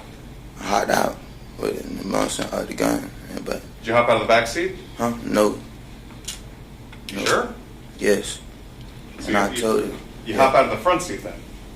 You hop out of the front seat? Yeah. And who'd you go to? When I looked, that one that am right, the one that we pushed around up on, he never ran up on. I looked back. I'm sorry, I didn't understand any of that. Can you say that again? Am I right? Am I right? Yeah. So you ran up to Am I right? Yeah. And what'd you do? You know what I'm saying? And I looked back looking for him. And I looked back. In a quick second, he shot. You looked back from Am I right, and you saw who? Him up in Kayla. Him? Him got his gun at Kayla, and I looked back. Him who? To my co-defendant. You're talking about Thomas Stein? Yeah. The driver of the vehicle? Yeah. But everyone says there's 4 people in the car. No, it just sounded like it's 3 people because I shut the door when I got scared. When I ran, I got on the back door, then I got on the front door and shut it. So it sounded like 3 car doors shut. That's probably why they think it was 3 people. But when the car stopped, all 4 doors opened. No. How'd that happen? When 4 doors ain't open, you flagging. I'm what? You lying. I'm lying. Yeah. Did you say I'm flagging? Was that what you just said? Yes. So if I said all 4 doors open, that's a lie? Yeah, that's a lie.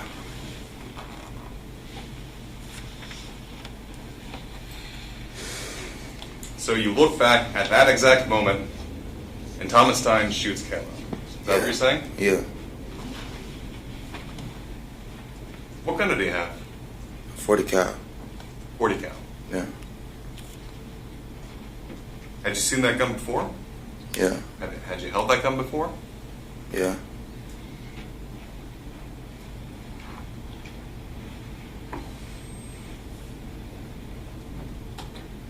Prior to stopping with these girls, did you use any drugs? Did you use any drugs? Me? Yes. Yeah. What'd you use? I was always on drugs. You're always on drugs? Yes. What were you using? Marijuana, I think, and I think I popped pills. What kind of pills? Percocets. You're popping Percocets? Yeah. You weren't taking any fentanyl? No.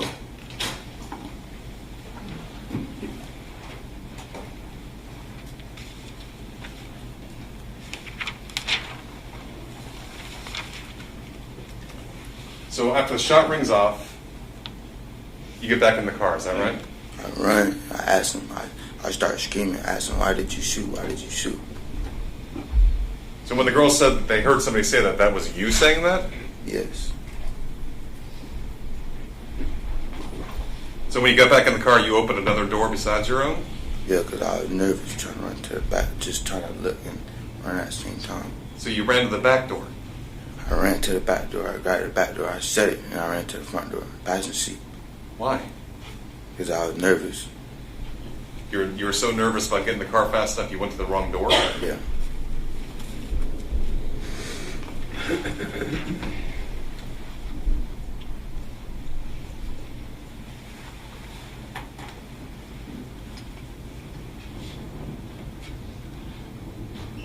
Which side did you get into?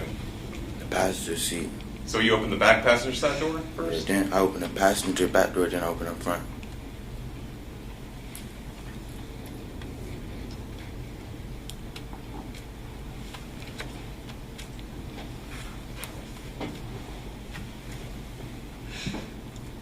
Was your gun loaded? No. It was an unloaded gun? Yes. I told him to unload his gun before he got out the car. But he backdoored me and he didn't unload the gun. He kept one in the head. So let me get this straight. I want to make sure this is clear for the jury. You had an unloaded gun, but you got the gun from Thomas, and he gave you a loaded gun, and he backdoored you by putting one in the head. And his gun, yeah. I told him before it happened, take the bullets out the gun, but you know what I'm saying, he didn't listen. So you told him to take the bullets out of his gun? Yeah.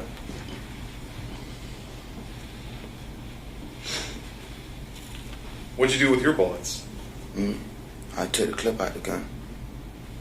You took the magazine out of the gun? Yeah, it was never nothing in the head, no none of that. I'm sorry? There wasn't never no bullets in the head, no none of that. There was never any bullets in it? Yeah. Even with the magazine? Yeah. Only reason the shell got caught in the gun was the gun jammed.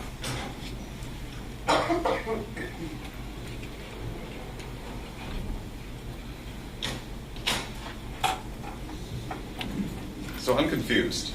The shell got caught in the gun and the gun jammed, but there are no bullets in the gun. In his gun. In his gun? Yeah. Were you holding the Glock or was he? He was. Why did the gun jam? Because he shot. What was he doing when he shot? I don't know. I just looked back and seen him shoot, and it was just too fast. It was like too fast. Like that's why I feel like he, you know what I'm saying? I feel like he knew her because it was too fast. Like You felt like he knew her? Yeah, it was too fast. It was like 2 seconds. How did he know her? I don't know. You ask him that. That's your defendant. Did you know her? No. Did you know them right? No. Did you know Luann Dejai? No.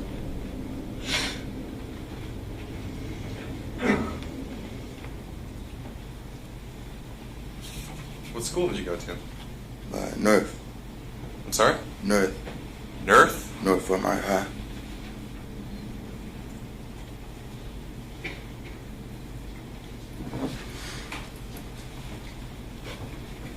Was there ever a revolver in the car that evening? No.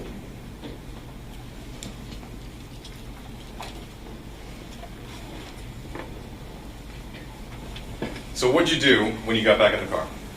What's happening? I'm screaming at him, asking why he shoot. You're screaming at him? Yeah. You sure he's not screaming at you? No. Or any of the other guys in the car? There wasn't nobody else in the car. You just like trying to put words in my mouth. There wasn't nobody else in the car. Where'd you go? We went to his house. Straight there? Yeah. You didn't drive around first? No.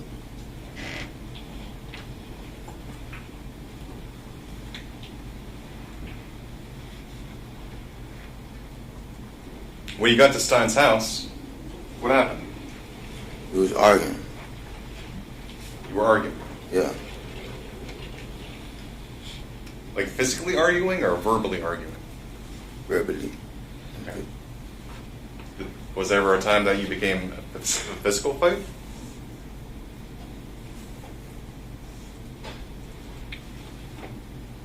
I don't recall.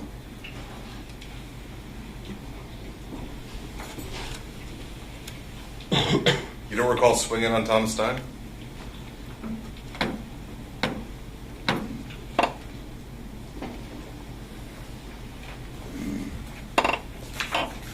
It was 2 years ago, so I really don't recall it. I think I did.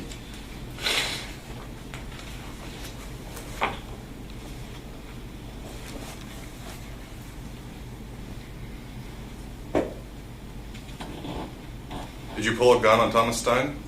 No. Did he pull a gun on you? Yeah. What happened then? The shell showed from the gun. And I told him the shell and the gun, and we started talking. Then we burned the clothes up, and I went home. Hang on. So the shell was stuck in the gun? Yeah, and I sweet-talked him. What do you mean you sweet-talked him? I sweet-talked him. How so? What'd you say?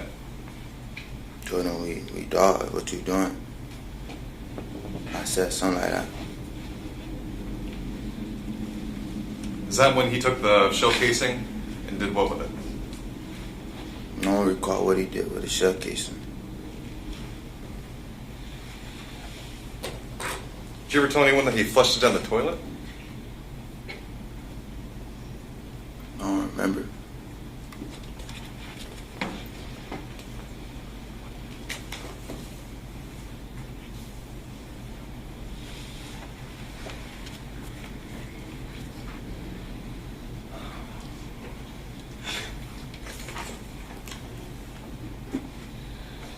Would reading a copy of your deposition refresh your recollection?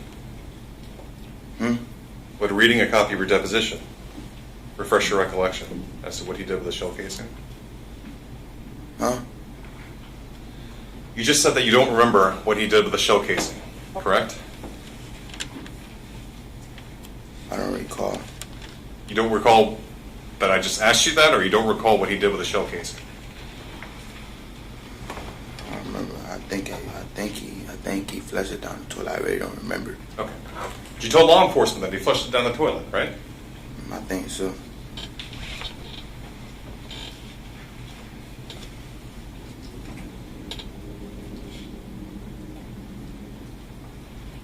So why doesn't Thomas Stein drive you home there? Because I ain't want to take me home. I ain't trust him. I texted my dad and told him I need a ride. You didn't trust Thomas Stein to take you home? No. Why?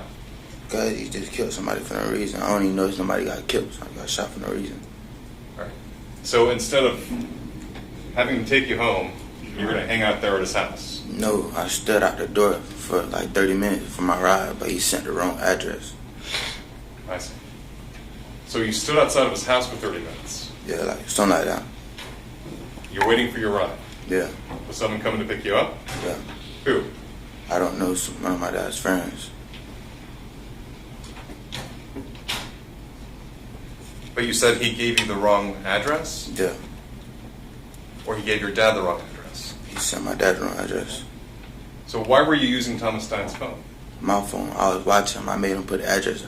I knew his address, but I just made him put it in to watch him because I ain't want to try to shoot me in my face while my head was in my phone. Okay. So you had Thomas Stein put in his address. Yeah. You made sure that he was doing it so you could watch him. Yeah. Right? Yeah. But then you watched him put in the wrong address. I didn't watch him. I was just watching him. My phone was up here. How can I, you know what I'm saying, see what he putting in? So your dad sends a car, and the car goes to the wrong address, right? Yeah. Your dad calls you, and obviously he's upset, right? Yeah. Tell me about that. He was just upset, telling me I sent the wrong address. Then I asked him, and I think he asked me, my co-defendant asked me, can his mom take me home? I said, I don't care. I was just trying to get up out of there. And I went home. So his mom took you home? Yeah. Did his mom have any idea what the two of you had been doing? Not until the next morning. So his mom drops you off, right? Yeah. And you're sitting in the back seat? Yeah. Who's in the front seat? By his sister.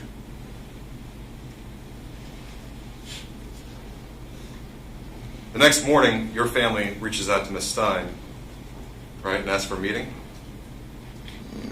Yeah, something like that. Okay. Are you part of that meeting? Yeah. Where do you meet? Yes. Where do you meet? You said, where do we meet? Yes. My grandma's house. Is that Maudine's house? Yeah. I'm sorry, Maudana? Yeah.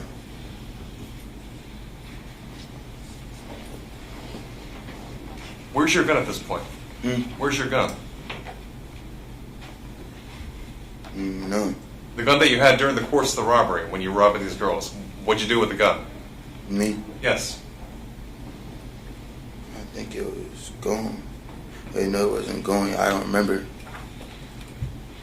Did you leave it at Thomas Stein's house? I don't recall. It wasn't my gun. Did Thomas Stein bring you that gun the next day? I don't recall. When's the next time you held that gun? When I threw it in the river. So you had the gun after the murder, correct? I don't recall. You just said you threw it in the river. When I threw it, yes. When I threw it in the river, yes. So you had it just before you threw it in the river? Yes, that was like March 20th. So 3 days after the murder... I don't remember what was going on because there was so much going on. I don't remember. So 3 days after the murder, you threw the gun into the river? Yeah. Do you know which part of the river? No, I don't think it was 3 days. I don't know. You said March 20th? Around that time, yeah.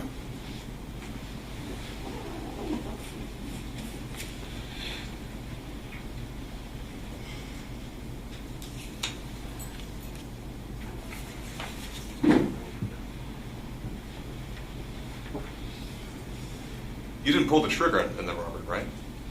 No. I won't do nothing like that.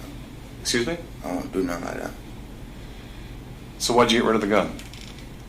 Because I didn't want to get caught with it. You didn't want to get caught with it. Yeah. That gun had no link whatsoever to the murder.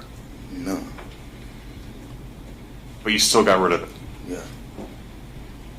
In fact, I think you got rid of the gun separate from the magazine, right? Yeah. And the bullets. Yeah. So in a different location, you discard the gun. At another location, you discard the magazine and bullets. Yeah.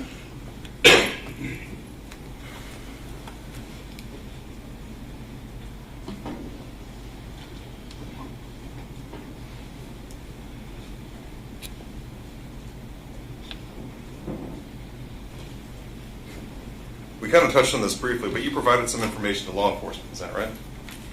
What you mean? You gave them a proffer? Yeah. So it's like a preview of your testimony to law enforcement, right? Yeah. What your testimony would be if you were called to testify at trial. Yeah. You did that with the assistance of your attorney. Hmm? You did that with the assistance of an attorney, Mr. Yeah. Hyder. Yeah.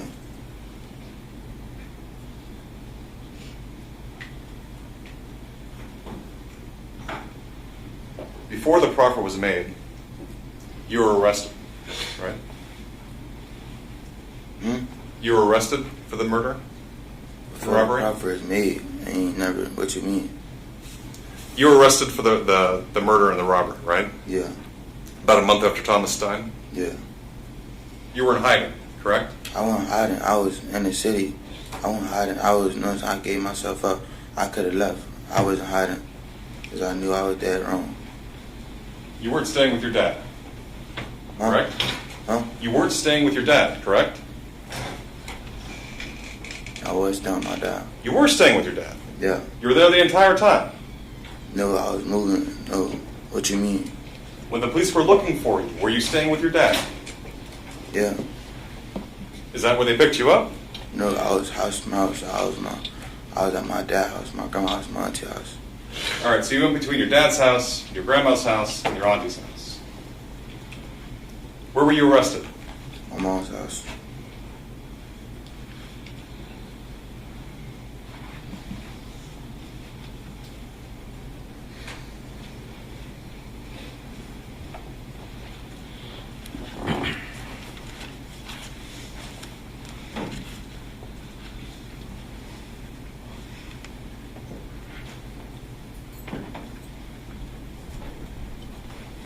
After you were arrested, were there any more arrests for this case?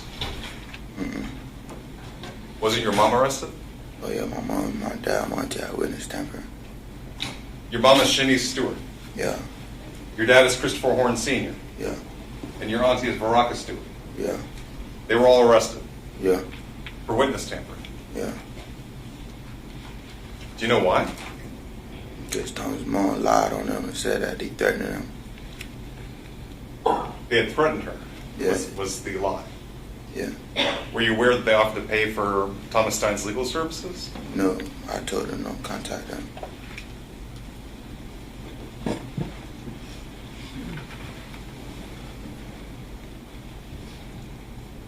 When did you offer to provide testimony to the state?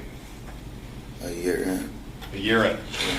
So if you were arrested in April 2024, that means you reached out in April 2025? Yeah, I think so.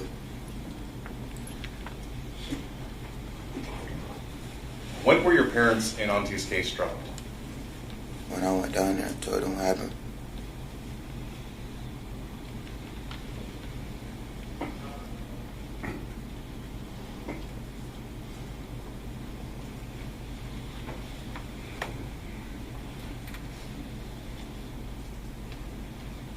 In addition to your parents and your aunt's case being dropped, were you made an offer on this case if you cooperated? Yeah. What's the offer? 25 years in prison. 25 years in prison. Is that with a minimum mandatory? So no minimum mandatory. No mandatory. Not taking that offer, what were you exposed to? What you mean? What were you looking at if you didn't take that offer? Life. Life. And to your understanding, life in Florida means life. Yeah. So you go into a box, you get carried out in a box. Yeah.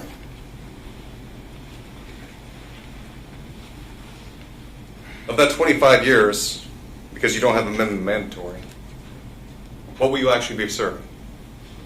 21. 21 years? Yeah. Good time and game time. Yeah. And that's minus your time you've already served, is that correct? Yeah. So you'll be out in 19 years. Yeah. What do you have to do in order to get that deal? Do this. You have to testify. Yeah. But not just testify, right? You have to testify truthfully. Yeah. What happens if the state says you weren't truthful in your testimony? Let me get life. The plea is off the table, and you're getting life. Yeah.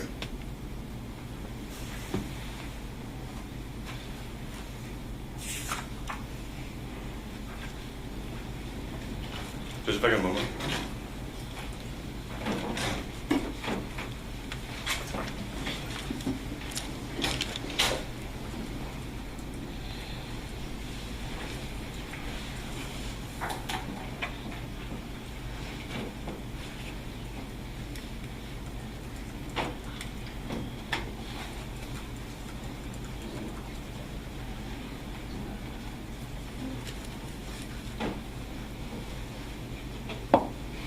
Two more things.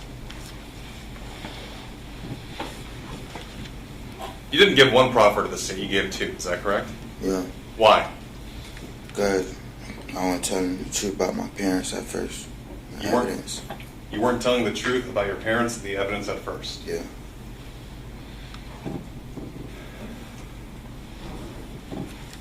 Did Thomas Stein ever threaten to call 911 and call the police and tell them what happened? He was trolling, yeah. He was trolling? Yeah, he called my phone after it happened. And he was trolling, trolling. He wanted to call the police? No, he was trolling, he was playing, he was joking, laughing about the situation, thinking it's funny. He was thinking it's funny? Yeah, he was trolling, thinking it's funny. This situation here with Kayla Rincon-Miller being dead and shot. Yeah. And a robbery gone sideways. Yeah. You're saying he thought that was funny? Yeah, he thought it was all a joke. What did you do when he threatened to call 911? I told him, I said, "Wait, bro, you flagging." I hung up the phone on him. What's that? I hung up the phone on him. You hung up the phone on him? Yeah. Were you scared? Yeah, I was scared for what happened the other night. I kept thinking about it, bad flash. You were scared he was going to call the police, right? No. And rat you out? No. Why you doing all that screaming, bro? All you gotta do is talk calm. I ain't do nothing about it. I don't do nothing like that. Judge, I'd like the record to reflect that I haven't raised my voice, Mr. Horne. Yes, he is. He is raising his voice. The volume was a little higher than normal, but we can move on.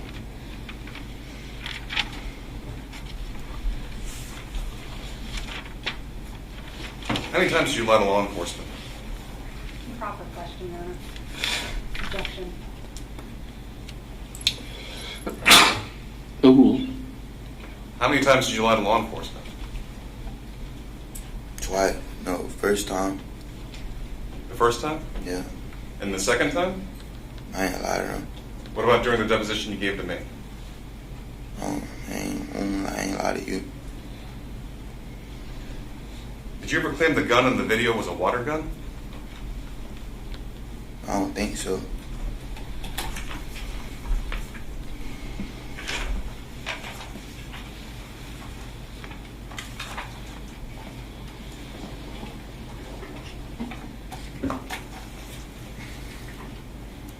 But looking at a copy of your deposition, refresh your recollection as to what you said that gun was? What video? The videos you were making holding what we thought was a weapon. What video? On your live. What, like the night that happened? Yeah. Or are you talking about my trailer video? Your what? My trailer video. The live video that happened that night. I ain't never said I was no water gun. You said there was another video, a chiller video? Huh? A chiller video? Is that what you called it? Yeah, with the fire behind me. Did you have a gun in that video too? No, What gun was that? it wasn't no gun. It was a light. It was a light. Yeah, it wasn't no gun.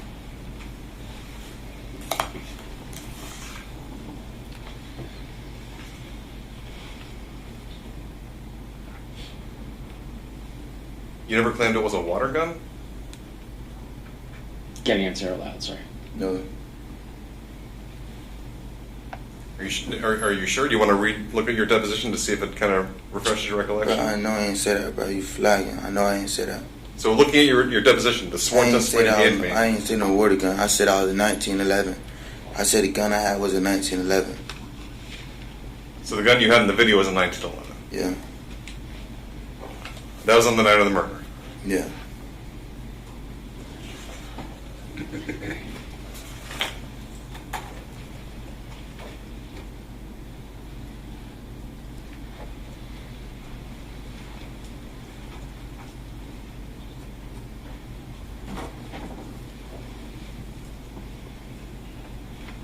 When you were making that video, were you using your phone? I don't remember. I think we used his phone. What'd you do with your phone that night? Me? Yeah. I was just on it. Okay. I don't think I used my phone that night. I think we used his. That's the phone that ended up in the Caloosahatchee? The night of that happened, you said like the phone I had that night? Yeah, the phone you had that night. Yeah. How many phones did you have? About one. Judge Wagner? Amen.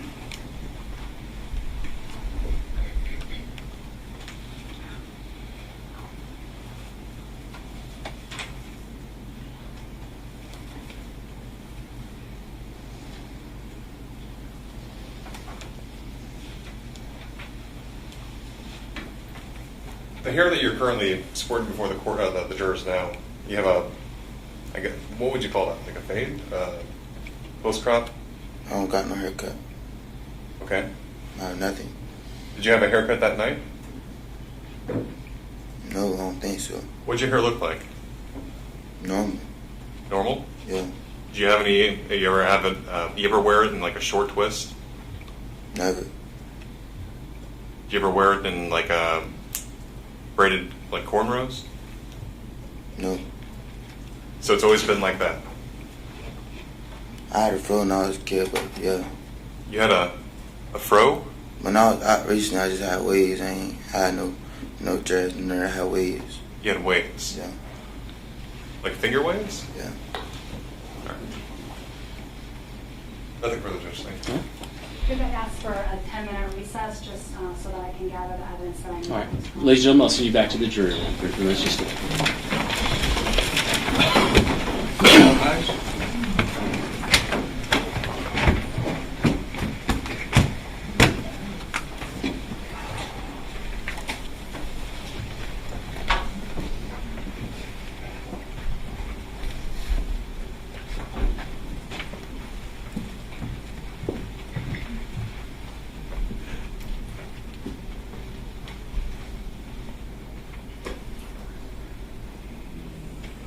all right. Record reflects the jury's exited the courtroom, being recessed for about 10 minutes. You can go back and we'll bring it back out. Okay? Then we've got to use comfort break.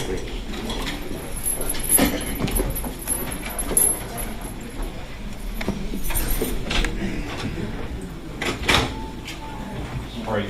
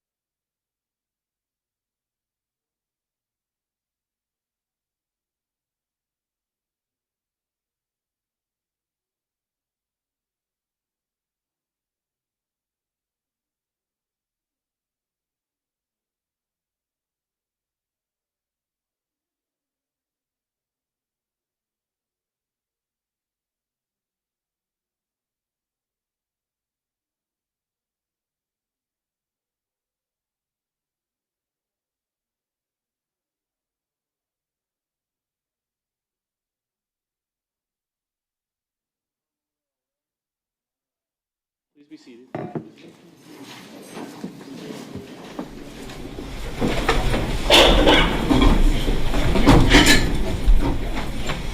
All right, for the record, the state's president, defense counsel, and defendant are present. Are we ready to bring, we'll bring back Mr. Horne, and then we'll bring the jury out. Yes, thank you, Judge. And thank you for the Come back time. and take the stand.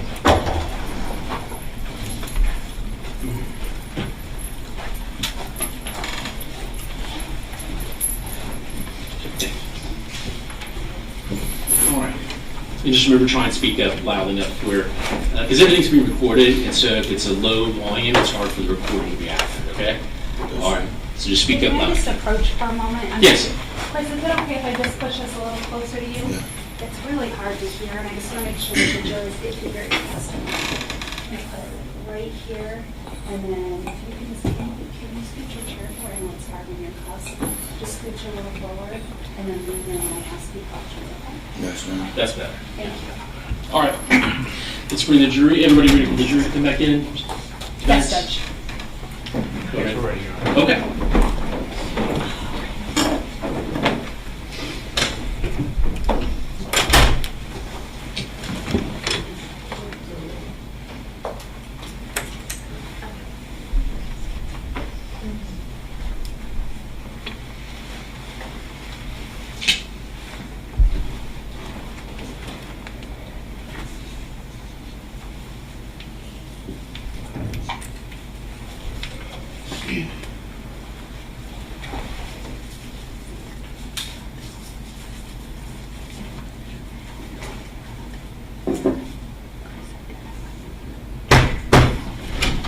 Jurors entering.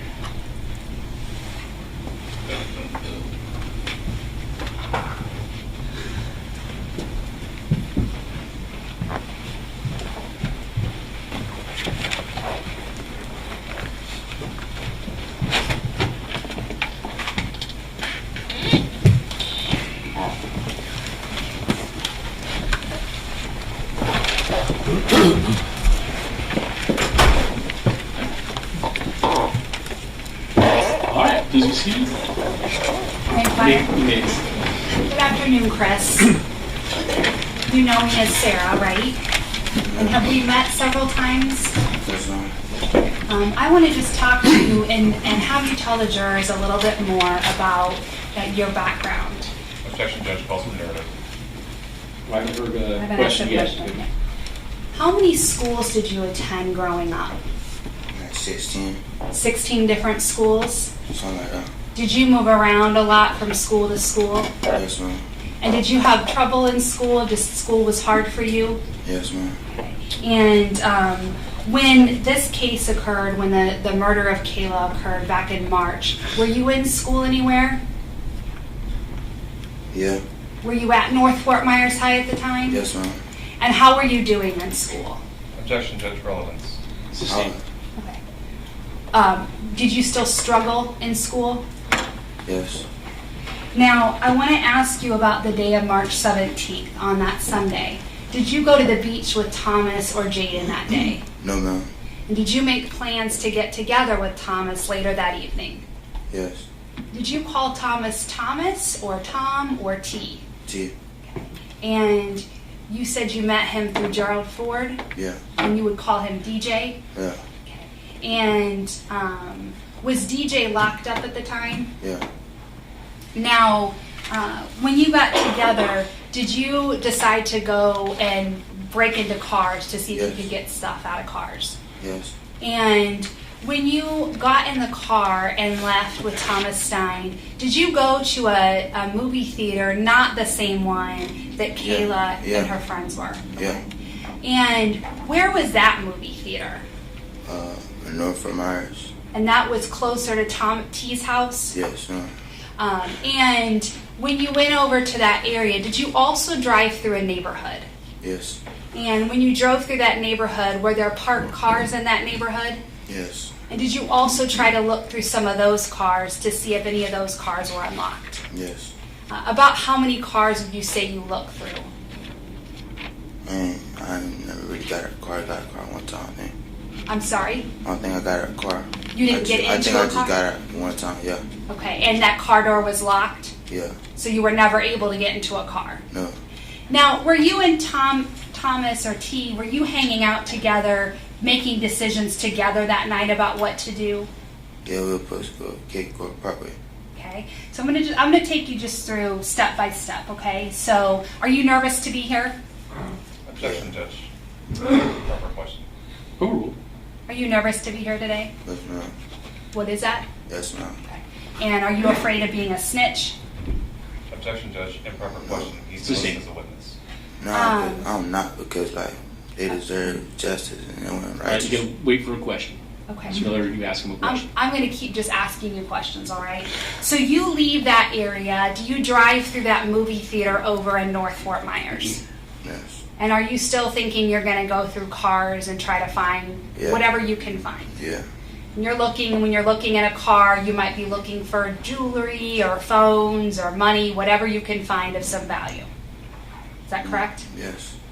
Now, at some point, do you go over to Jaden Fernandez's house? Yes. And how do you know Jaden Fernandez? You know him through T? T, yeah. Okay. And I'm going to show you what's been introduced into evidence as State's Exhibit 16. Just take a moment.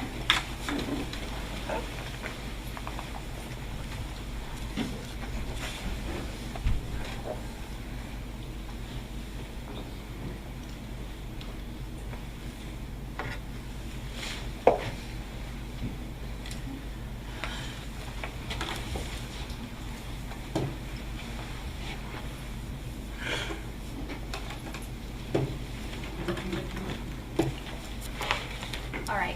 Is that who you know as Jaden Fernandez? Yes, ma'am. Which exhibit number is that? It's 16. Okay, thank you. It's 16. Yes. And did you call Jaden Fernandez something different? Jaden. Just Jaden? Yeah. And did you know him very well? No. And this gun that he's holding, was that the gun that you carried the night of the robbery? Yeah. Now, on the day that you went to do this robbery, I'm going to show 24A. Is that what you were wearing when you got out of the car? Yes.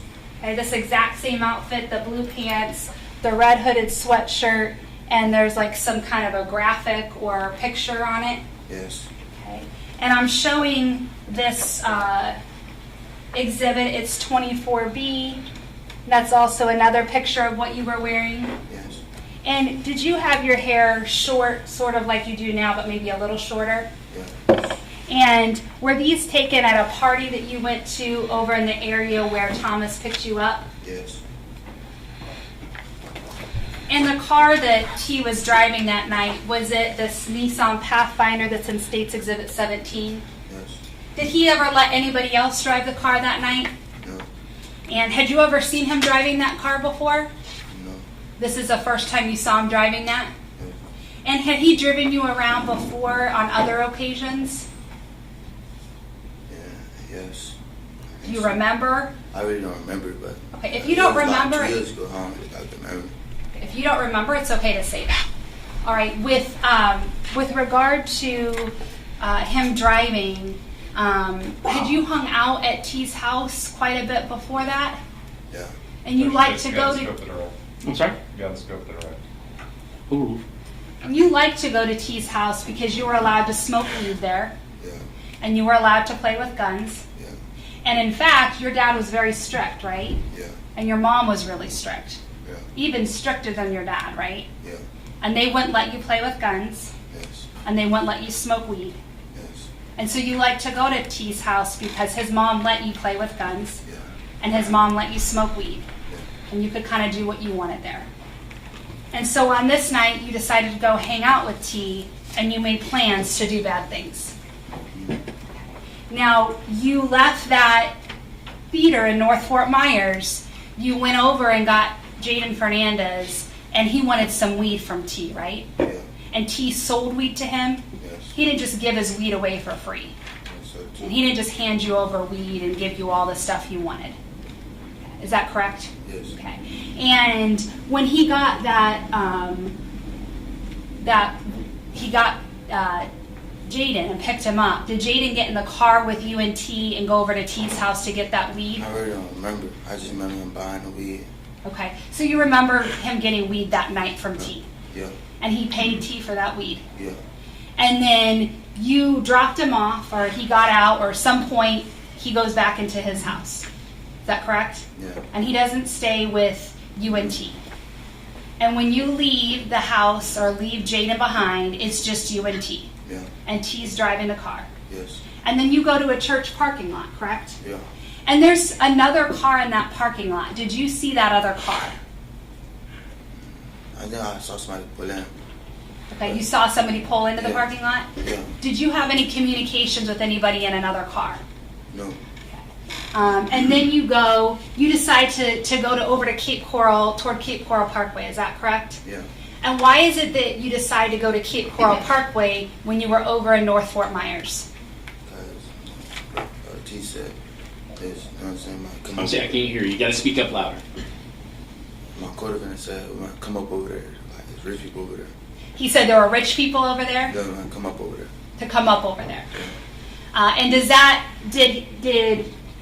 being that there's more rich people, did you think you could get more money or get more things from people over near the Cape Coral Parkway? Yeah, cars. Yeah. Okay. And so you just testified about the firearm that you were carrying that night, correct? Yeah. And did you know T to carry a Glock? Yeah. Okay. And it was his mom's gun, but he carried it often, correct? Yeah. I'm showing you State's Exhibit 16B. Is this a gun that T carried the night of the murder? Yes. I'm showing you State's Exhibit 16C. Is this T's house or where you would hang out with him? Yes. Now, you go over toward Cape Coral Parkway, but you are on Del Prado, is that correct? Is that a yes? Yes, ma'am. And if you could just speak Yes. up because the jurors need to hear ma'am. what you're saying, all right? And when you went toward Cape Coral Parkway on Del Prado, did you turn into another movie theater? Yes. And in that movie theater, did you stop at all? No. Okay, you just kept driving through the parking lot? Yes. And at this point, the two of you were going to rob people, is that correct? You were going to Yeah. find someone to rob. Yeah. So you're driving around looking for somebody that you can rob. Yes. Okay. And there's a bank that you drive by, is that correct? Yes. And is there an ATM machine at that bank where people can get out cash? Yeah. And was there somebody in the parking lot of that bank? Yeah. And that person that was in the parking lot, what color car did they have? Yeah, there's 2 yellow cars, 2 Ford, and a Mustang. It was a yellow car, a Mustang? Yeah. And did you decide that you weren't going to rob someone at that ATM? Yeah, because cameras. And you were worried the cameras would capture you and you and T would be caught? Yeah. So you kept driving? Yeah. And you see three girls walking. You believed Emma looked like a boy, but you see 3 people walking. Yeah. And the lighting's not good, right? Yeah. And so T drives. Yeah. And you pass these 3 people walking, and you and T both decide you're going to rob them. Yeah. Did you put any pressure on T or threaten him that he needed to rob these people? No. Did he think that, or did he tell you, let's just go get their numbers? What you mean? Was he trying to get their numbers, pick them up?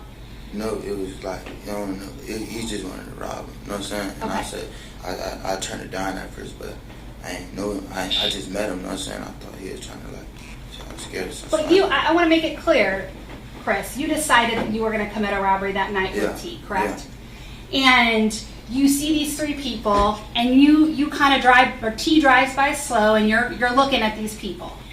I ain't never look at them. I can see them like when I'm in distance, but I wouldn't drive past them. My head was in my phone. Okay, but you saw them. You couldn't see details of them. Yeah. And you both decide that you're going to rob these people after you drive past. Yeah. But you've already driven past when you decide these are the 3 targets that you're going to target that night. Yes. Okay, so you continue driving up the street, and then T does a U-turn, and you go back down to where these people are walking, correct? Yeah. And then you have to go U-turn back to get to where that stop sign is. Yeah. And at that point, T pulls up and shines his lights at the girls. Is that correct? Yeah. And you get out and you have a mask on, and you have that red sweatshirt with your hood, And you have, I'm not hearing audible answers. Yes. so make sure you speak up, all right? Yes. And just lean up if you can, Chris, okay? Yes. And you see them, and you get out of the car fast, Yeah. and you go toward the white girl. Yeah. And you didn't know her name was Emma Wright at that time. No. You've since learned her name. Yeah. And you didn't know that the other girl was Louisanne DeJette. No. You've since learned her name. Yes. And T gets out with his Glock he's holding, and he goes toward Kayla. Yeah. And you didn't know Kayla Rincon-Miller until afterward, correct? Yeah. And he goes toward her, and you are in front of the white girl. Yeah. And you point your gun, and you are both demanding that they give them your stuff, correct? Yeah. And did you even have a chance to take their stuff at that time? I ain't even have the, I ain't even demand, out my mouth, because it was so fast. And you say it was so fast, Yeah. a bullet it was fired. 2 seconds. It wasn't even it wasn't a long time. It was just 2 seconds. So almost immediately when you get yeah, up, as soon as you got I'm gonna it. just stop. Let her ask the question, and you can respond. We're being recorded, Chris. Yeah. So everything you say and everything I say is being recorded. And when we both talk at the same time, the recording can't pick that up. So I know you're nervous, but just let me finish my statements, okay? So you get out, and just within moments of you getting out, a gun goes off. Yeah. And what was your immediate thought when the gun went off? Why did you shoot? Why did you shoot? And that came out of your mouth. You said that. Why did you shoot? Yeah. Did you say a bad word when you said, why did you shoot? Yeah. What I did you remember what I say? said, but I said something like that, yeah. Okay, so you said a very loud statement. Is that a yes? Yes, ma'am. Okay, and then you go back to get into the car, Yeah. and you go back and you accidentally open the back door. Yeah. And the back passenger door. Yeah. You realize it, shut the door, and get into the passenger. Yeah. When you leave that scene, do you know that Kayla is shot to the point where she's going to end up dying? No. You get the hell out of Dodge, is that correct? Yes. You get back into the car and T drives away Yeah. really fast. Yeah. And you get back to his house at record time. Yeah. You don't have time to make any stops on the way back to T's house. Yes. You're driving as fast as you can. Yes. And you're both in shock, right, about what just happened. Or you're in shock for sure, right? Yeah. You get back to T's house and you decide to get rid of the sweatshirt you're wearing. Yes. And T also decides to get rid of the clothing he was wearing. Yes. Because even though you had a mask covering your face, you didn't have anything covering the clothing you were wearing. Yes. And so you would be able to potentially be identified by the clothing that you were wearing and that T was wearing. Is that correct? Yes, ma'am. And this house that the Steins live in, there's quite a bit of grass and backyard area to that, correct? It's kind of out in the middle of nowhere where there's a lot of area. And the two of you go and you burn your clothing, correct? Yeah. And in fact, you end up getting a ride back to your dad's house, is that right? Yeah. Because you have no way to get back to his house. Yeah. And Mrs. Stein offers to give you a ride. Yes. And when she gives you a ride, what are you wearing on your top part? Black jacket. Okay, do you have a t-shirt on at all? No. Okay, you're bare chested. Yeah. Because you burned that sweatshirt that you were wearing during the robbery. Yeah.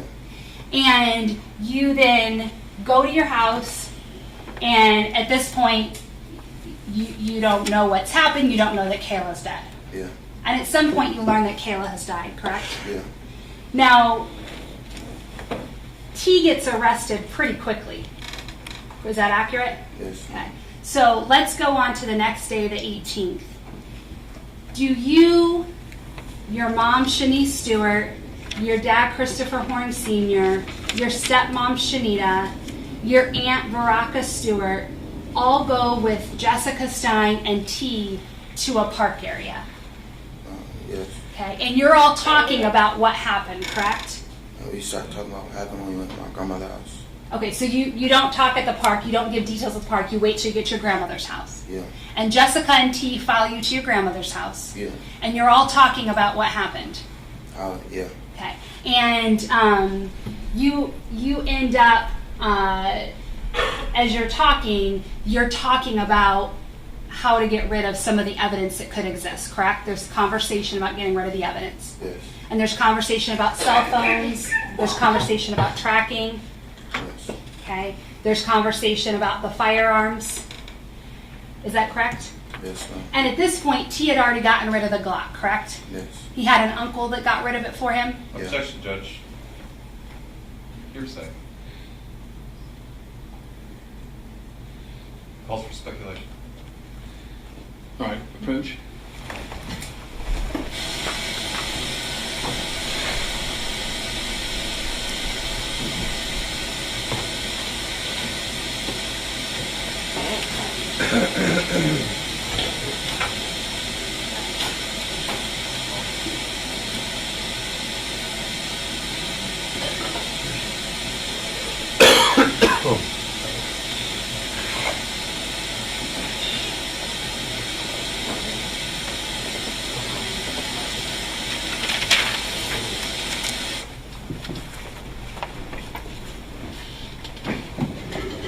Now, it takes a while for the police to find you, is that correct? Yeah.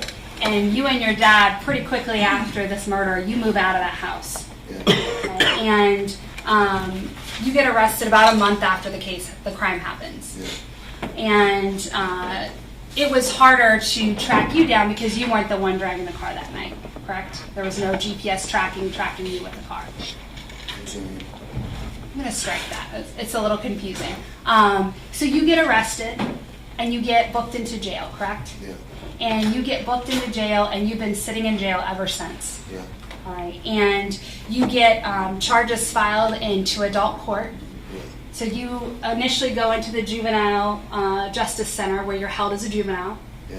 And then they move you over into a special section in the jail for juveniles, but you're now treated as an adult. Is that correct? Yes. And at some point through your lawyer, you reached out because you wanted to provide information to the state and you were hoping to get a better deal. Is that correct? Yes.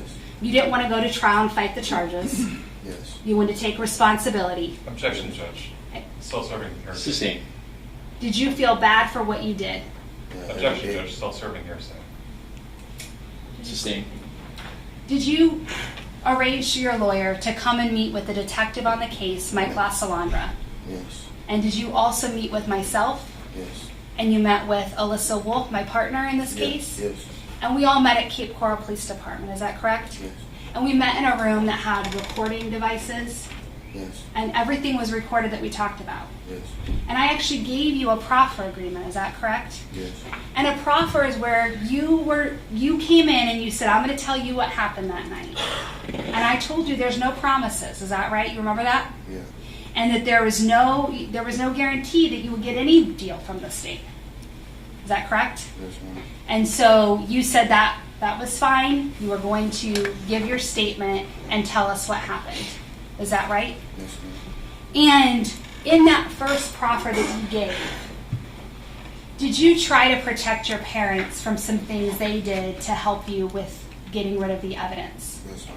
And did you actually lie to detectives and lie to myself and to Ms. Wolf about what happened to the gun and what happened to your phone? Yes, ma'am. And you did that because you didn't want your dad to get in trouble because he assisted you that night. Is that correct? Hmm? You didn't want your dad to get in trouble by telling us how you got rid of the evidence. Is that correct? Yes. And you didn't want your stepmom, Shanita, to get in trouble for helping get rid of the evidence. Is that correct? Yes. And so later on, months later, you reached out through your lawyer and wanted to come back and talk and tell about getting rid of that evidence. Yes. Okay. And the reason you lied was because you didn't want your parents to get arrested for tampering with evidence Yes. or some other charge. So you came back and you told detectives where you had gotten rid of the gun. Is that correct? Yes. And defense called it a river, but was it a canal? It was a canal And where was that canal that you got rid of the gun? by my grandma's house. By your grandma's house? Yeah. And was this the same grandma that you had that conversation with Jessica Stein and T? Yeah. Okay. And when you told the detectives, did you give them a location hoping that they would be able to find that gun? Yeah. And do you know if they actually were able to find that gun? No. And did they tell you they were going to send divers out and send people to try to find it? Yeah. Now, you also said in that second proffer that you got rid of your cell phone from that night. Yeah. And were you worried that your cell phone would track you or have information that police officers could find and have evidence against what you did that night? Yes. And that cell phone, you said that you threw into the Caloosahatchee River. Mm-hmm. Is Yes, ma'am. that correct? And you said the bridge that you were going over when you threw that in the river. Yes, ma'am. Is that correct? Okay. And so when you came in for that second proffer, the purpose was to talk about getting rid of the evidence and how you got rid of your own evidence. Yes, ma'am. Now, do you know when T shot Kayla how close he was to her? He was close. And were you very close to Emma? Yeah. And you were right up on them, correct? Yes. Now,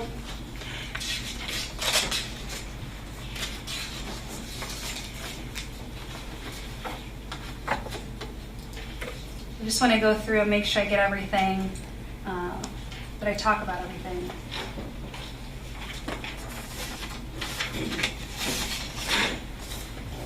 Now, the defense asked you about a phone call about 911. Did he call you right after the murder and pretend that police officers were at his house? Yeah. And did somebody overhear that conversation? Yeah, my cousin. Your cousin. And what did your cousin do when he overheard this conversation? Objection, Judge calls for hearsay. Back down, listener, Judge. Not for the truth of the matter asserted. And I'm not asking what he said either. Okay. My cousin asked me. Oh, name check. My cousin just. Did he call your dad? Yeah. And he told your dad that you were in some type of trouble? Objection, Judge, hearsay.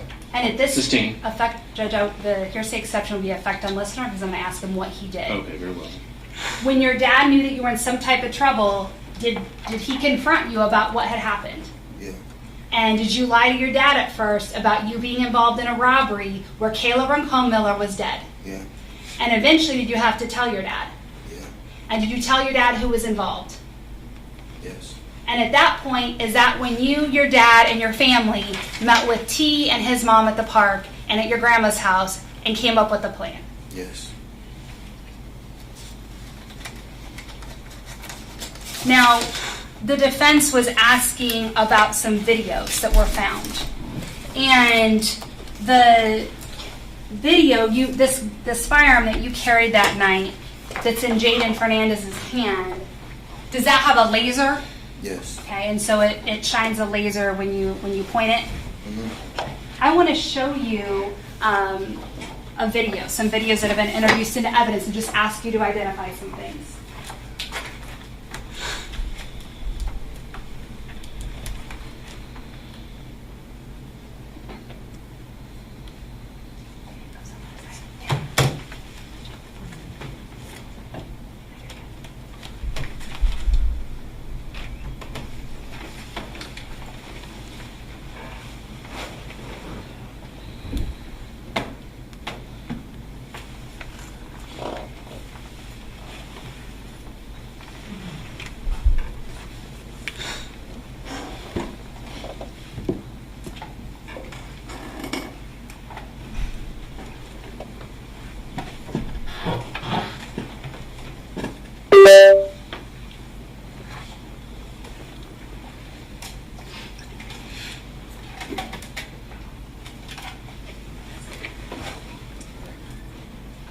And for the record, this is State's Exhibit 15B that has been admitted into evidence.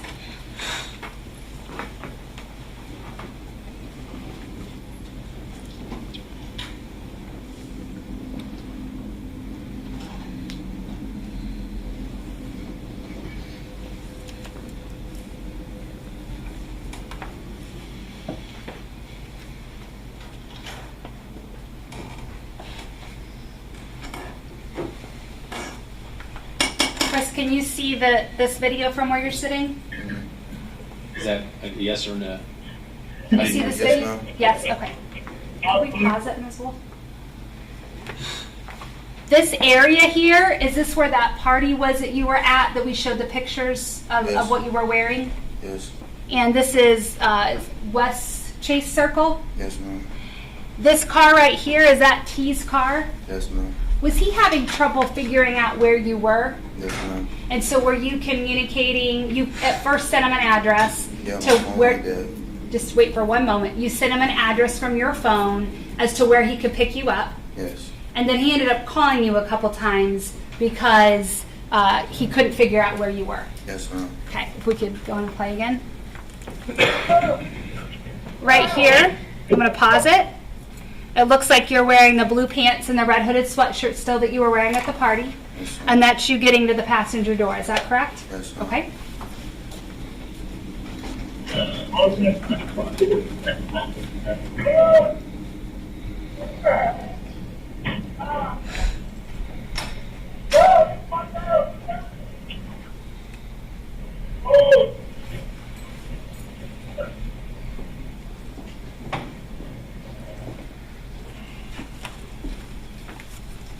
Now, Chris, I'm going to show you State's Exhibit 23. Just make sure when you show it that you're not standing in front of it. Oh, yes, thank you. Sorry.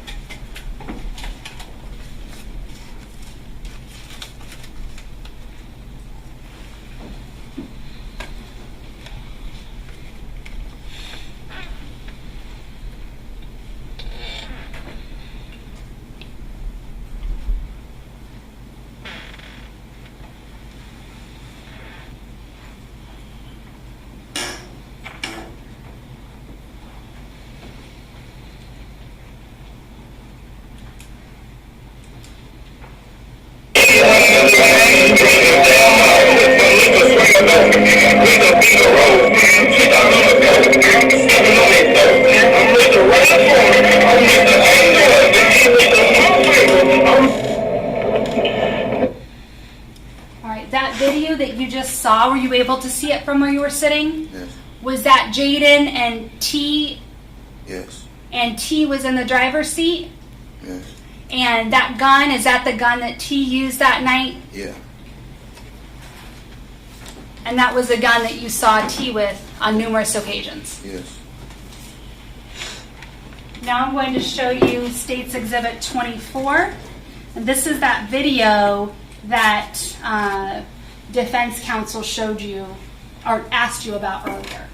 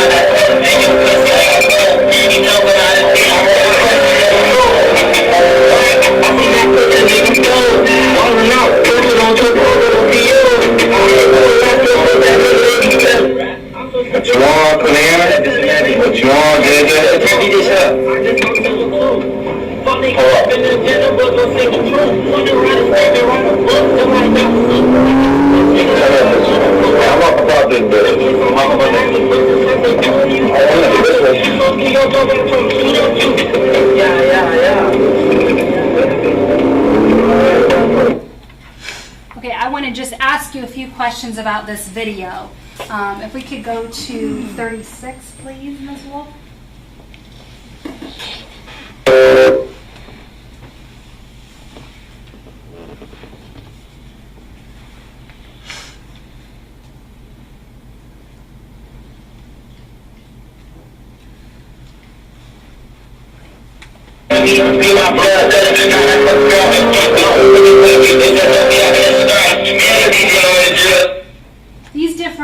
lights that we see throughout the video, the red lights, is that the laser from your firearm? Yes. How do you make the laser from your firearm work? It got a grip on it. It has a grip on it? Where is that grip located? Under the trigger. Under what? The trigger. Okay. And you're shining this laser. Is that you holding that gun, shining the laser? Yes. Is this in the Nissan Pathfinder? Yes. And this was about an hour before the murder of Kayla, correct? Yes. And the we see T, and he's driving the car. Is that correct? Yes. Okay. I want to go to 59.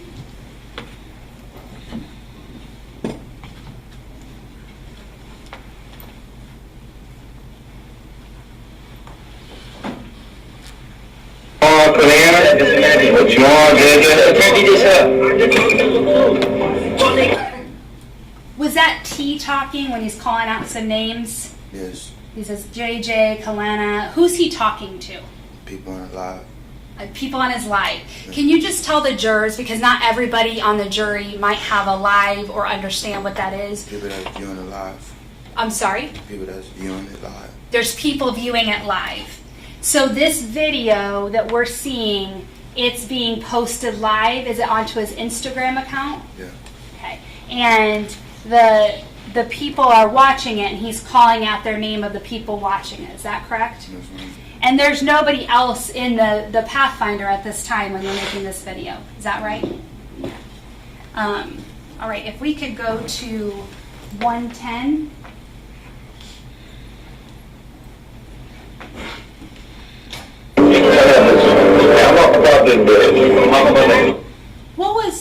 Who was just talking now? T. I can't hear you. I'm sorry. I'm a co-defendant. I'm sorry? I'm a co-defendant. Your co-defendant, T? Yeah. What did he just say? You better hop up off of it. He's going to what? Hop up off of it. And is that referring to the Instagram feed? Yeah. Okay, so at that point he gets off. Yeah.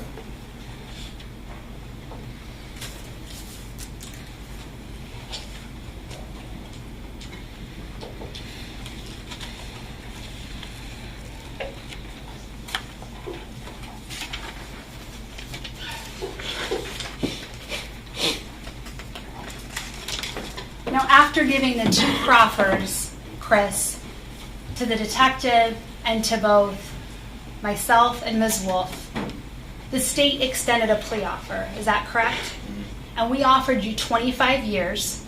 Is that a yes? Yes. Okay, and that 25 years is to spend in prison.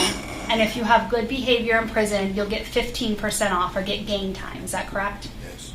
And for that 25 years, in exchange for that, you agreed to cooperate with the state. Is that correct? Yes. So to talk with us, to come in and testify at trial, should T go to trial. Is that correct? Yes.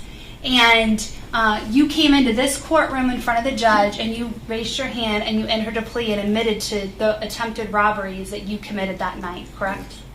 And you also you said that you were guilty of that crime. Is that correct? Yes.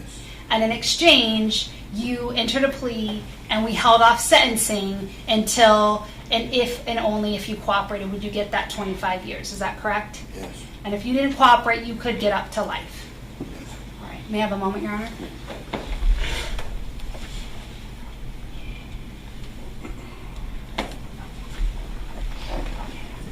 I just want to clarify, I don't think I was clear. You actually pled to the murder case, is that correct? Yes. You pled to felony murder because during the course of the robbery you attempted, Kayla was shot and killed, is that correct? Yes. I have nothing further.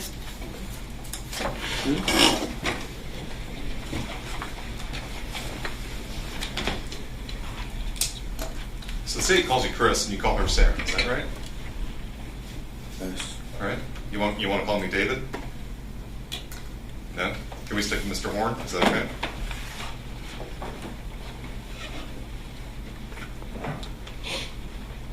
You said on direct that you went to 16 different schools. True? I don't know if it was 16 something up to that. Is that because you kept getting kicked out? Nah, I was moving house from house and getting kicked out some of them. Okay. And that was because of behavioral issues? Yeah, and family problems. And you were selling drugs? No. You didn't get kicked out of school for selling drugs? What's a cart? What's a cart? You know what a cart is? Yeah. What's a cart? It's a weed gun. A what? A weed gun. Hey, you just gotta speak up louder, sorry. So a weed cartridge? Yeah, that marijuana come out. Okay.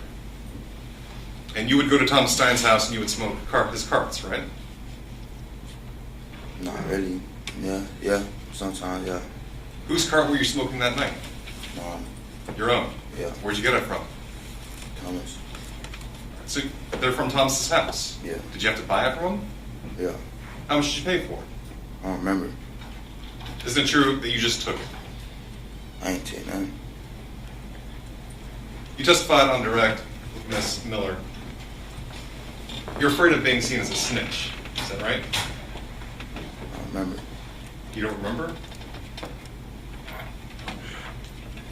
Is that why you keep saying there's only 2 people in the car? You don't want to give up the names of the other 2 people in the car? What you trying to say? I'm saying there's other 2 people in the car. Huh? Who are the other 2 people in the car? There's only 2 people. What you talking about? There's only 2 people. You're afraid of being seen as a snitch, correct? No. And you don't want to give up the other 2 names, do you? There's no other 2 names. You understand that your deal rests on whether or not you were truthful in getting truthful testimony here today? Yeah. It was righteous. It wasn't righteous for what happened, though. It wasn't righteous. Well, I get it. It wasn't righteous. But your deal... And I ain't finna lie about nothing. No, hang on, you have to wait till there's a question. And the deal rests on whether or not you were truthful. No, you understand that? Wait, 1 second at a time. One at a time. You So keep let trying him to ask the put words in question. my mouth. Wait. Let him ask the question, and then you can answer. You understand that your deal rests upon whether or not you were truthful here today. Yeah. And if it's found not to be truthful, that deal is out the window. You understand that? Yeah. So you told him once, you told him twice, there's only 2 people in the car, regardless of whatever everybody else says. Yeah. Who are you trying to protect, Chris? Nobody. I can't protect nobody. It's about giving justice, but I can't do nothing. You know what I'm saying? I ain't do what was righteous. And the family deserve justice for You gotta speak up louder. I said I didn't do what was right, and the family deserves justice for happening. I could have stopped it. You know what I'm saying? I couldn't. Man, that's me every day. I ain't trying to save nobody. You get commissary every month? Yeah. Who puts money in your commissary? Sometimes my dad and my mom. How much is in your commissary every month? I don't know. $200 every month? I don't know. When you were giving your first proffer, Miss Miller asked you, were you trying to protect your family, right? Yeah. Your family being Miss Janice Stewart and Miss Baraka Stewart, Yeah. correct? Yeah. They're here today watching you. Yeah. Your dad's not here though, right? Nah.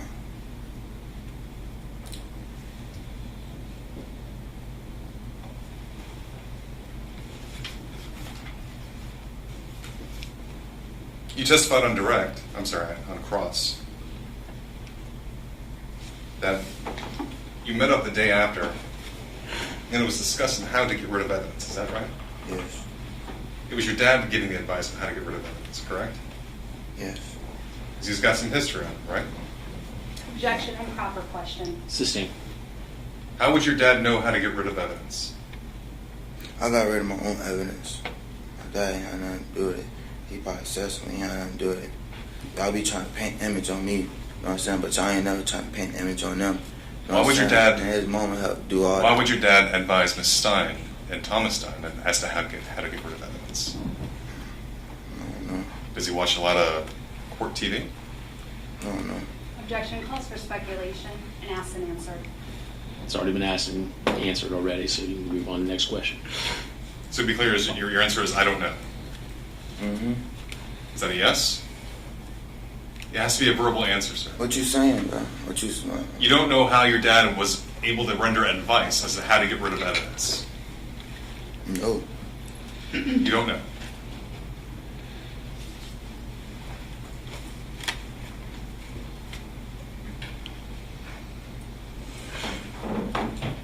You said that in the bank parking lot, you and T hatched this plan to start robbing people. Is that right? Bank in the parking lot. No, the street from down the bank. The street from down the bank? Yeah. So you go and you park at the bank. Is that right? No. That's when you see the yellow Mustang? We was driving down the street. Okay. He started trying to put words in my mouth and let me speak, right? Speak. Tell me how the plan came about, how you're going to rob people. And I want to ask you some questions about that. I already told you, bro. I already told you. You got to be responsive to the attorney's questions and just speak up loud. I already told you. How did you hatch the plan to start robbing people? It was my co-defendant's idea. We were supposed to go hit cars that night, but everything went left. So where were you when you... Wait. You got to let him answer. So go ahead. It was I was supposed to go hit cars that night. I ain't supposed to rob nobody. Where were you when you hatched the plan to start robbing people? There was no plan. I was in the passenger seat though, but there was no plan. You were where? I was in the passenger seat. You were in the passenger seat. But where was the vehicle? Down the street from the bank. Down the street from the bank. Yeah. Did you ever pull into the bank parking lot? No. No. So the whole idea that you were watching for people to go to the ATM and going, the guy with the yellow Mustang, that's all made up, right? What you mean? You testified on direct, you were in the bank parking lot, you were watching the ATM. And you're waiting for someone to go to the ATM. I was in the Let me finish the question, you can answer. And you're waiting for someone to come to the ATM, and you saw a guy in a yellow Mustang. But then you decided, no, I'm not going to do that. I ain't never said I was in the parking lot. I saw it down the street. I ain't never said I was in the parking lot. People just putting words in my mouth. Were you using binoculars? How were you watching the ATM? I'm going to object to this. Well, first of all, it's compound. So, how were you watching the ATM? I told you we were driving down the street. Okay, how were you able to see the ATM? Did you use something to aid your vision? It's a bank. Of course it got an ATM. They was, you know what I'm saying? Of course it got ATM. Okay. But how did you see it? If you were down the street? Down the street, by the stop sign. By the stop sign? Yes. Okay. So you're down the street by the stop sign, and what were you using to watch the ATM from down the street? My eyes. What else I be using? Did you have a pair of binoculars with you? No, because I didn't plan nothing out. You had a mask gun, right? Yeah. You had a gun. Yeah. So you're planning something. No.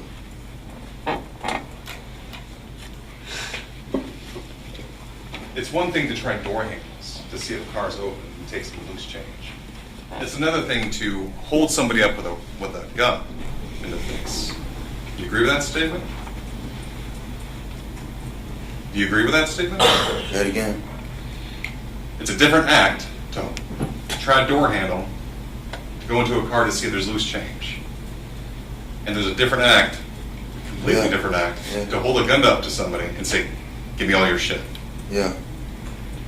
So at what point do you form the plan to switch from going into cars to robbing people at gunpoint?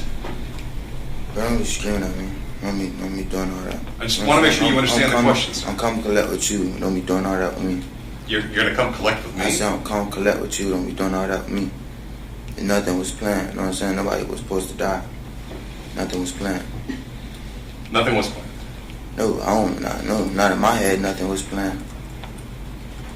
So according to your story, at some point, Thomas is just driving down the road, makes a U-turn after he sees the girls, and you hop out, and what's the agreement? It wasn't planned. It was, how you said, it was impulsive. It was impulsive? Yeah. So what was said? What was the conversation between you and T? You know what I'm saying? You pointed him out. At first I said, nah. You know what I'm saying? But he got time like I was scared to do this, so I said, yeah, I hopped on it. Are you sure this conversation wasn't with the two people in the back seat? I told you there wasn't nobody, and you keep saying people in the back seat. You keep trying to put words in my mouth. There wasn't nobody in the back seat.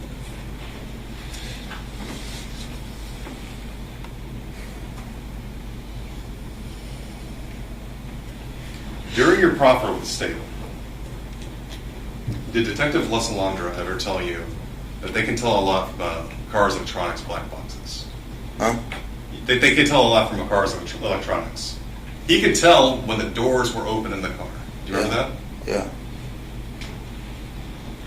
And isn't that why you're telling these people here today, I ran to the back door first, opened it, and closed it, I and did, got bro. in the front seat? I was nervous, bro. I ran to the back door. I shut it because I was trying to look and see if somebody shot. I didn't see no blood, so I hopped in the passenger seat. All right, and didn't you also say that when you... I'm gonna object. Every one of these questions is leading. Counsel called him as a witness. I understand the objection is leading. I'll let you ask your next question. What, if anything, happened when you opened the door to get out of the vehicle to attack the girls? What, if anything, happened when you opened the doors to attack the girls? Did the back door pop open too? No doors open. It was only 2 doors open. Keep telling you that. You act like you can't hear me. You know what I'm saying? I told you twice. I told you hundreds of times. It was only 2 doors pop. I opened the 3rd door.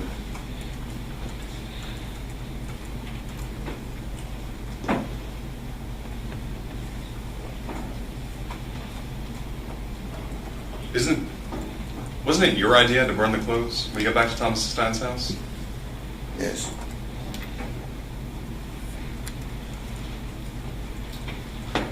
So Ms. Miller talked about the first time you came in to give a proffer, and you met with her, Detective Blessalandra and Ms. Wolf, over at the Cape Coral Police Department. Is that right? Gotta answer out loud. What you said? You met him over at the Cape Coral Police Department the first time? And how long had you been in jail that time? Yeah. They bring you anything to eat? Really? No. You don't remember bragging about the fact you got some Popeyes when you went back to jail? No. You don't remember that?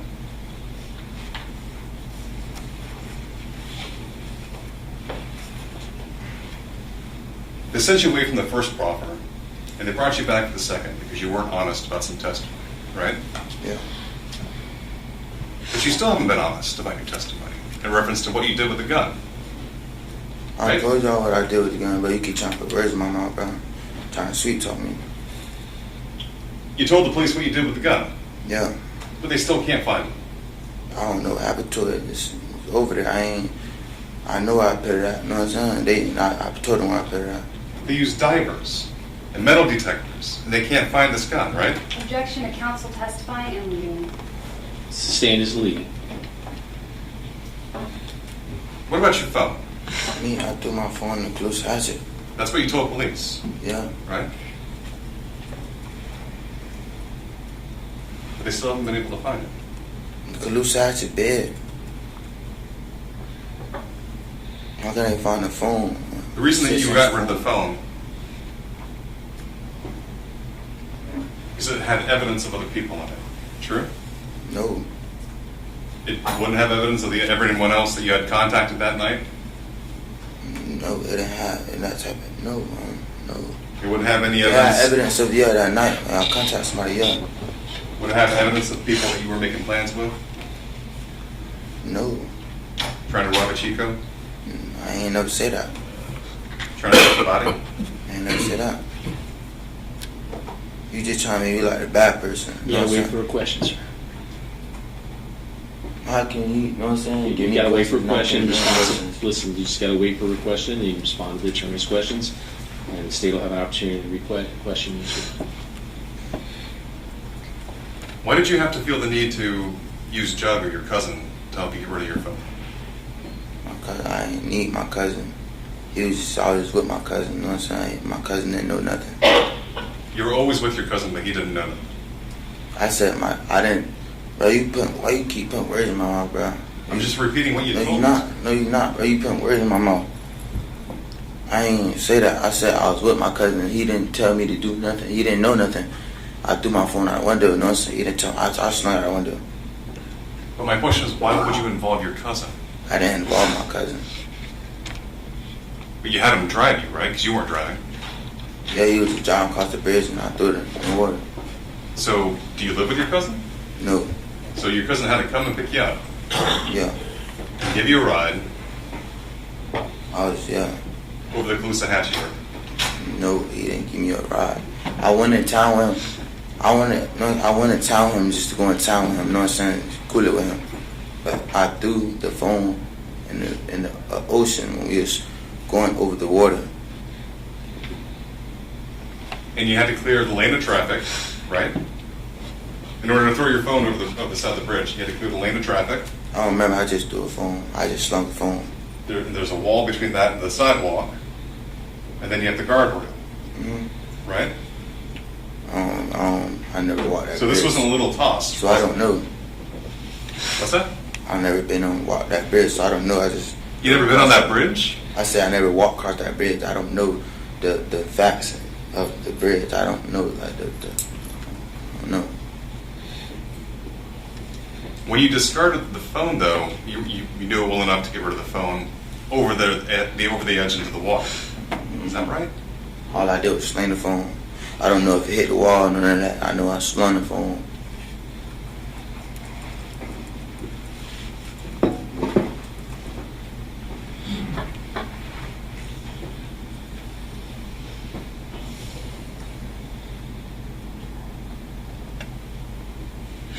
Because of your plea deal, if it stays intact, you're not looking at life in prison, right? Yeah. You're not looking at the minimum mandatory this case brings with it, correct? Yeah. You get your good time and your game time. So you're 15% right at the top. You get time for being good. 15, that's not. I don't even know if that's real. It's a parole here. I don't even know if that's real. It's what? I don't even know if that's real. What'd you say They're before just that? probably trying to tell me something. I don't know if that's for facts. I don't know if it's in the law book.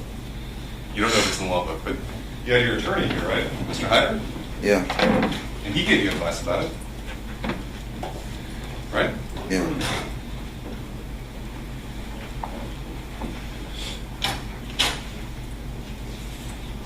And just so I have the timing right, you're arrested, your family's arrested, you give a proffer. Objection, Judge. Going down that road that we discussed before, painting a picture. I'm going to hear the question and then If they hear it, approach.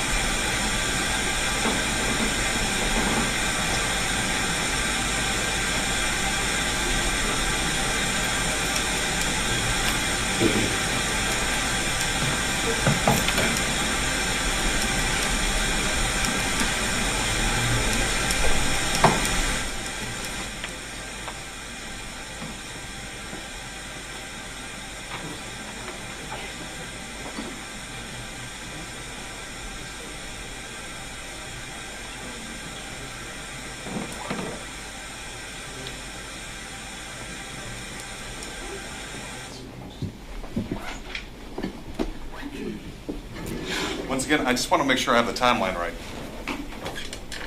You get arrested. Your family gets arrested. Yeah.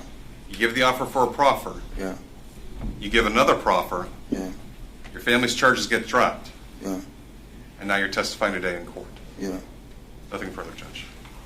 Thank you. All right, sir. Actually, ladies and gentlemen, I'm going to send you back into the jury room for a few minutes. All right.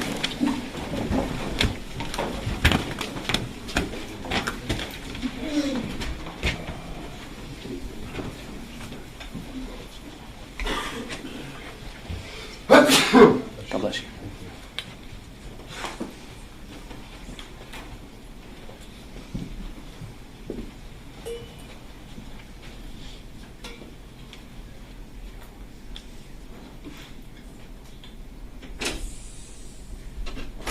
All right, let the record reflect jury's exited the courtroom. You can go back to it. You're excused.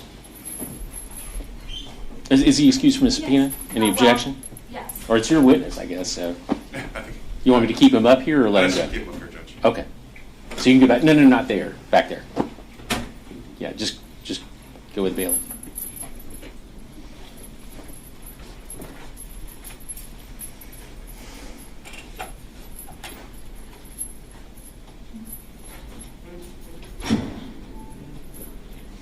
All right.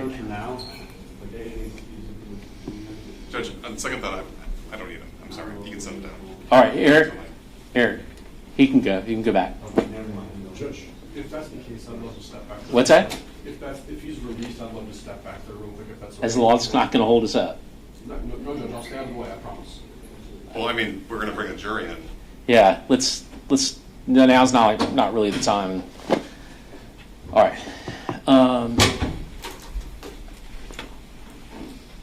So then we just have Mr. Stein, correct? That's correct. Okay. So we're ready to bring the jury back in? Judge, do we want to do that tonight, or do we want to come back on Monday? No, I'd rather do it now. So I haven't even inquired of the jury about their availability on Monday yet. So let's just keep it going, and then we'll see where we get with them. Judge, are we anticipating going into closing this right after? And we'll talk about it. So let's just get through this, and then we'll figure it out. All right, let's bring the jury back.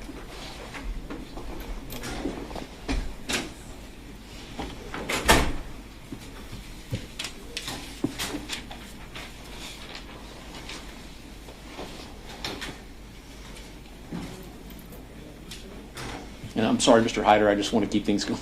I completely understand, Judge. Okay.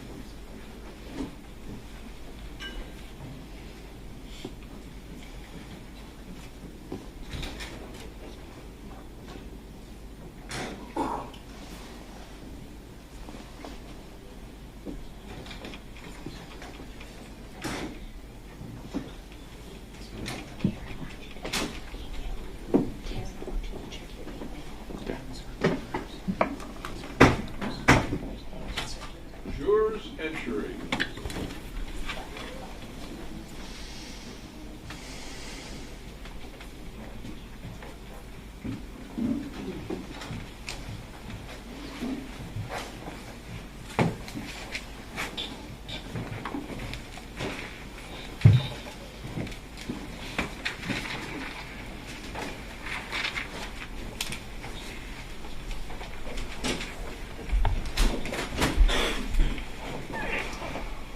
All right, please be seated.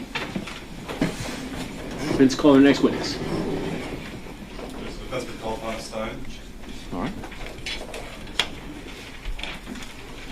Mr. Stein, if you'll just face the clerk, raise your right hand, she'll swear you in. Raise your right hand. Do you solemnly swear or affirm that the testimony you give will be the truth, the whole truth, and nothing but the truth? I do. You can take the stand.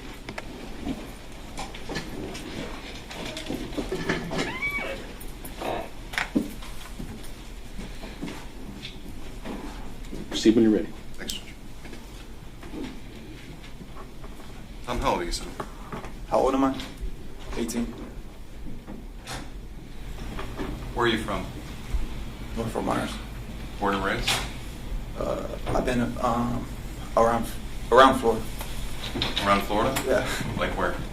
Norfolk Myers, Cape Coral, Arcadia. Okay. What school did you go to before you got arrested? Mariner High School. You're going to speak up. Mariner High School. Mariner High School. Maybe if you just take the mic and just kind of point it at your face. Okay. Is that better? Yeah. What grade were you in? 10th grade.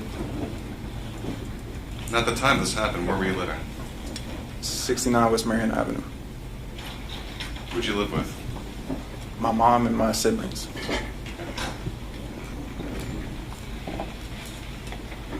How many siblings did you have? 4 siblings at the time.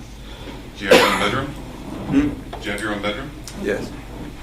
And you heard your mom testify, obviously, here in court yesterday. Yes, sir. About the bedroom assignment, that was all accurate? Yes, sir.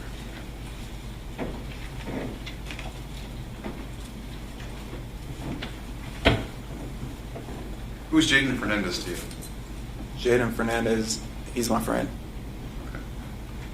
At least he was your friend? Yes. On the outside? Yes. How long did you know him for?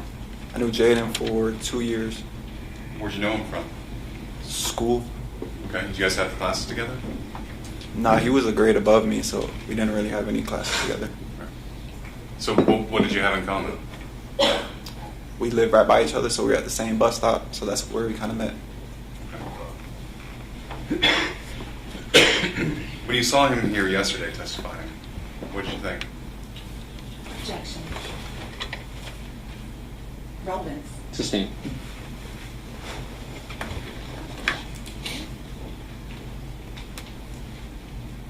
Were you fearful about anything Jaden was going to testify against you about? No, sir.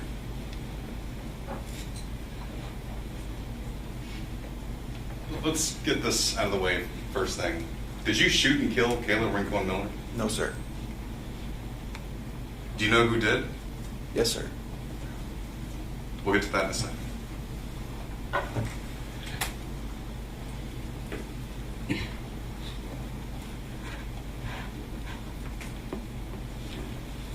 Who pays your bills? My mom. Okay. And what did she pay for? Did she pay for gas? I didn't really have any bills, but she paid for pretty much everything. Food, housing. Cell phone? Cell phone, phone bill.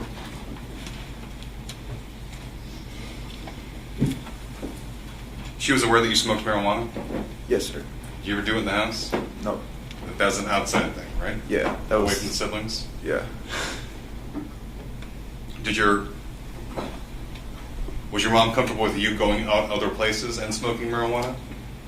Yes, sir. She didn't really have any concern about it, just as long as like I'm in like a controlled environment, like not getting in trouble. So she would rather have eyes on you get in trouble at home than elsewhere? Yes, like she'd rather me do it at the house instead of like being elsewhere and possibly getting in trouble. She had guns in the home? Yes, sir. Right. Tell me about the Glock that she had in the home. The Glock, it's a Generation 5. It's a 40 caliber. I've had the chance to shoot it myself. I've been to the gun range on multiple different occasions. Okay. Was anyone with you at the gun range? Yes, depending on which time, yeah, different people. Like who? My brother, my friend Corey went with me one time. Is that Corey Mormon? Corey Mormon, and DJ Darryl Ford. Now, Darryl Ford, we've heard his name a couple times. He is the co-owner of the 1911? Yes, sir.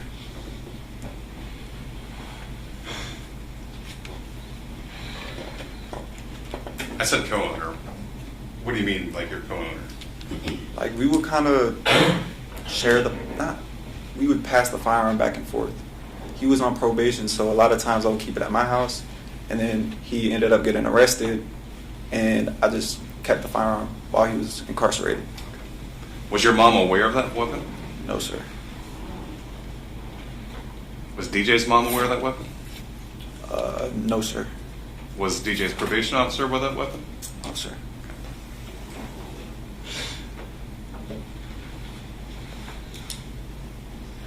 How do you know Christopher Horne Jr.? I met Christopher from Daryl. How so? The first time I met him, we were at Daryl's house, or we were at my house, and Daryl was with me, and he was like, "Do you want Buster to come?" And I was like, "Sure," because I talked to him on like previous occasions on like Instagram, and it was kind of out of the ordinary for me because I typically had the same friend group, and I had a group chat, and they added Christopher, so it was kind of weird because it's like I didn't know him, so I kind of like got to know him over like a couple weeks online, like through FaceTime, and he ended up coming to my house one day, and that's when I met him.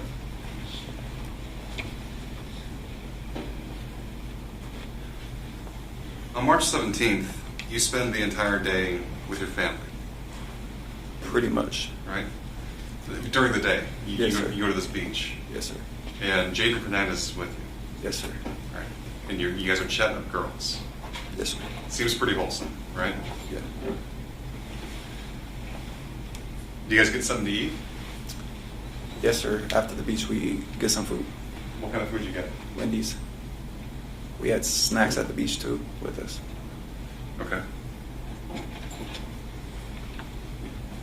So then you drop off Jaden Fernandez. Yes, sir. And your mom's driving the car? Yes.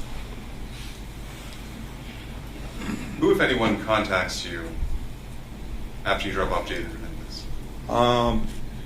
Christopher or Buster, he was messaging me early in the morning, like asking what I was doing, and we were originally planning. We were planning that spring break to go to Fort Myers Beach. So I think I asked him like, "You still want to go to Fort Myers Beach?" Narrative response. Oh. So I asked him if you want to go to Fort Myers Beach, and we're just kind of in contact throughout the day. And then I was at home, and either I called him or he called me. I don't really recall, but I called him or he called me, and then he was like, "You want to hang out?" And I was like, "Sure." Okay. Was he aware? Huh? Was he aware that you had access to the rental car? I told him I had the car. I told him, yeah.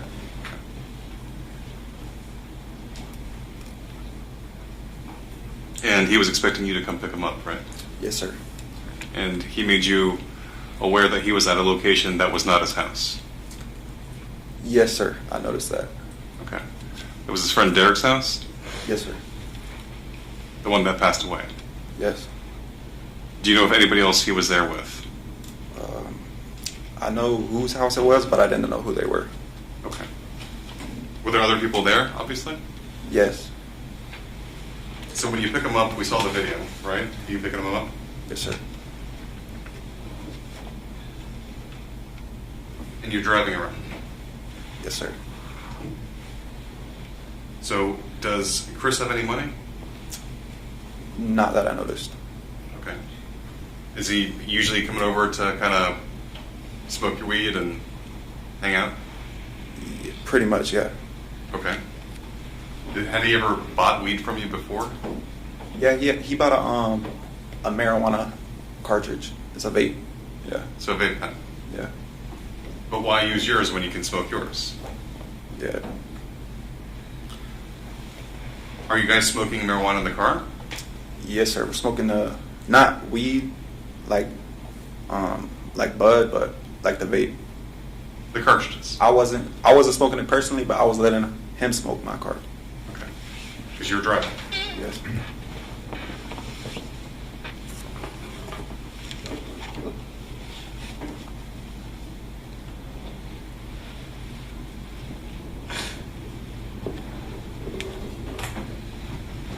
Tell me about this idea that you guys have about going into open cars. After I picked him up, we drove to the movie theater, and I was just kind of like seeing the area, because I'm from the area. I know a lot of people around there, and I was just driving around there to see if there was anybody I knew to try to find something to do.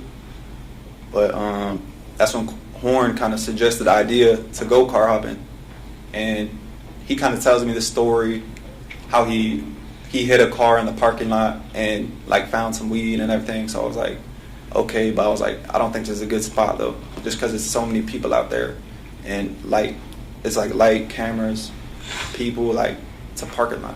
You were nervous about it? Yeah. He called it car hopping? Yes. Did Chris have a mask with him?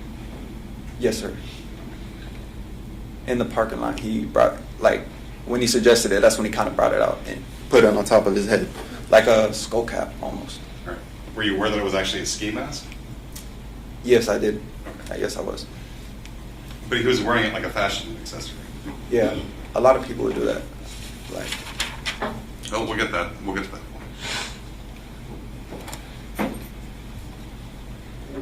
So you're driving around, and what happens next? Do you get a call from Jaden?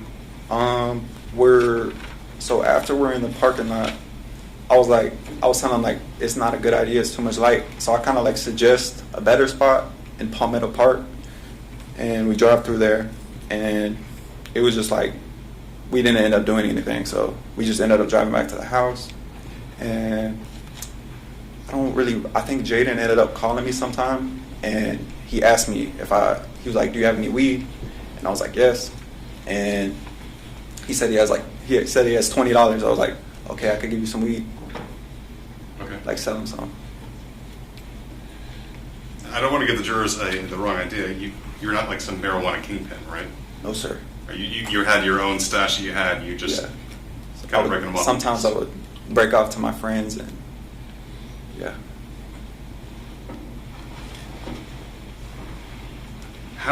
So obviously, when you're selling marijuana, it's kind of a dicey situation. Would you use a messaging platform to sell that? Yes, I did. I had it's an app called Telegram. It's a group. So I would kind of promote it on my Instagram. I would put the link, and it's like pretty much anybody could join it, and I have to accept them into it. And on the Telegram, I would kind of like list. I would get like not a lot of weed, probably like an ounce or 2 ounces, and I would just list it, and it'd just be people I knew, and I would just like sell it to them to make a little money. And just the fact that it's like you buy like 2 ounces, you sell 1 ounce for the same price you bought both of them for, so it's like you have an ounce of smoke for free. Okay. And you said this was like a link that was on your Instagram page? Yes, sir.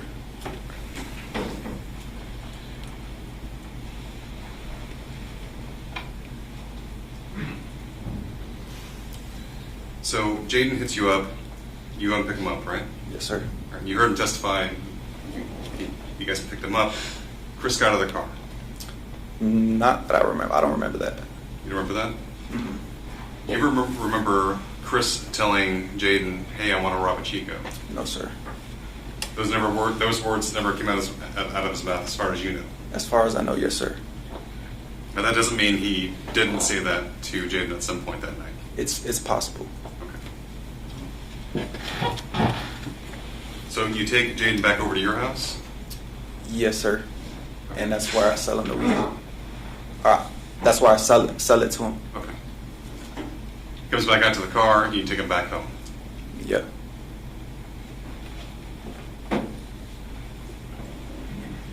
So afterwards, are you again driving around with Chris looking for cars to check door handles on? No, sir. What's the game? After we drop Jaden off, that's when we get on the live video that the state showed the jurors earlier, and we were just listening to music, and then we cut the live video off, and that's when Chris kind of tells me, he tells me like if I want to hang out with his homeboys. I was like, who? And he's just like, oh yeah, it's some people I know. So I'm like, sure. Okay. So yeah. So how do you know these people? I don't know them. They're Christopher's friends. Did he ever mention their names? Yes, he did. Okay. When I imagine at some point you picked him up, is that right? Yes, sir. Where'd you pick him up? The church. Were they together, or did you have to wait for each one to arrive? They were together. What was their names? Christopher referred to them as, one of them JD, and the other one's name is Trey. And you never seen these people before? No, sir.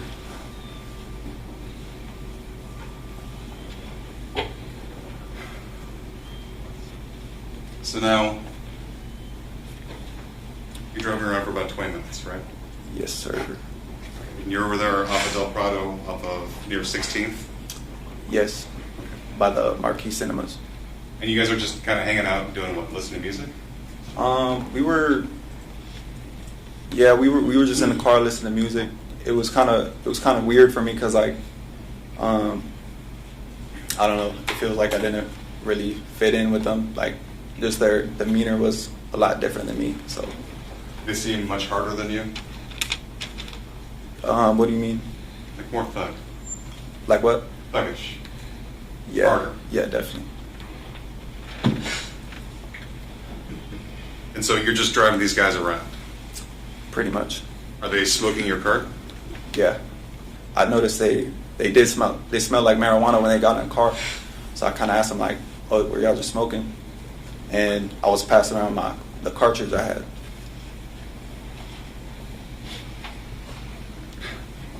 So at some point you see the three girls, right? Yes, sir. Did any of them look like guys? No, sir. You see the three girls, and what do you do? We're driving down the road, and we see the three girls, and we're all kind of just looking at them. We're checking them out, like we're kind of just like who's the best one? Like they're like beautiful girls, so we're just kind of like seeing which one looks the best, like off our opinions. So is this when you're kind of driving by real Yeah. slow, and you're looking at them, right? Yeah. And you kind of like stare at them in your face. Yeah. Do you see them look back at you? Yes, sir. Does anyone in the car seem to recognize any of the girls? One of the individuals told me, he said he thinks he recognizes one of them. Okay. Which girl? Oh, which individual? The one Bus referred to as JD. Where was JD sitting? He was behind me in the driver rear. Driver rear? Yes, sir.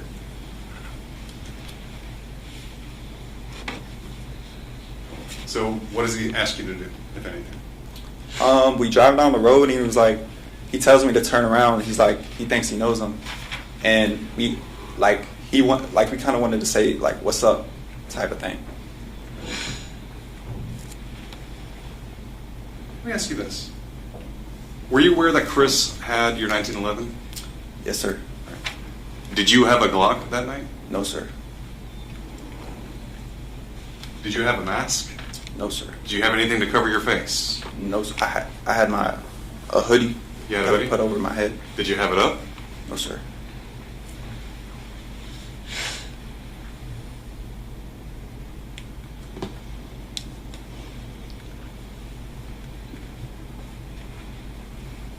So you turn around and you approach the three ladies in the room, right? Yes, sir. What happens then? As we're arriving, or as we're pulling up on them, I kind of, I'm kind of like nervous because it's kind of like a weird scenario. Like, JD wants to say what's up, and it's just like, we're on a dark road. It's like they're walking down. So as I'm driving, I flash the high beams to like acknowledge our presence type of thing. Just say, hey. Yeah. Over here. Yeah. So, and before we get to, I'm thinking, in my head, I'm thinking they're gonna roll down the windows. But as I'm pulling up, JD or someone in the back seat, they crack the door, so the car starts beeping on the dashboard. So I'm like, okay, so I guess they're gonna get out the vehicle. So when the car door opens and the car's in drive, the door starts beeping?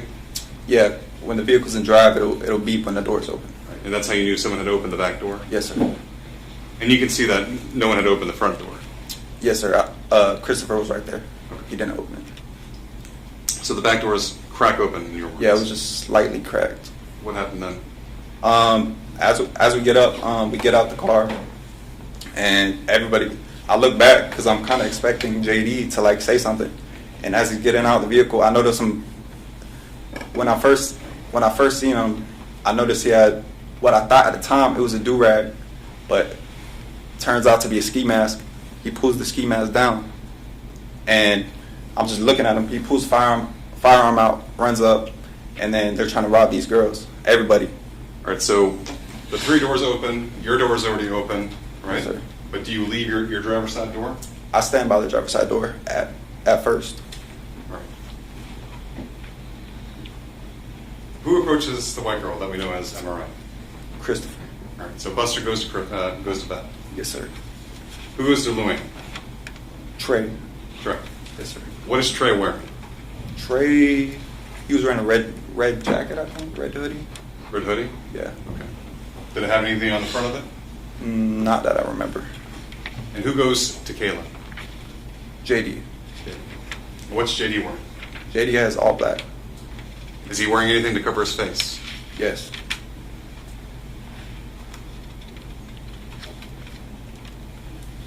Does JD have a gun? Yes. Does Chris have a gun? Yes. Do you know whether or not Trey has a gun? Not 100. He had to, yeah. You're assuming that he did? Yeah. So what's going on at this scene? You're kind of seeing this unfold before you. What's happening? I'm just, well, it was in moments. It was like as they get out the car, it's within 10 seconds. Christopher runs up to Emma, Trey runs up to Deja, and JD's at Kayla, and everybody's kind of like struggling. And out of the 3 of them, I kind of noticed Kayla and JD. They're kind of almost in like altercation. They're fighting, like hands flying. Yeah, like it's like they're moving back and forth. Like looks like they're fighting. Like Kayla's defending herself from him. What do you do? So at this point, I kind of run up to separate them. Like, and before I even get up, that's when the gun went off. So before you even arrived at the 2 of them, the gun had gone off? Yes, sir. When the gun went off, what did you do? I was shocked. I was like, I believe I said, I was like, oh shit, or something along those to lines. that effect. Did you hear someone yell, "Why did you shoot her? Why'd you shoot?" Yes, sir. You guys got back in the car, right? Yes, sir. We all ran back to the vehicle. And then you took off? Yes, I took off. Pulled off. Just to be clear, were you aware there was going to be a robbery? No, sir. Your plan was first off to go into open cars, right? Yeah, check door handles. And then hang out with these 2 boys? Yes, sir. With Chris.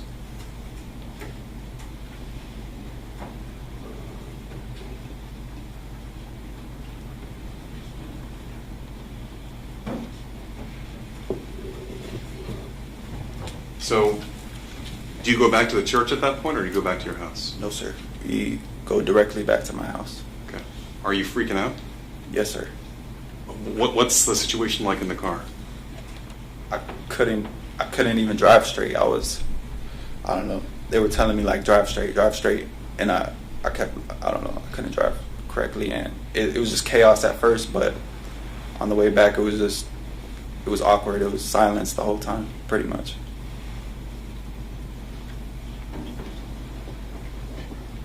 What was the guy that had pulled the trigger? What was he doing, JD? On the way back? Yeah. He was panicking.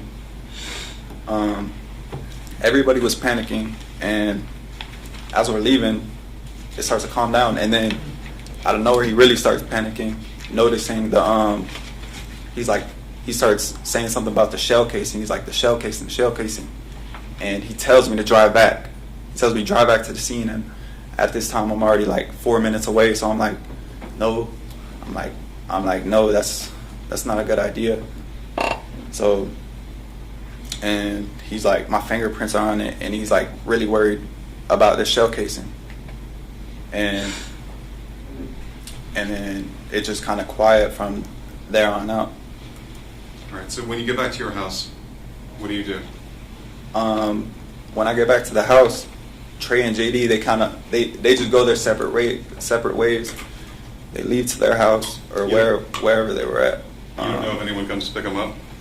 No, they just kind of left. Like, they didn't even have the chance to go into the house or anything. They just kind of got out at the driveway.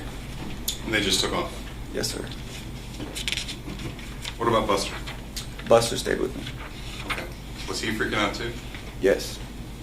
What, if anything, did he say that you guys had to do?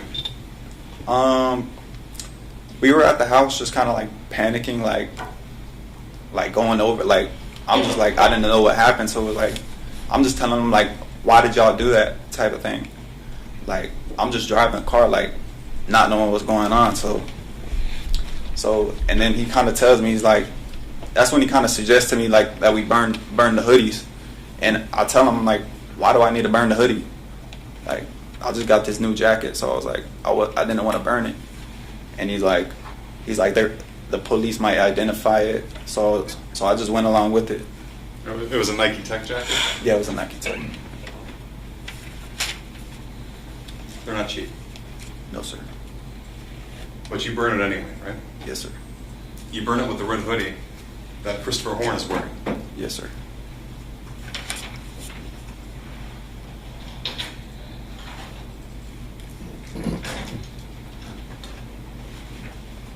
Does Chris still have the 1911 that he was holding? Yes, sir. Does he ever get rid of it? Not at the time, sir. Do you know whether or not the 1911 had bullets in it? Not that I'm aware of. When you got back? Oh, yeah, it did have bullets in it, yeah. So, where did the 1911 come from? It came from me. Okay. How? When I picked Christopher up, he asked me if I had the gun, and I said yes. And he wanted to hold it, so I was like, we're going to be together through the night anyway, so I wasn't minding him holding it. Okay. Did you ever see him take the bullets out of the gun? Not that I remember. He might have. I don't know. Had you ever shot the gun before? Yes, I have on a previous occasion. How many bullets, if any, were in the magazine, to your knowledge? I think the magazine holded 8 bullets. Okay.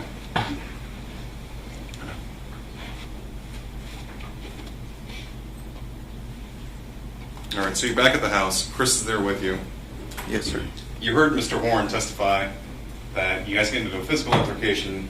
You hold up a gun, and there's a stove-piped shell casing sticking out the top. Yes, sir. Did that happen? No, sir. You didn't take the stove-piped shell casing out and throw it into a toilet? Absolutely not. Where was that Glock? Where was the Glock? Yeah. It most likely was in my mom's safe. My mom kind of had control of all that. Okay. Did you have a key to the safe? I didn't have my own key, but I would sometimes, the key was on her keychain, and sometimes I would be slick and I would steal the key off of it, and sometimes I would go in the safe and take the gun. Okay. And then you guys would make those horrible rap videos that we had to listen to, right? Yes, sir.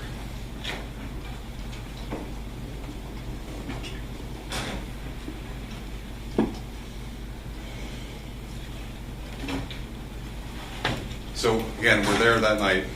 It's after the shooting. What's Chris saying to you, if anything? Objection as to hearsay. I'm sorry, what? Is it objection as to hearsay? Ooh. What was the question? What if anything, did Chris say to you? When? The night after? No, the night of. Did you guys get into a fight? No, sir. Did you ultimately take him home? My mother did. Did you give his dad the wrong address? Not intentionally. But you put your address into his phone for his dad? Yes, sir. So Chris definitely had his phone then? Yeah. Did you see anyone else that he was texting with after that happened? Not that I noticed.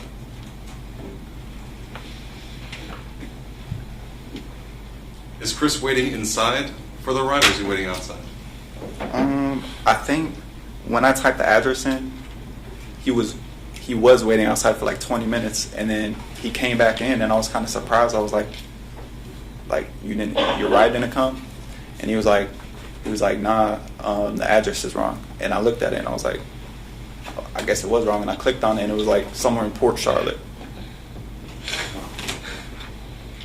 So he goes home then? My mom gets back from the gym with my brother, and I asked her if she could drop him off. And she does? Yes, sir. The following morning, your mom's approached by the Horne family to meet. Is that correct? Yes, sir. And you go? Yes, sir, I go with her. At some point during that morning, you had a conversation with Buster, and you wanted to go to the police. Is that correct? Yes, I think so. Okay. And did I want to go to the police? That you wanted to go to the police. You were going to call 911. I didn't want to go to the police. But you felt like you had to, right? Almost. But I was kind of scared to do so. Of course. Objection as to the remark of counsel on the testimony. I'll withdraw. Let's just move on. So you and your mom drive to a park where you meet with the Horne family, right? Yes, sir. And then you go back to, I guess, his grandma's house? Yes. That's Ma Dana's house? I didn't know whose house it was.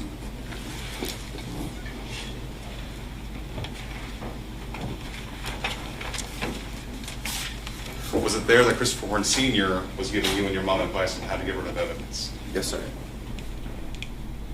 Was it there that he offered to pay for your legal services? I think possibly. Or that might have been some other time?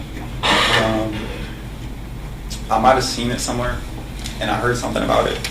So I think he did say something to that effect. They were concerned that if you got caught, that I was going to say something. Right. And obviously it was going to come back to you because... Objection as to leading. Sustained.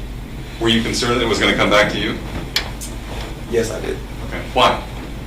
Because the car was rented by my mom, and I'm her son. And you weren't wearing a mask? No. Right? And it wasn't like you were trying to hide your identity, right? No. Especially when you rolled up on these girls at 5 miles an hour, you're looking right in the eye. Objection as to leading. Sustained.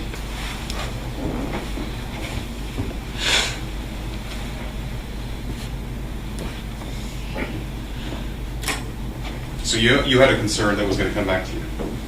What? And they had a concern that you were going to talk if you got arrested. Yes. Objection as to leading. Sustained. Did you have a concern it was going to come back to you? Yes, sir. Were they concerned that you would talk if you got arrested? Yes, sir.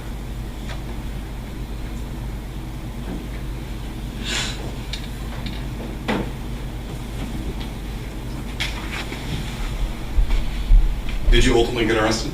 Yes, sir. How long after? 2 days after. 2 days. Where'd they arrest you? Off Bayshore. You were driving with your mom? Yes, sir.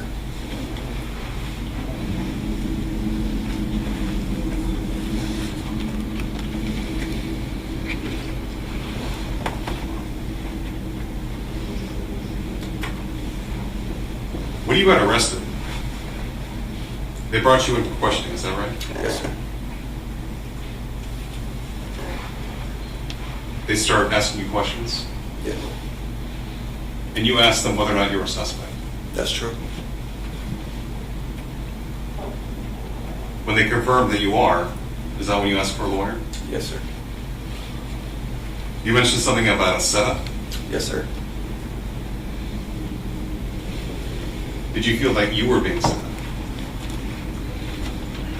Somewhat, yes. I kind of felt like I was almost being like taken advantage of, just because I could drive and I didn't know these people, so definitely.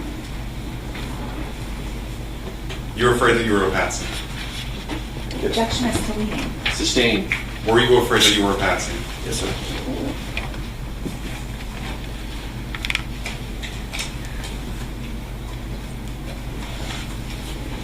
Just like that. You may.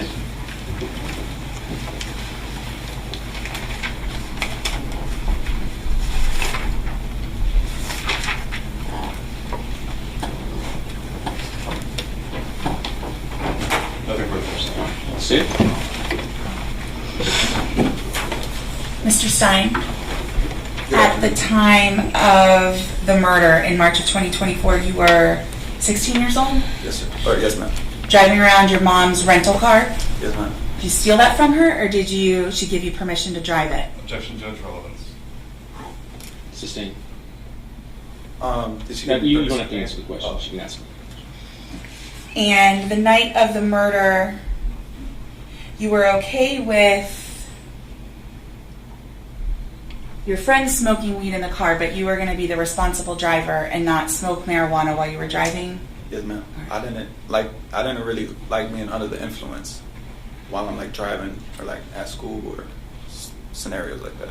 But your mom didn't want you to smoke weed at home, right? She allowed me to just because she didn't want me to smoke in like different areas where I could potentially get in trouble. Oh, I misunderstood. So your mom did let you smoke weed at home because that was the controlled environment? Yes. Okay. But not in the house though, only outside. So on the property, but not inside the home? Yeah, that was no go. And you've heard about the Glock 27 we've been talking about during this trial and the 1911, right? Yes, ma'am. Both of those guns that have been discussed in this trial are your guns, is that right? No, ma'am. No? Which one is not your gun? The Glock 27. Whose gun is that? That's my mother's. Oh, I'm sorry. It's a gun that your mom bought for herself? Yeah, that's my mother's gun. So it's not true that your mom bought it for you? That's not true. And you said you went several times to the gun range with various people? Yes, ma'am. And how old were you doing that? 16. And what gun ranges were letting 16-year-olds go practice in the gun range? I think all gun ranges allow it. It just, your parent has to sign a waiver saying, like they're kind of there with you. So your mom brought you and your 16-year-old friends to the gun range to practice playing with the guns? To practice, kind of just for like self-defense type thing. Not self-defense, but just kind of have fun. How many times have you hung out with Christopher Horne? Probably like 3 or 4 times. In total? Like somewhere around there. 3 or 4 times, maybe 5. And in those 3 to 4 times, I think you indicated that he was always smoking your weed and wanting rides? Pretty much. So the times that you hung out with him on those 3 to 4 occasions, you were always driving him around and supplying him weed? Yes, ma'am. But you charged Jaden Fernandez for marijuana, isn't that right? Yes, ma'am. But you didn't charge Christopher Horne? When I'm with him, I'm not just like selling him. Like if I'm smoking, I'm not gonna just like sell it to him. I'll just let him smoke it with me, or like just being like friends. Like I'm not gonna charge him just to smoke with me. The person that you knew and hung out with 3 to 4 times, you weren't going to charge him to smoke? Not with me. But if he wanted to buy something, I would let him. Now, when Jaden Fernandez contacted you to buy weed on the night of the murder, he wanted how much? $20 worth. How much is that? 2 grams. So and there was a little dispute that night about whether you'd actually given him 2 grams or 1.9 grams. Isn't that right? It's not a large amount of weed, is it? Yeah, it was. I don't really remember him saying anything about it, but I think on the scale of like 1.9, and it was supposed to be 2 grams, so I didn't think it was a big issue. But that's your friend that you've been friends with for quite a long time, right? Yeah, like the missing amount was probably like $1 worth, so it wasn't an issue. And you spent all day with Jaden Fernandez at the beach? Yes, ma'am. Had a good time together? Yes, ma'am. And he asks you for $20 of 2 grams of weed, and you sell it to him instead of giving it to him? Yes, ma'am. But that's because you're running an operation through this Telegram app, is that right? Pretty much. Okay, so you're using your Instagram to advertise your business, your weed selling business on Telegram? Yes. So you're not going to give away your product? It depends on who, like, my friends are. I might, like, bless them up or just give them something for free. And going back to March 17th, that night, once you left your home with that Pathfinder, you were the driver the entire night. Is that fair? I'm sorry, I was speaking over you. Was that a yes or no? Yes, ma'am. And I believe you said you were okay with the car hopping, but you weren't okay with doing things other than car hopping. That's your testimony today? Yes, ma'am. I wasn't aware anything else was going to happen. But if your testimony is that if you had been made aware, you would have said, nope, I'm not participating in this. Absolutely. And you would have turned the car right back around and taken everyone back home. Most likely. Well, most likely, or no? Objection, Judge. Speculation. They're talking about hypotheticals at this point. I think it's been asked and answered, so sustained, but... And in fact, when Christopher Horne had suggested going car hopping, you actually just wanted to do it closer in a location where there weren't so many people who could potentially catch you. Isn't that true? Yes, ma'am.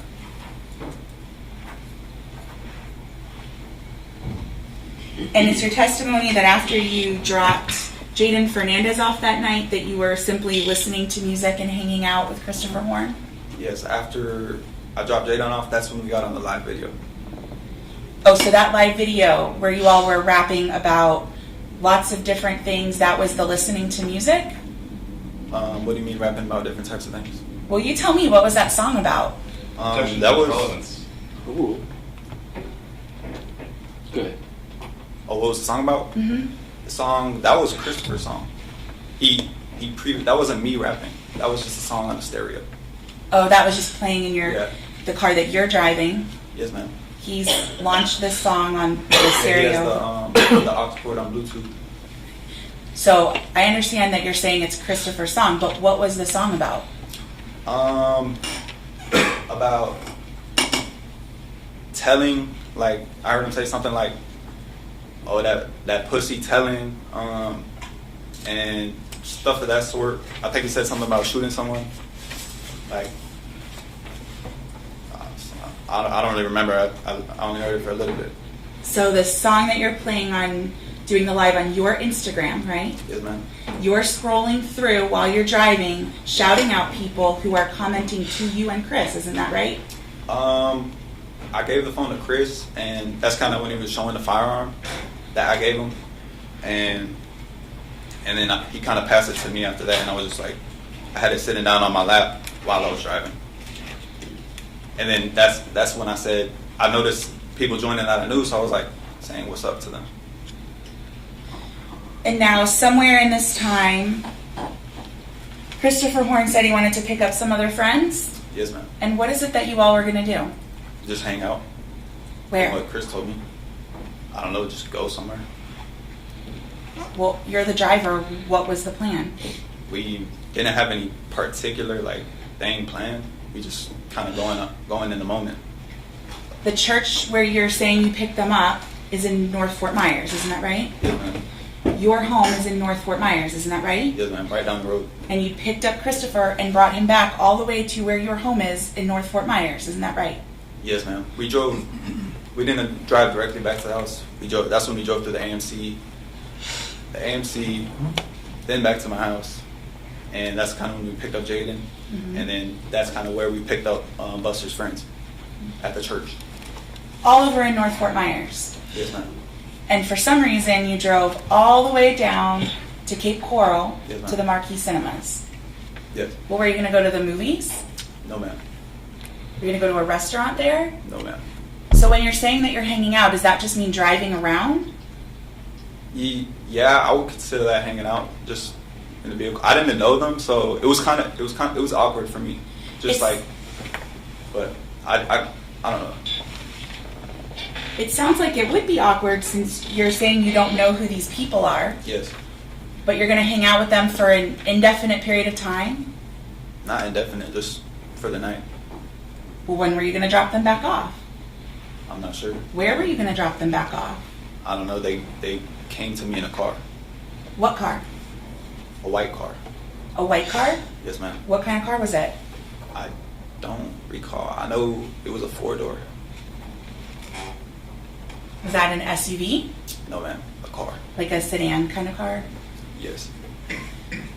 And the only thing you remember about it is that it was white? Yeah, light colored vehicle. It might have been gray, maybe white, from what I remember. A light or white 4-door car? Sedan. Yeah. Newer car, older car? Somewhere it was probably like, I don't really remember. It was probably like a 2005, 2010. 2005 or 2010? Somewhere around that range. And the white car rolled up to you. Someone else was driving the white car, or did one of these two individuals drive the white car? Someone else was driving the car. You know who that person was? No, ma'am. So they dropped them off so that you could pick them up? Pretty much. We met at the church. And now, again, this is the church that's in North Fort Myers. This is not where Christopher Horne lives, isn't that right? Yes, ma'am. It's a church in the middle of the neighborhood. Okay. And he lived in Cape Coral. Yes. But this is a church near your home. Yes, ma'am. That's an answer, Judge. Objection. Now, you've named two people here today that you say were the ones involved in the shooting. Yes, ma'am. JD. JD and Trey. Well, let's talk about JD. I assume that's a male. Yes, ma'am. What did he look like? Black male. Probably had short hair. He had something over his head, so I couldn't really tell. What was he wearing? From what I remember, he was wearing black. All black? I think so. Have any kind of accent? He just kind of talked with slang, like. And what about Trey? What did he look like? Well, I assume I should clarify. That's a male also. Yes, ma'am. And what did he look like? Trey was more brown skin or like light skinish than black, and he kind of had it looked like he had dreads. And what was he wearing? He was wearing a red hoodie or jacket or shirt. Was he matching Christopher Horne? They were both wearing red, yeah. Was he wearing a red hoodie or a red shirt? It might have been a shirt. I'm not 100% sure. But you don't remember? I know it was a red top. And so they were vaping and smoking in your rental car after you picked them up? Yes, ma'am. And I want to make sure that I understand where everyone was positioned in the car. You were in the driver's seat? Yes, ma'am. Chris Horne was in the passenger seat. Directly behind you was JD? Yep, and Trey was in the rear passenger. And remind me again, which one of them is who you said today is the one who shot Kayla? JD. So he popped out from behind your seat? Yes, ma'am.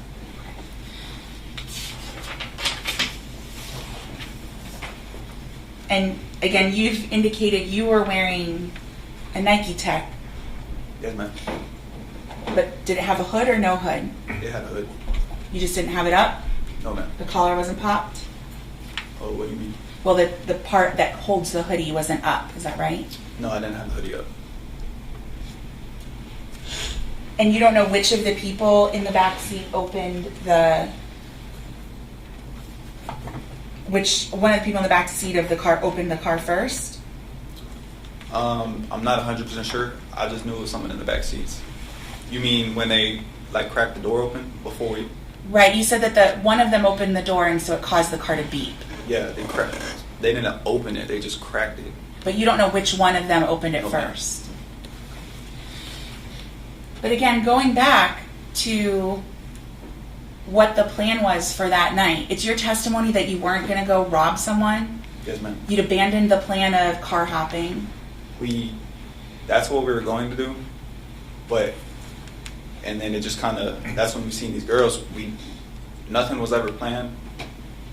I didn't know anything was going to happen. How many times did you drive past the girls?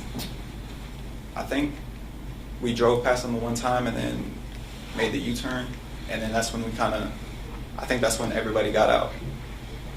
It might have been, I think we might have possibly drove past them one more time, but I don't really remember. In fact, you drove past them once, twice, and a third time before you turned around and flashed them with your high beams. Isn't that right? Yes, ma'am. I think so. And in that time that you're circling back and forth, y'all aren't discussing what's going to happen when y'all stop? No, man. We were just talking about, like I said, JD said he might have knew her. I don't know which one he was referring to, but he said he might have knew her, and like they wanted to say what's up. In my head, I'm thinking they just want to talk to her, like not talk to her, but like hit on her. In fact, aren't you building up your nerve by driving back and forth to jump out and do this robbery together? No, ma'am. And when you get out of the car, and everybody gets out of the car, it's your testimony that you stayed and watched while everything happened? Yes, ma'am, for a moment.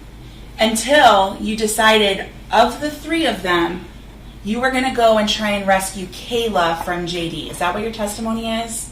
I wouldn't say rescue. I just noticed out of the three of them, like Kayla and JD, they were really struggling the most out of them. And like JD, it looked like he was like about to attack her, like possibly maybe hit her with a gun. So I just kind of went up to separate them.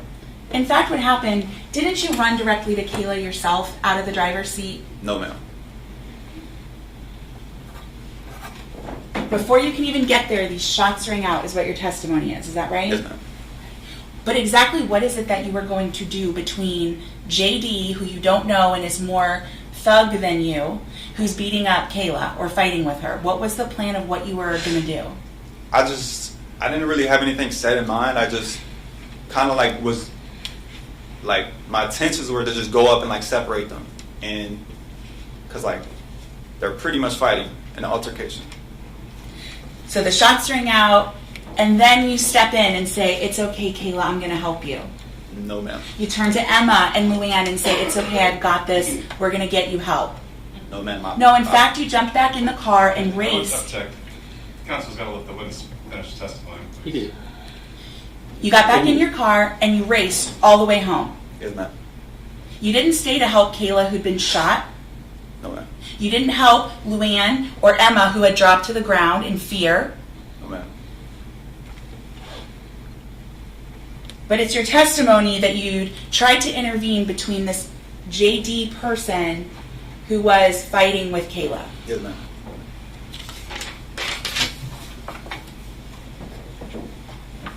When you get back in the car, where is this shooter? Where is he sitting in the car? He gets back in the same seat he was in. Behind you. Yes, ma'am. And a few minutes into this ride that you're racing back home, he says, "Oh, I left evidence at the scene and I want to go back." Is that right? Yeah, he said the shell casing, he thought the shell casing was at the scene because I guess his gun was a semi-automatic. So the guy sitting behind you with a gun, who you don't know and is more thug than you, yes, ma'am. is telling you to return to the scene. Yes. And you say, "Oh, no, I can't do that. We got to get home." I just thought, at the moment I was just panicked and I'm just thinking it's crazy. Like, Who's Kalina? Kalina, that was a female friend I was talking to. And you talked to her or tried to talk to her the night of the murder? Yes, I did call her. Why? So after this was after Horne left. I was just I was stressed out. Like, I didn't know what was happening, like, really, like, what went on. I'm just trying to wrap my mind around it. So I'm just kind of stressing, and I just wanted someone to talk to, type of thing. And I made a few phone calls that night. Who's Daniel Martin? Daniel Martin, that's my friend. Who? How are you associated with him? He's my friend. Okay. And you called him the night of the murder? Yes, ma'am. Did you talk to him? I don't remember. I don't think he picked up. And what were you going to talk to him about? I don't know.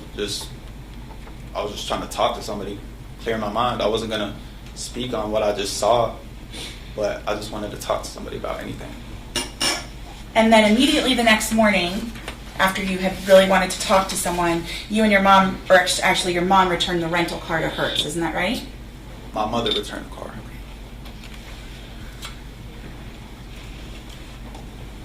And you were obviously concerned that the car would come back to you. You testified to that, right? Yes.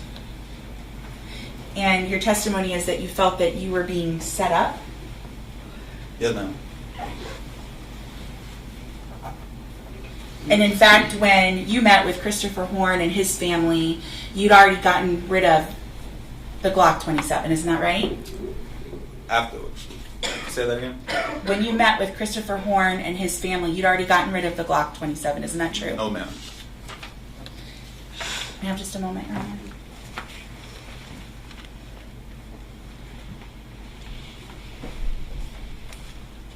I need just a moment, please.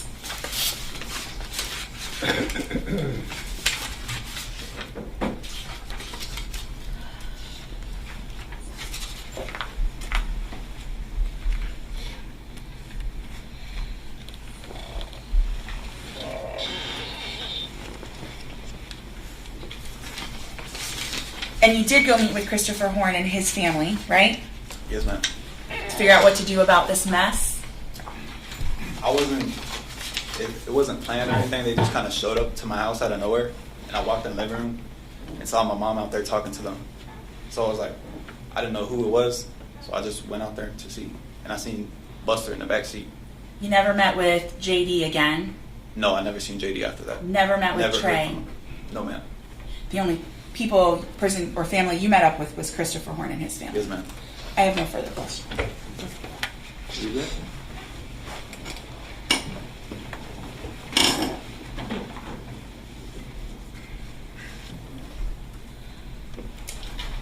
Ms. Wolf mentioned that you were driving back and forth building up your nerve, right? She asked you about that on cross-examination? Yes. How fast did you pass them? How fast were you driving when you passed them by? From what I remember, we were going pretty slow. Okay. And you had nothing covering your face? No, sir. And you were looking right at them, checking them out? Yes, sir. You weren't building up your nerve, right? No, sir. Are you nervous here today? A little bit, yes. A lot of it, right? When you met with the Horns family and the Stewarts, they were giving you instructions on how to dispose of the evidence. Is that Objection true? asked and answered on direct. Overruled is that objection.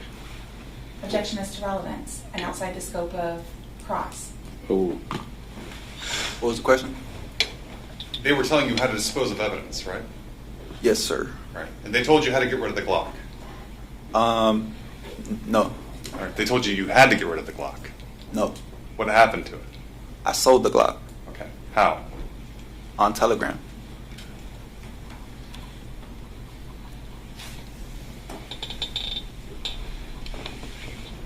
Were you scared that having a gun would link you to this crime? I didn't have a gun. The only gun I had was the 1911, but Christopher kind of took it when he left that night. Did you see him discard the gun? No, sir. Did he ever tell you what he did with the gun? Yes. What did he do with it? He told me in jail, he told me he threw it in a river. Okay.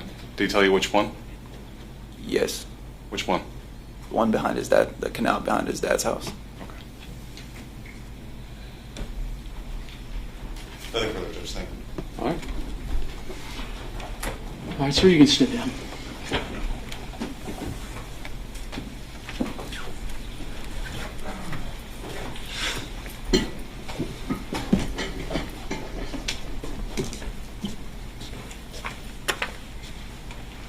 All right, Mr. Wheeler.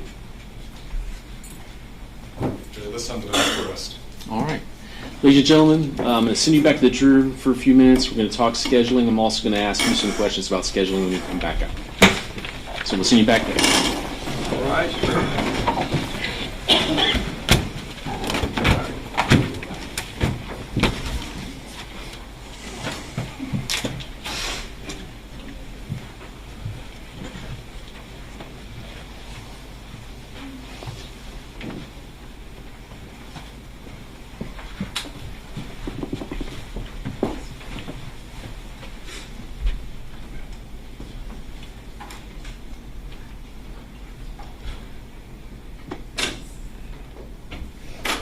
The record reflects the jury's exited the courtroom. So scheduling wise, at this point, it's 5:30, but the state and defense have rested.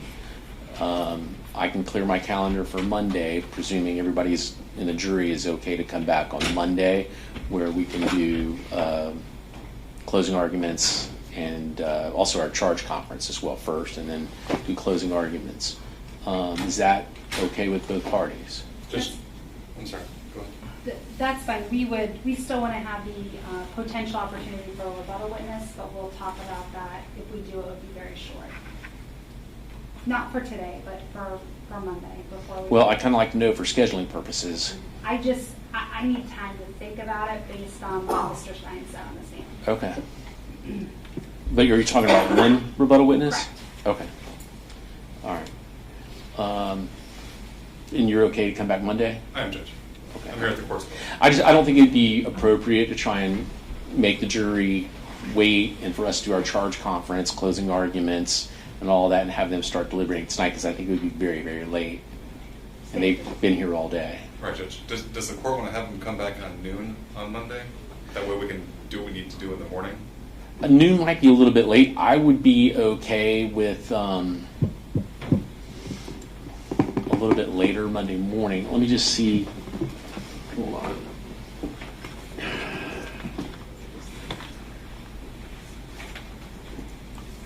Right now, my judicial assistant is scrambling, trying to figure out what she's going to do with the hearing scheduled Monday morning. So, let me just take a look.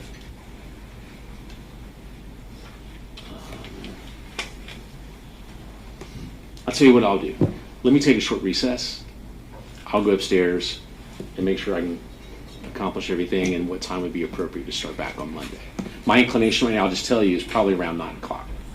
But let me just see what else I've got. Just so we know it's 5:30, the jurors are back. They're kind of waiting for us to. I'm in a hurry. I'm in a hurry. I'm not going to keep anybody waiting unnecessarily. All right, we'll be in short recess.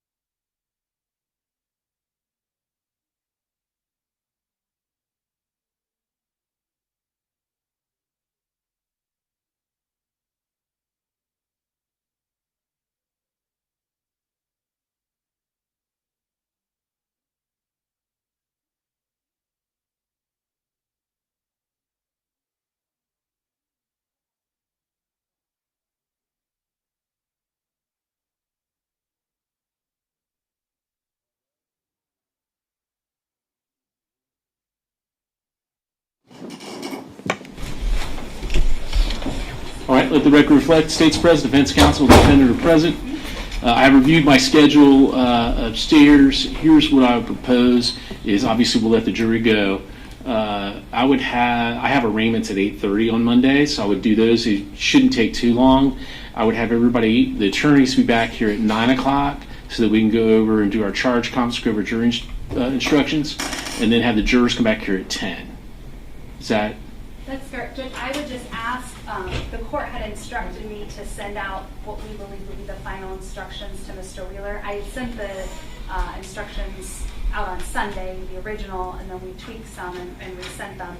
And I'd asked if he would respond if there's any changes or corrections. I didn't hear from him, but I would ask that over the weekend that he gives us that time to talk about it, so we don't spend so much time Monday morning. No, I want you to communicate between now and then. Yes.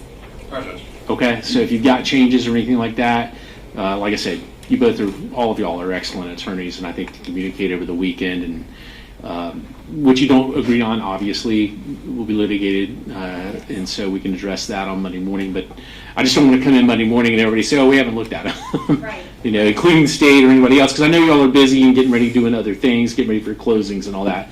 But like I said, you can't finish a trial without jury instructions, so they're pretty vital in terms of finishing the case. So, Is the state asking for lessers? what's that? Yeah, we have all the mandatory lessers. All the lessers are in. Everything's in that we sent in the original packet. These are all standard instructions. Right. I put in there. There's some blue highlighted that we think we should ask. I see you've got about 53 pages of instructions to read. I thought it was 70, but Okay. 53. Then that sounds. Well, make good. sure that's correct, but whatever I have to read, I will. But And I did realize the principal instruction should have been inserted in a few more places, so we'll make sure that's inserted. All right. But other than that, it just that Mr. Wheeler, I've looked them over numerous times. I've had numerous people in my Certainly. office look them over, so he can just let me know. Judge, if Ms. Miller would just be so kind as to highlight the changes she's made to the standard jury instructions, I might not have a problem. I did it in blue, and I put that in email. It's in blue highlight.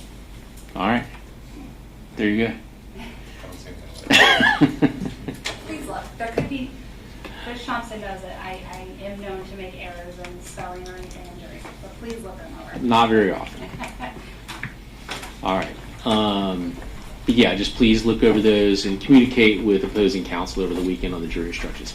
If it's all right, I'm going to bring the jury back in, excuse them, giving them the same caution instruction, and let them go home for the weekend, come back Monday morning at 10 a.m. Is that agreeable? Yes, sir. Okay. I Yes, will sir. not be packing on Sunday to go to the DNA conference. So. The what? I have a DNA conference I'm supposed to be at all next week, but that's okay. Okay. Trial takes precedent. I have a human trafficking start on Monday. All right. Is the court's practice to charge and then go into closings, or close Closings, charge? and then I read the instructions. All right, Judge. Thank you. Yeah. And then that's why I think I read it in the preliminary instructions to the jury as well. Okay. All right. Let's bring the jury back in.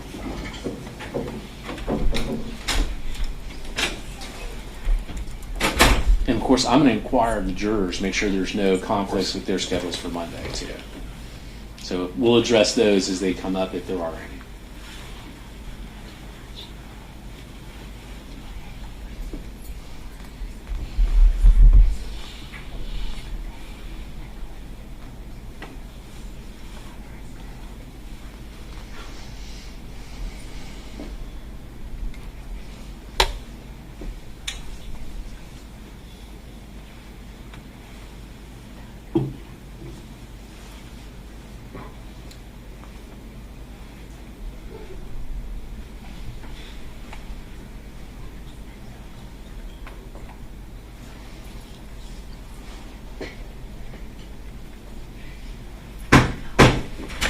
Jurors entering.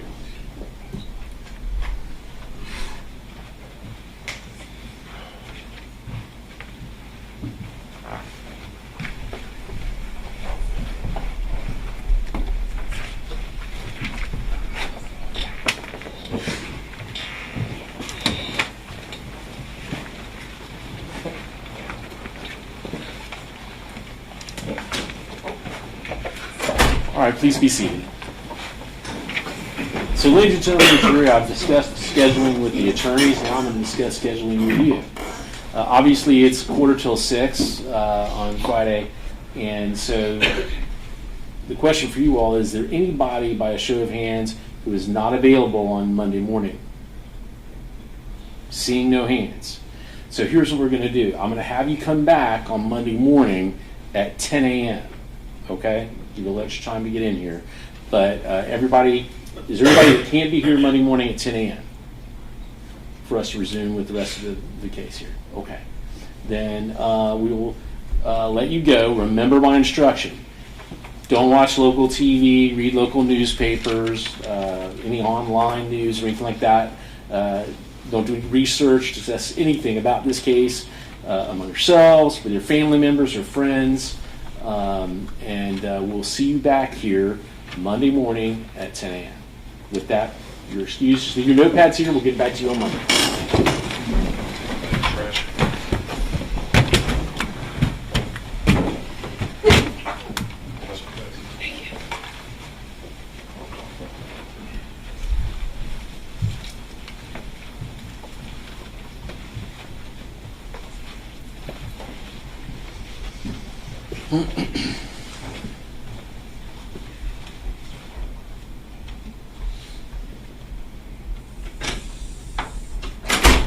Let the record reflect jury's exited the courtroom.